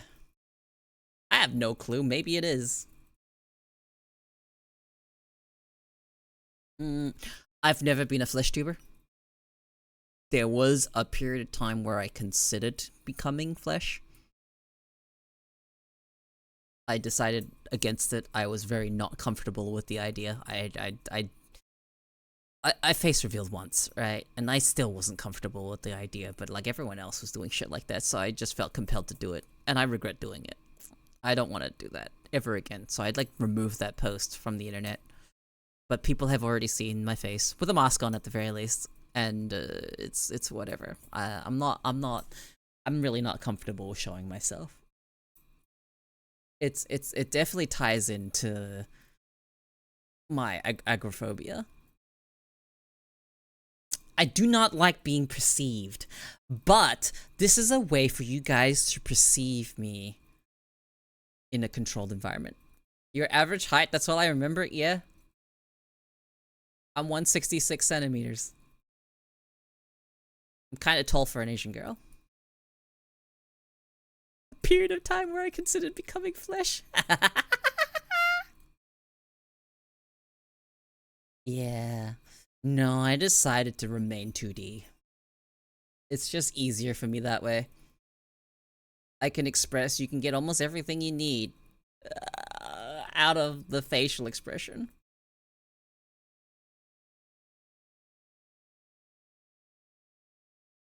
In fact, I feel like this model expresses way better than my actual real face ever could.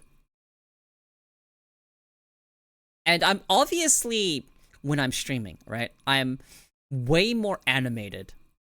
My face, at the very least, is way more animated than normal. Obviously, right? I have to pilot my model. What a waste!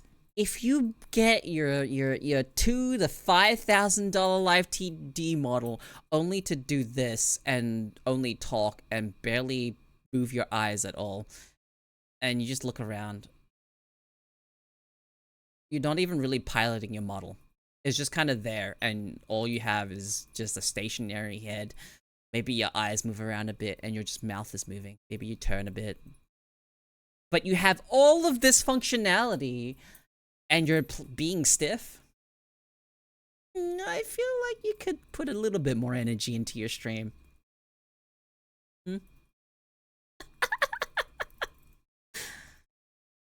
No, like, that's how I feel, is just some people don't really use their tracking. I paid for this tracking! I should use it! Like, I mean, okay, to be completely fair, I have a bunch of toggles and I don't really use them, alright? Like, I have this toggle. What the fuck do I do with it? What context do I have to do this? It's just cool that I have them, right? But, like, it looks like I'm trying to grope titties in the air. What context would this ever be relevant?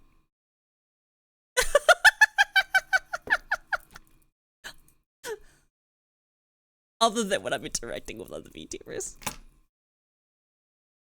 Gal? Yeah, well, Gal. That's what this is for, is Gal. But the fact that I can make them do this. The only context where this is relevant is when I'm talking to another VTuber being like, hey, give me your boobies, I'm gonna skeeve them.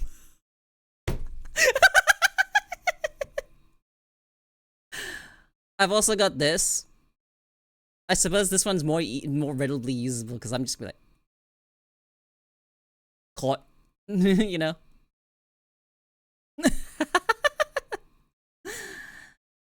I've got this. I should probably use this one a bit more because this is good for a thinking face. You know? And I can wave. I can control the wave, you know? Everyone has like a preset animation where it waves. I'm controlling mine. Look at that, man. Look at all this functionality that I don't fucking make use of. And then I've got all these expressions. Yeah, I actually do need to use this one more often, but reason why I don't really use my toggles is because my hand is usually holding a butterfly knife under the table so you don't hear it.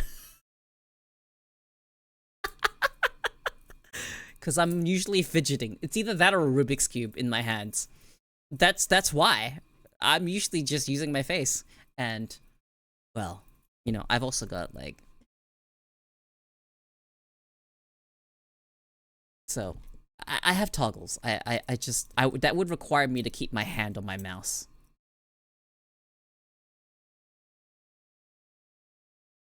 I've also got a blush, too, which I never use. For which context do I have a blush for, huh? I don't know, man. It's not really something I do. I am extremely hard to fluster. But, you know.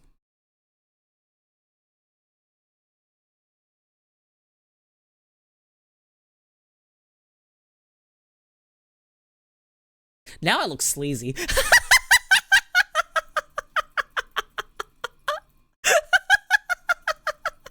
I guess that's what you were trying to do, huh?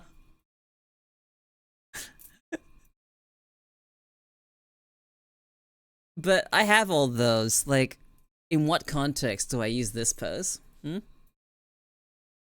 What context is this toggle do I use this?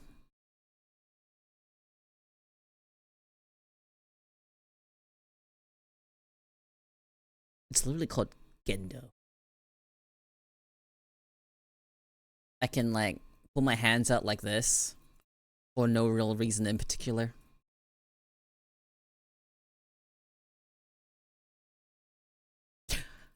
This one I don't use that often, but I like the fact that I have it. I have art hands, which aren't they not that close together. What's going on here?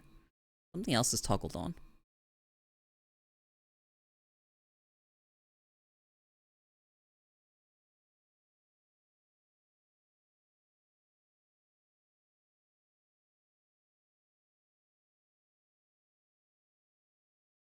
Oh hey, I can point. Yeah, no, this is, why is it like so far apart? Toggle get broken? Hold on. It's not right.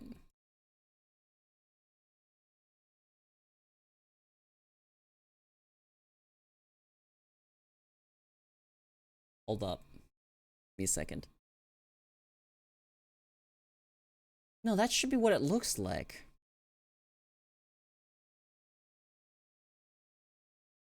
So why is it... Hang on. I need to check something. Okay. What the fuck?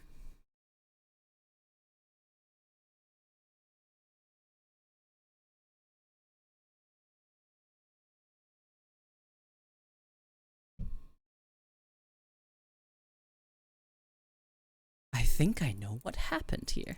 Give me a second. I think I can fix this.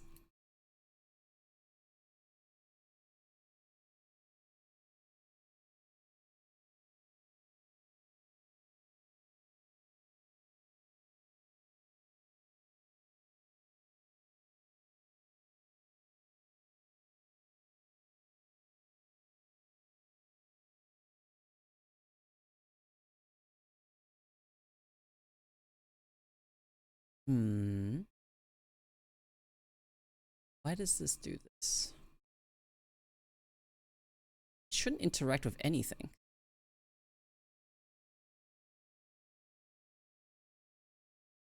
Why does this happen? Hold on.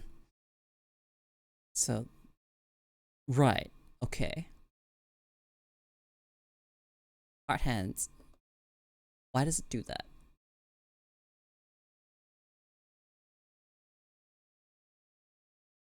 That's so interesting. It's supposed to be this close together. This is what it's supposed to be at, right? But when I take the jacket off, it moves my arms apart. Why does it do that?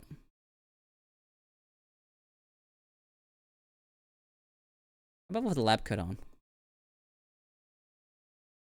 No difference here.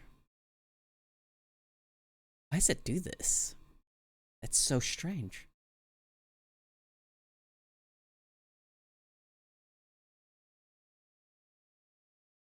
That's so strange. I've never noticed that.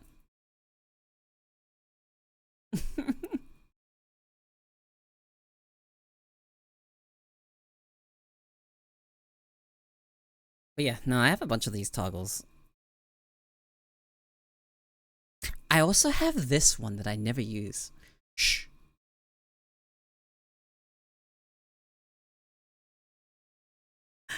Did you know I could do that? That I could put my fingers to my lips and go shh. Toggles that I have, that I asked for, that I don't use because all I fucking use is face tracking and talk.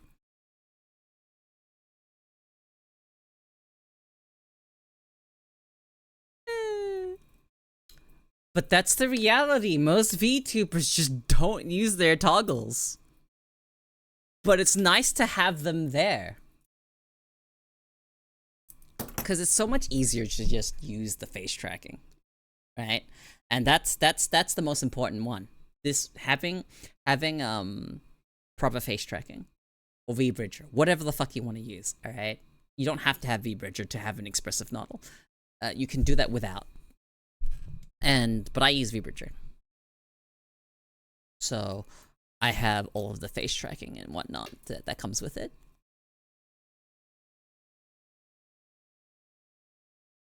And I really like being 2D. 2D's nice. I like the way 2D looks. But I want to use my 3D model. I need to follow up with someone and see what's happening.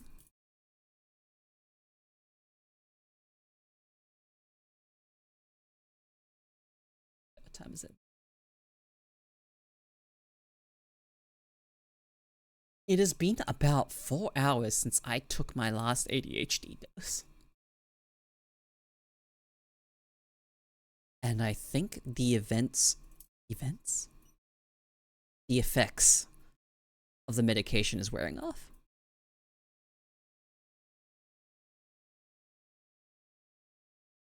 Because I find myself being a little bit more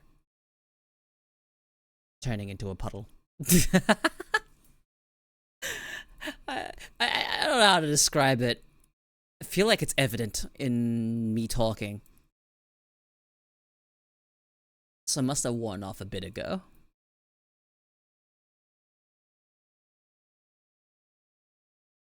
Does that mean it's new song time? Not necessarily.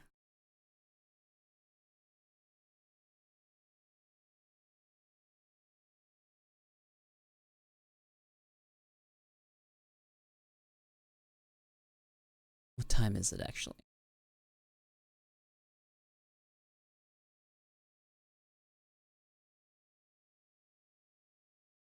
Me calling out VTubers that spend a lot of money on their model and don't pilot them. Yeah, that's what I was talking about. That's what I was complaining about.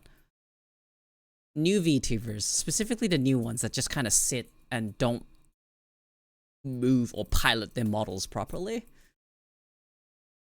Why? Why did you get all these features if you're not gonna move? Why did you want a live 2D model if you're not willing to take advantage of all of the advantages, right? If you're not gonna make use of the advantages of having the thing and you just want to be a glorified PNG, like, why not just get a PNG? Like a nice, like, animated reactive. That should be good enough.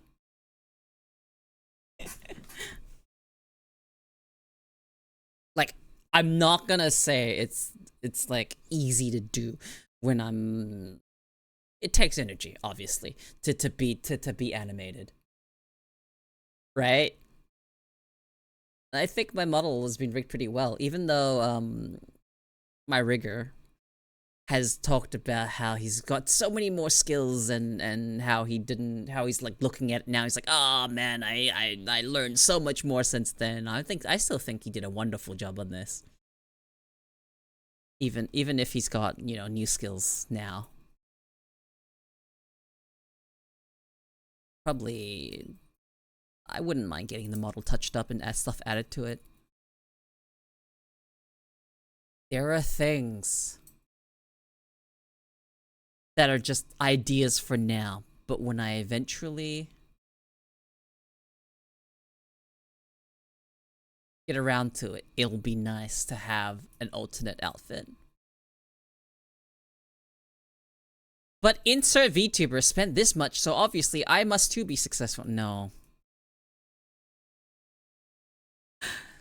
That's like me thinking, that's like me if I thought that getting a 3D model would be all I needed. No, I never thought that. I didn't think it was gonna change anything. I just wanted to have the 3D model. I haven't been using it much though. I need to use it more.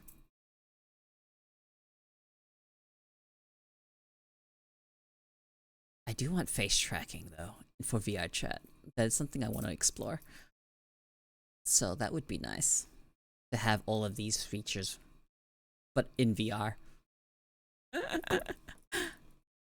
Cause it's kind of something else when someone's like properly just, you see them expressing their face as well as their body. Cause at the moment we have, you know, hand gestures, right? You do a certain pose with your hand on the depending on controllers, right? And you're just like, oh well, you know, if I point, you know, that makes my character smile or whatnot. And there's a degree of making that help. Like that kind of bridges the gap a bit. No, my cat does not take their toys and dip them in water bowls. She doesn't have a water bowl. I have a fountain. She has a small little cat fountain, and she doesn't play with it. You know those electronic fountains that you get for cats? So they have like running water. Yeah, I got that for her fairly early on because she wouldn't drink that much water out of a bowl. She's a bit fussy. But this fountain she actually drinks out of, and she actually likes the fact that it's a, you know, constantly moving water. Strange cat. But no, she has never dipped her toys in the water bowl. Yeah. They don't like stagnant water, and that's what water in a bowl can be like.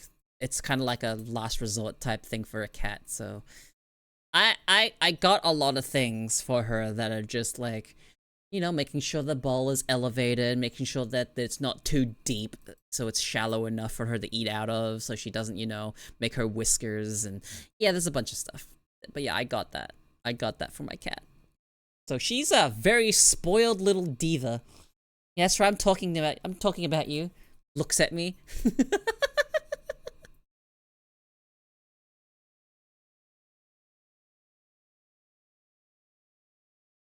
Yeah, she's got a bunch of beds around the apartment, and she uses most of them. Her name is Suck, spelled with just a K. There is no C in her name. 3 letters long. S-O-K. Suck.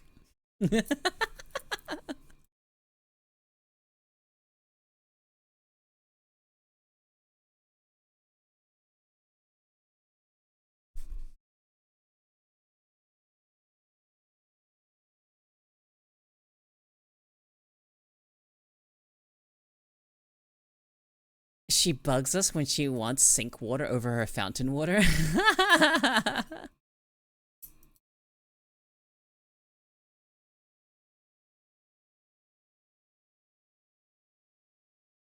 You know, one of the, like, strangest feelings about streaming is finding out someone else you lurk in chat watches you. That is like, I didn't even know you dropped by my stream. And for me, even more so, it's kind of like, I didn't even know you knew I existed.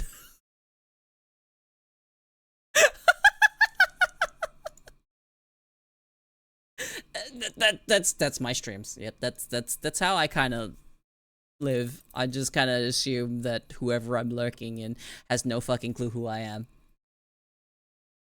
And then I find out that they lurk in my streams, and I'm just like, I'm always surprised when someone tells me they've been lurking in my stream. I'm always surprised every single time.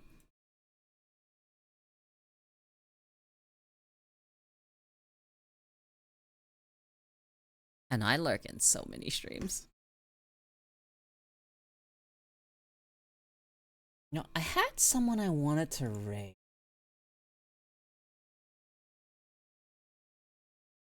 They're not live anymore.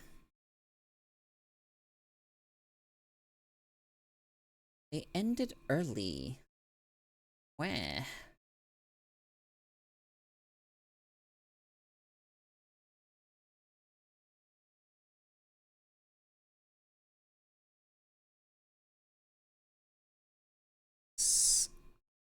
Move my iPad a bit. There we go. Who is online?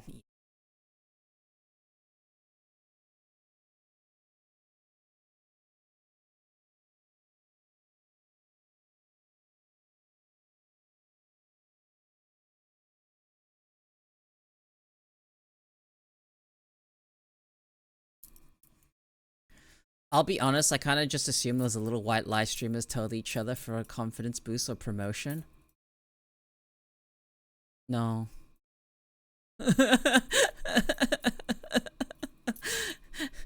You can kind of tell when you're the person in question, because they'll end up saying stuff like, "Oh, yeah, I was lurking earlier. How did you like?" And then they'll say the name of the game that you were playing.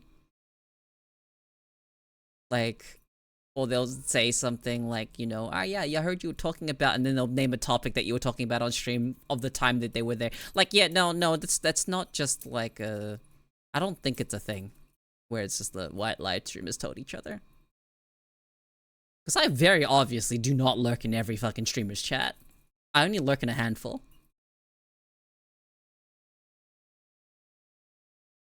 And there's even smaller handful that I talk in. I basically do not talk.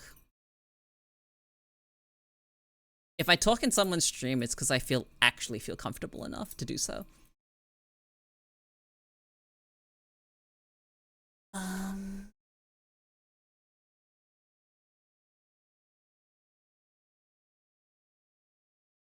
I know where to send you guys later, if they're still alive.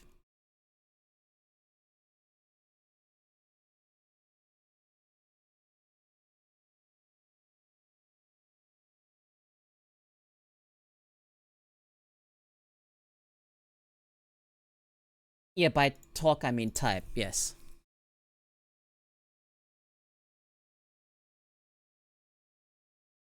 I mean, I'm not like randomly dropping into streams and being like, "Hey, answer." No, I don't think I'm close to enough to anyone to do that.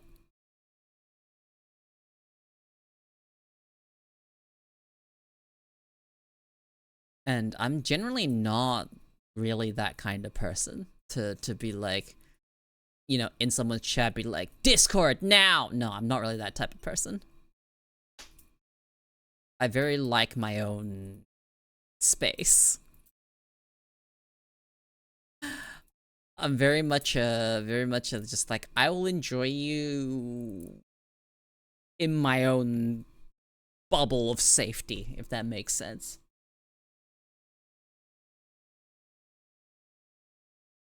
But if I was like close enough with someone that I knew that they wouldn't mind me, you know, being like, "Hey, Discord now," then yeah, I'd probably do it.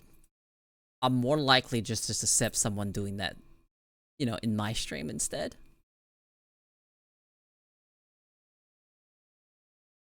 Like that one time Core dropped by and the first thing Core said was, "Let me knock you."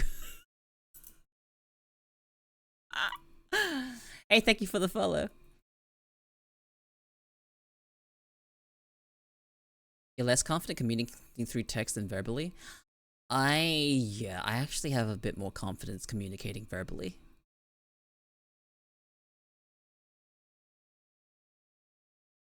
And there's only one main reason for that.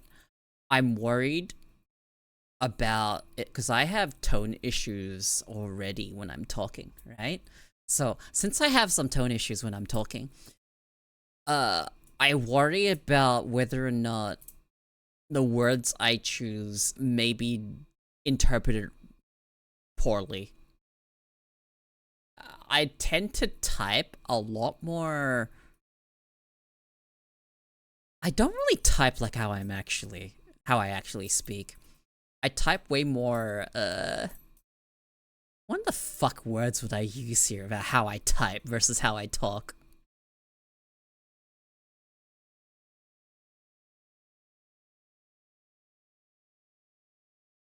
I think I talk in text more cutely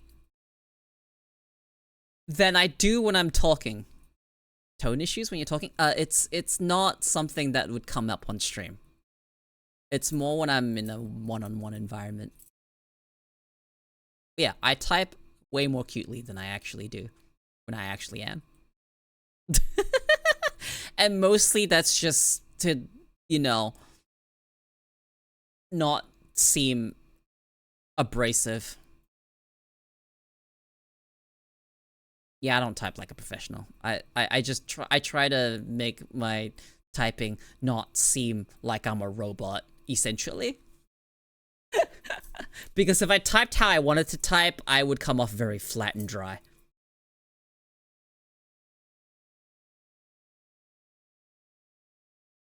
So I change up how I type because of that. You know, like I'll add exclamation marks, I'll add fucking emotes and whatnot, you know, all that stuff.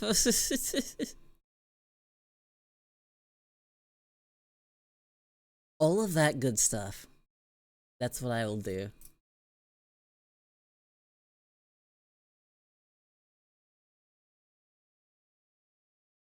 But you know what's been neat? Ever since I got this medication, ever since I got my medication, just the fact that my streams have gotten longer by 1 to 2 hours on average. I think that's a good thing. I used to go for 2 to 3 hours. Every stream, 2 to 3 hours. Very short. Now I'm just live for fucking up to 5 hours even. 5 to 6 hours now. Which is back to where I want it to be. Did the dosage increase? No, not for like a week or so. I've been on the double tablet for a while now, which is 10 milligrams of Dex. So now I'm on Dex. Been on Dex for a while, and that's made it so much easier for me to stream. You know, I said my medication may have worn off earlier. Maybe I'm wrong. I'm not sure. It should be wearing off around about now. Like, I definitely feel a little less energetic than I was before. Keep feeding the Yaffer. Right now, it's a little bit easier for me to chat. Mostly because you guys are talking back at me right now.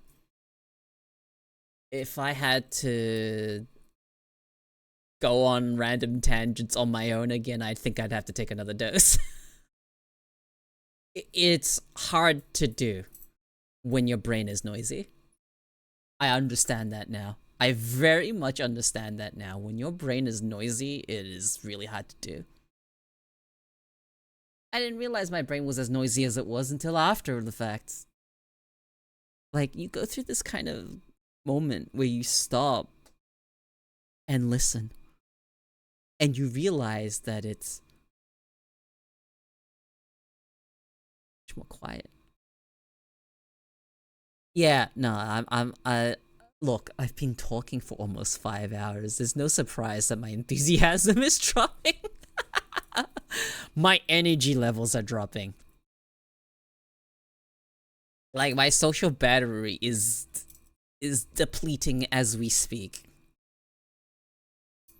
It is usually a miracle that I last as long as I usually do. Because normally I'm fighting through a lot. I'm fighting through a lot during normal streams before I got medication. And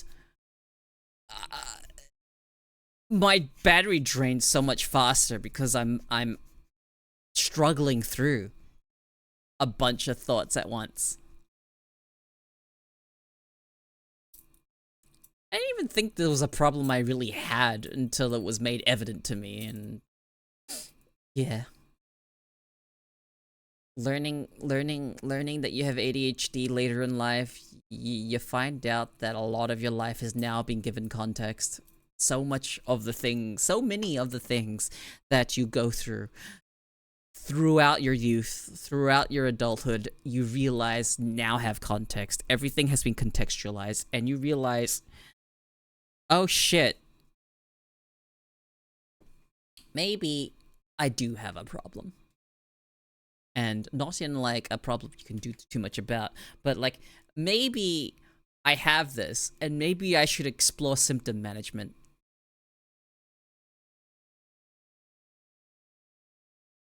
So, yeah. So you can actually tell the evident effect. The way I talk when I'm medicated and the way I talk when I'm not.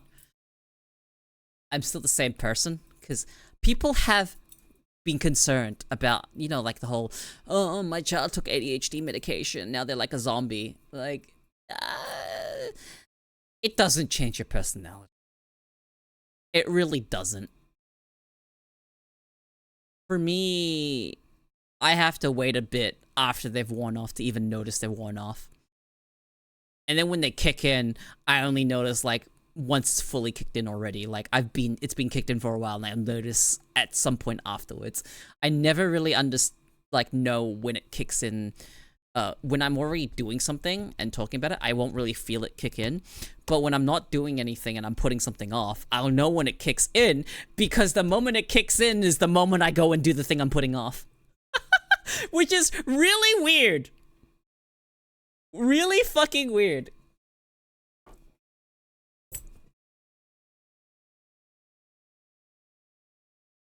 Such a strange feeling to just know that I'm procrastinating on something, essentially, and then I take a medication, and then it kicks in like 10, 20, the 30 minutes later, and that thing I'm procrastinating on, I'll do it immediately.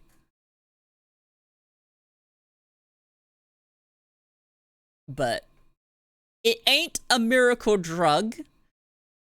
It definitely, all it does is give you the ability to do. You go from, I don't want to, so I won't, to, I don't want to, but I will.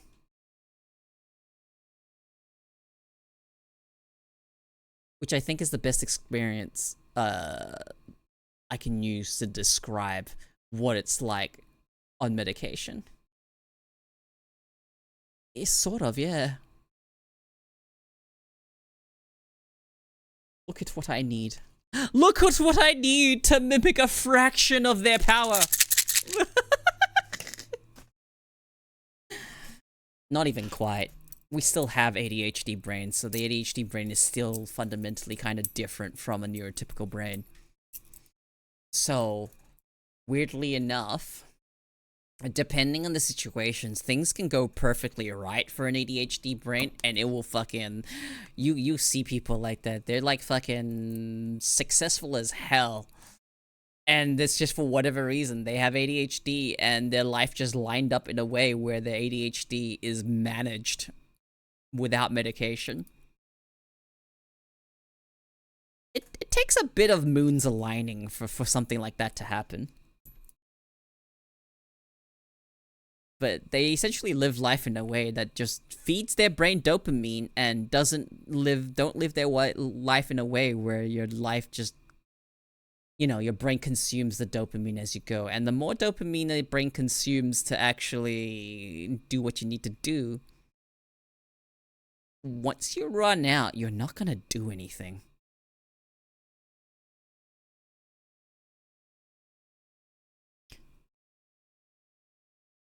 That's me. I use a 24-hour state of meditation to do it, though. Nice.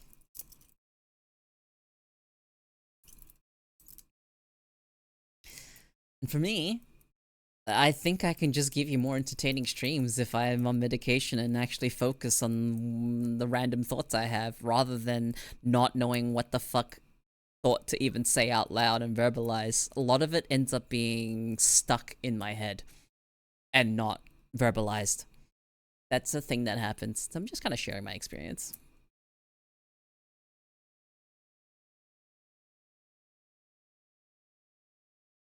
What was it? I've learned to manage mine relatively well by applying it to an environment where low stress and people watching kept my brain entertained. Oh, okay. Yeah.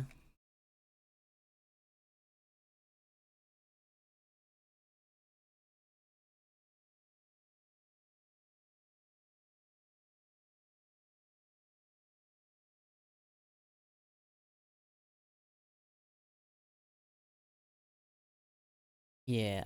I definitely... medication is one.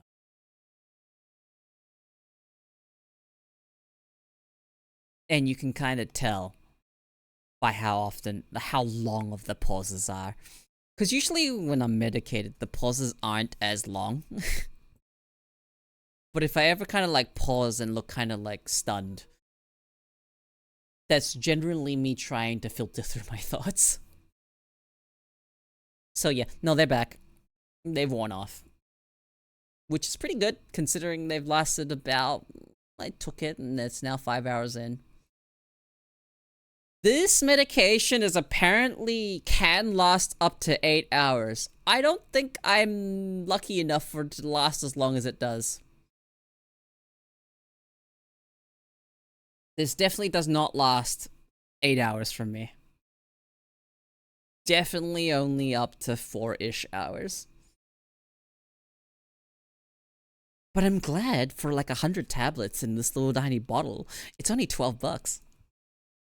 I'm glad they're not expensive. I'm really glad my medication's not expensive. You know what is expensive though? The psychiatrist appointments to be they're expensive. So I'm hoping once I figured all this shit out, I can go, okay, I think I'm good. We've figured stuff out. So yeah, can you set it up so my GP can prescribe my medication now?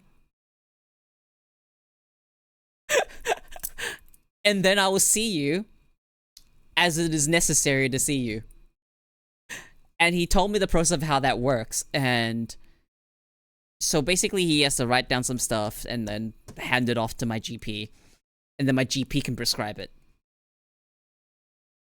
And then I only need to check in with him once every 2 years. That's what he told me. I was like, whoa, that is so much better. So I need to figure out if I can get on a higher repeat script of this medication. I do just take them as I need to. So every day I stream, I take it. On my days off, I don't necessarily take it unless I have to do something. So, kind of cool to have the option.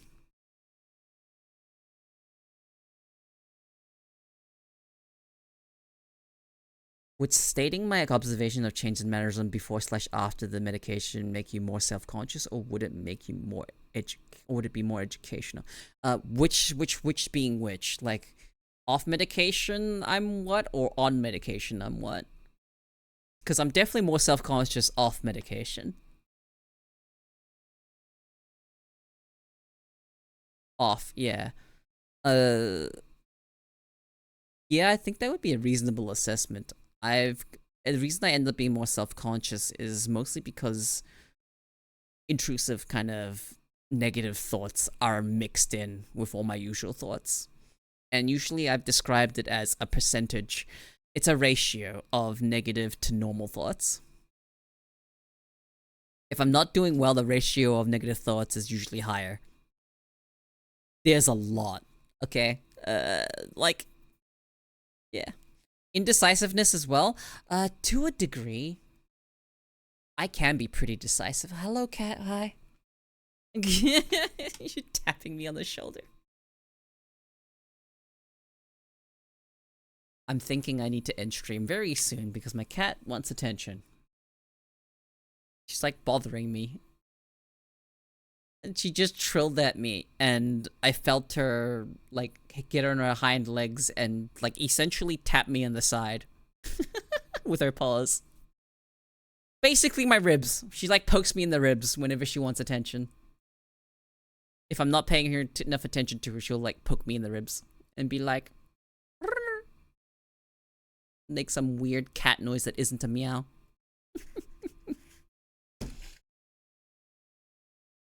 Another thing is, I'm way more easily distracted when I'm not medicated.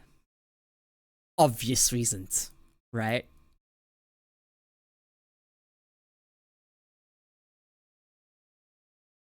So, yeah, no, there it is. I don't think I've the entire time I was medicated. My use of filler words will increase. Mince words slightly more as well? What do you mean by mince words slightly more? What does it mean to mince words? Like, ers, filler words, gaps?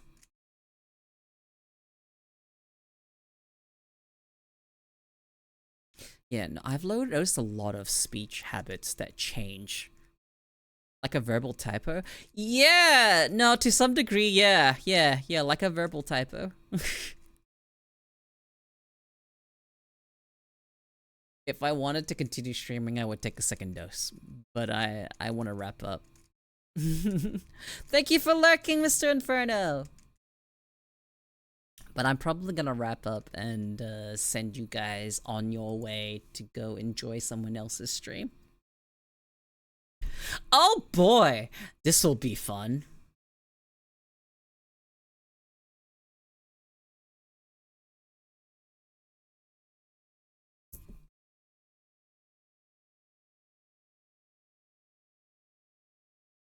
Alright, since it's an ad break, I'm gonna walk off. For everyone that's subbed and can hear me, I'm gonna walk off right now.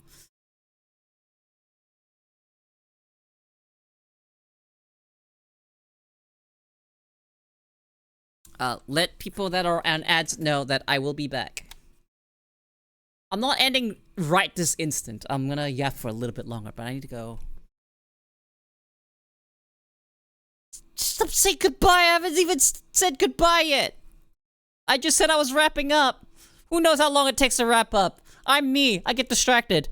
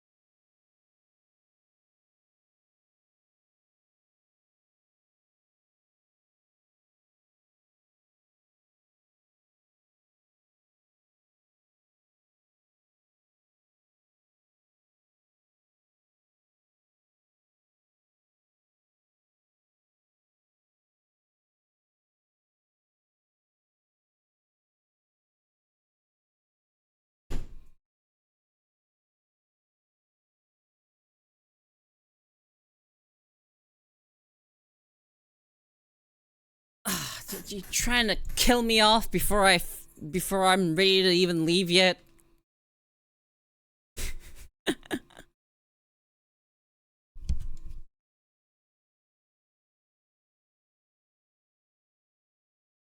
Yeah, no, I'm just gonna just relax for a bit longer and fucking wrap things up and think about all those things. Where was I? I was like talking about something before I walked off.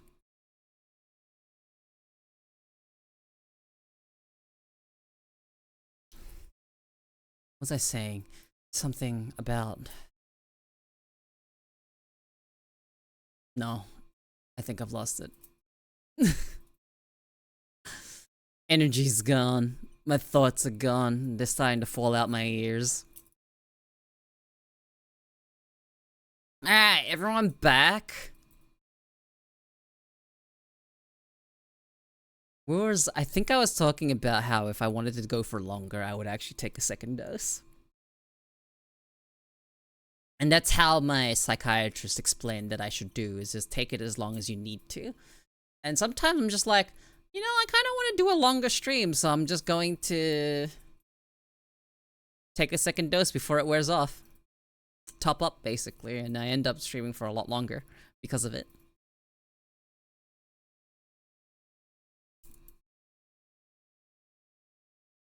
Let's see, hang on a second. Stream up.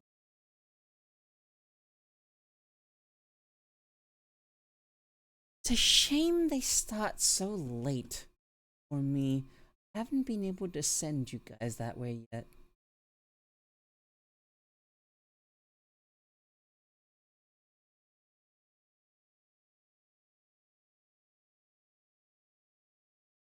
It's dangerous out there, Lone Coat. Take this with you. What am I taking?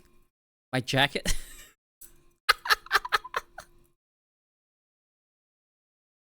Okay, so with this new schedule, alright? If you guys have noticed that I've changed up my schedule a bit, I haven't actually posted on Twitter. I don't post much on Twitter. I dislike Twitter immensely. I dislike using it. I dislike what it encourages you to do and all of that stuff. But I should actually at least post the new schedule on there. I don't even know if it matters. My Twitter account, the algorithm or whatever the fuck behind it, I'm not seen on that platform. No one fucking sees. What's Twitter? I only know of X. You know what's cool? Blue Sky. Blue Sky is cool, but I feel like the exact same thing happened as last time. You got more people using it, but a lot of people went back to Twitter.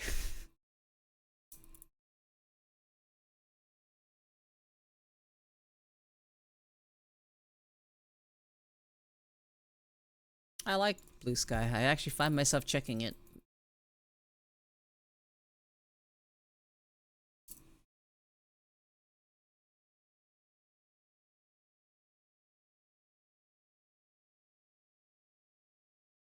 Cat, what are you whining about? Ah, yes, the 1 week rebellion, as always. And back onto Twitter. And though I've seen people like delete all the art from their accounts. And I don't know, man. It's a lot of work to want to go through my account and purge all the images I've shared that are anything to do with my art. I really don't know much about what to do about it, and I'd much rather have someone that knows a lot more than I do about what it actually entails and what it's going to mean with all the fucking changes that are going to happen like soon or already have. Just something, the fucking Twitter and using stuff to feed AI.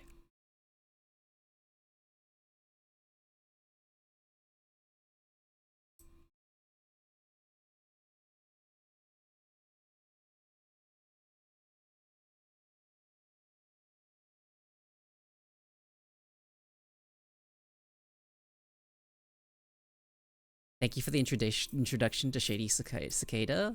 Never heard any of them? Yeah, I found them and I was just like, this is they fucking neat. Mostly instrumental.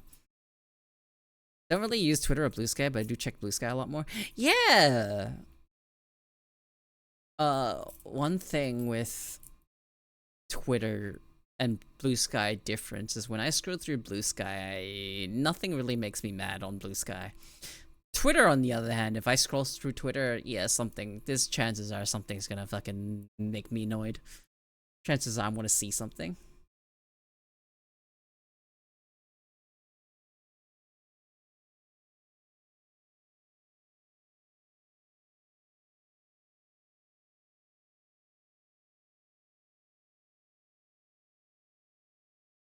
I actually have more posts on Blue Sky. Nice! I barely post on either.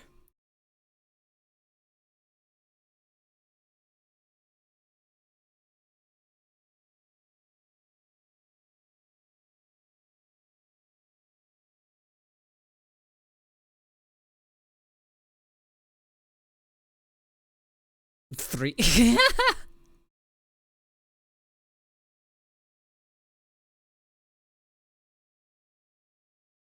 I want to have a quick scroll down on my Twitter timeline and see what exactly shows up. Oh my god. Ollie, why are you reposting so much shit? My entire timeline is from Ollie.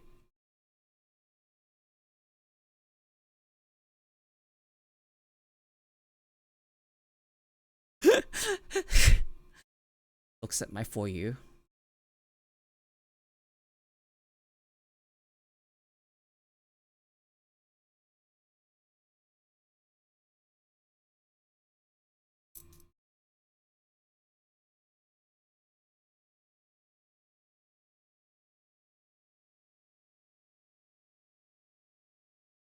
Okay, let's see.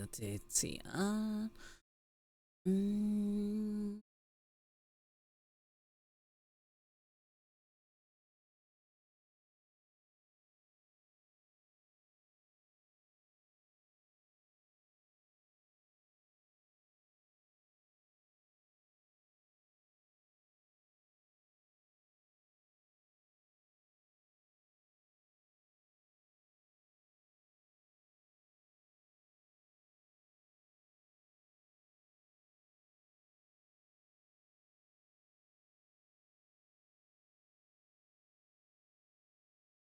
okay.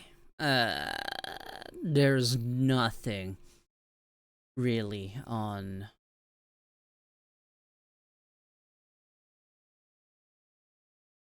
my Twitter. I'm glad there's nothing that's crazy.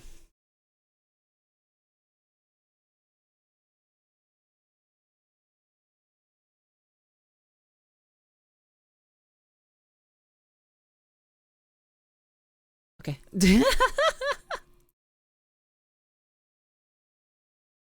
Alright, momentary distraction. Wanted to see if there would be anything, and I scrolled down and there's like not much there. Lucky day, I suppose. You know, I've never really understood doom scrolling. I hate that feeling when I see a username I recognize but can't place where I've seen it before. No, yeah, no, I've got... Yeah. I understand. The feeling you've met someone before.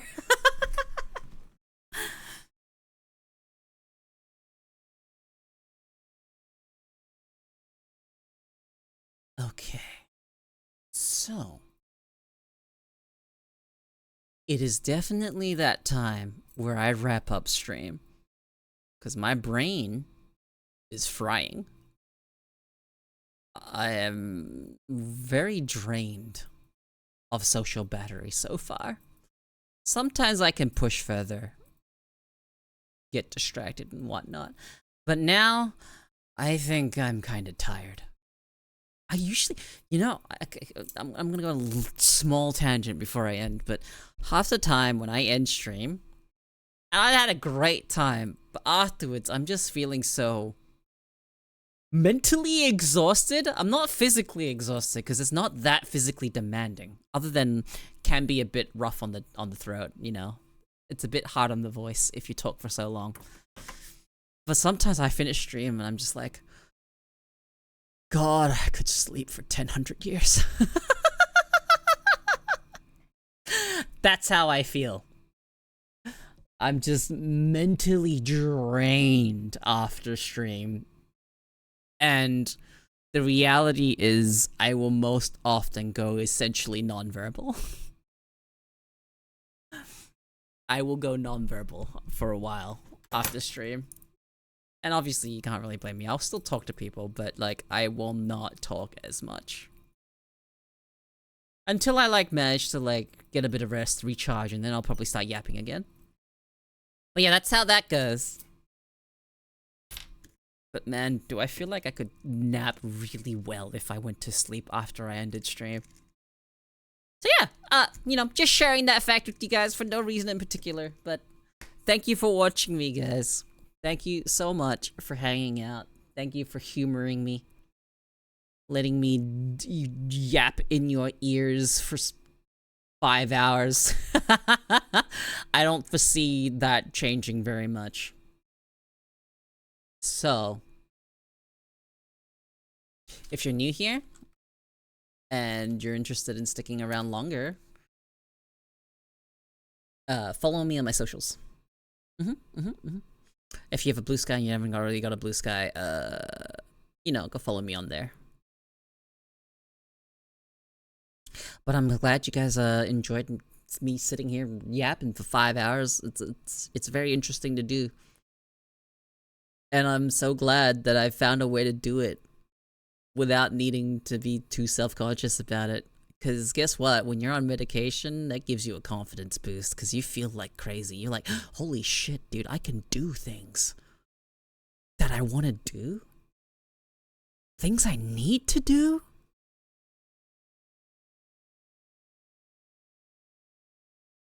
Anyway, goodbye. I love you guys. You've all been very sweet. Thank you for sticking around. I will be back after tomorrow. Yes, cat. Alright. I'll see you guys soon. Bye!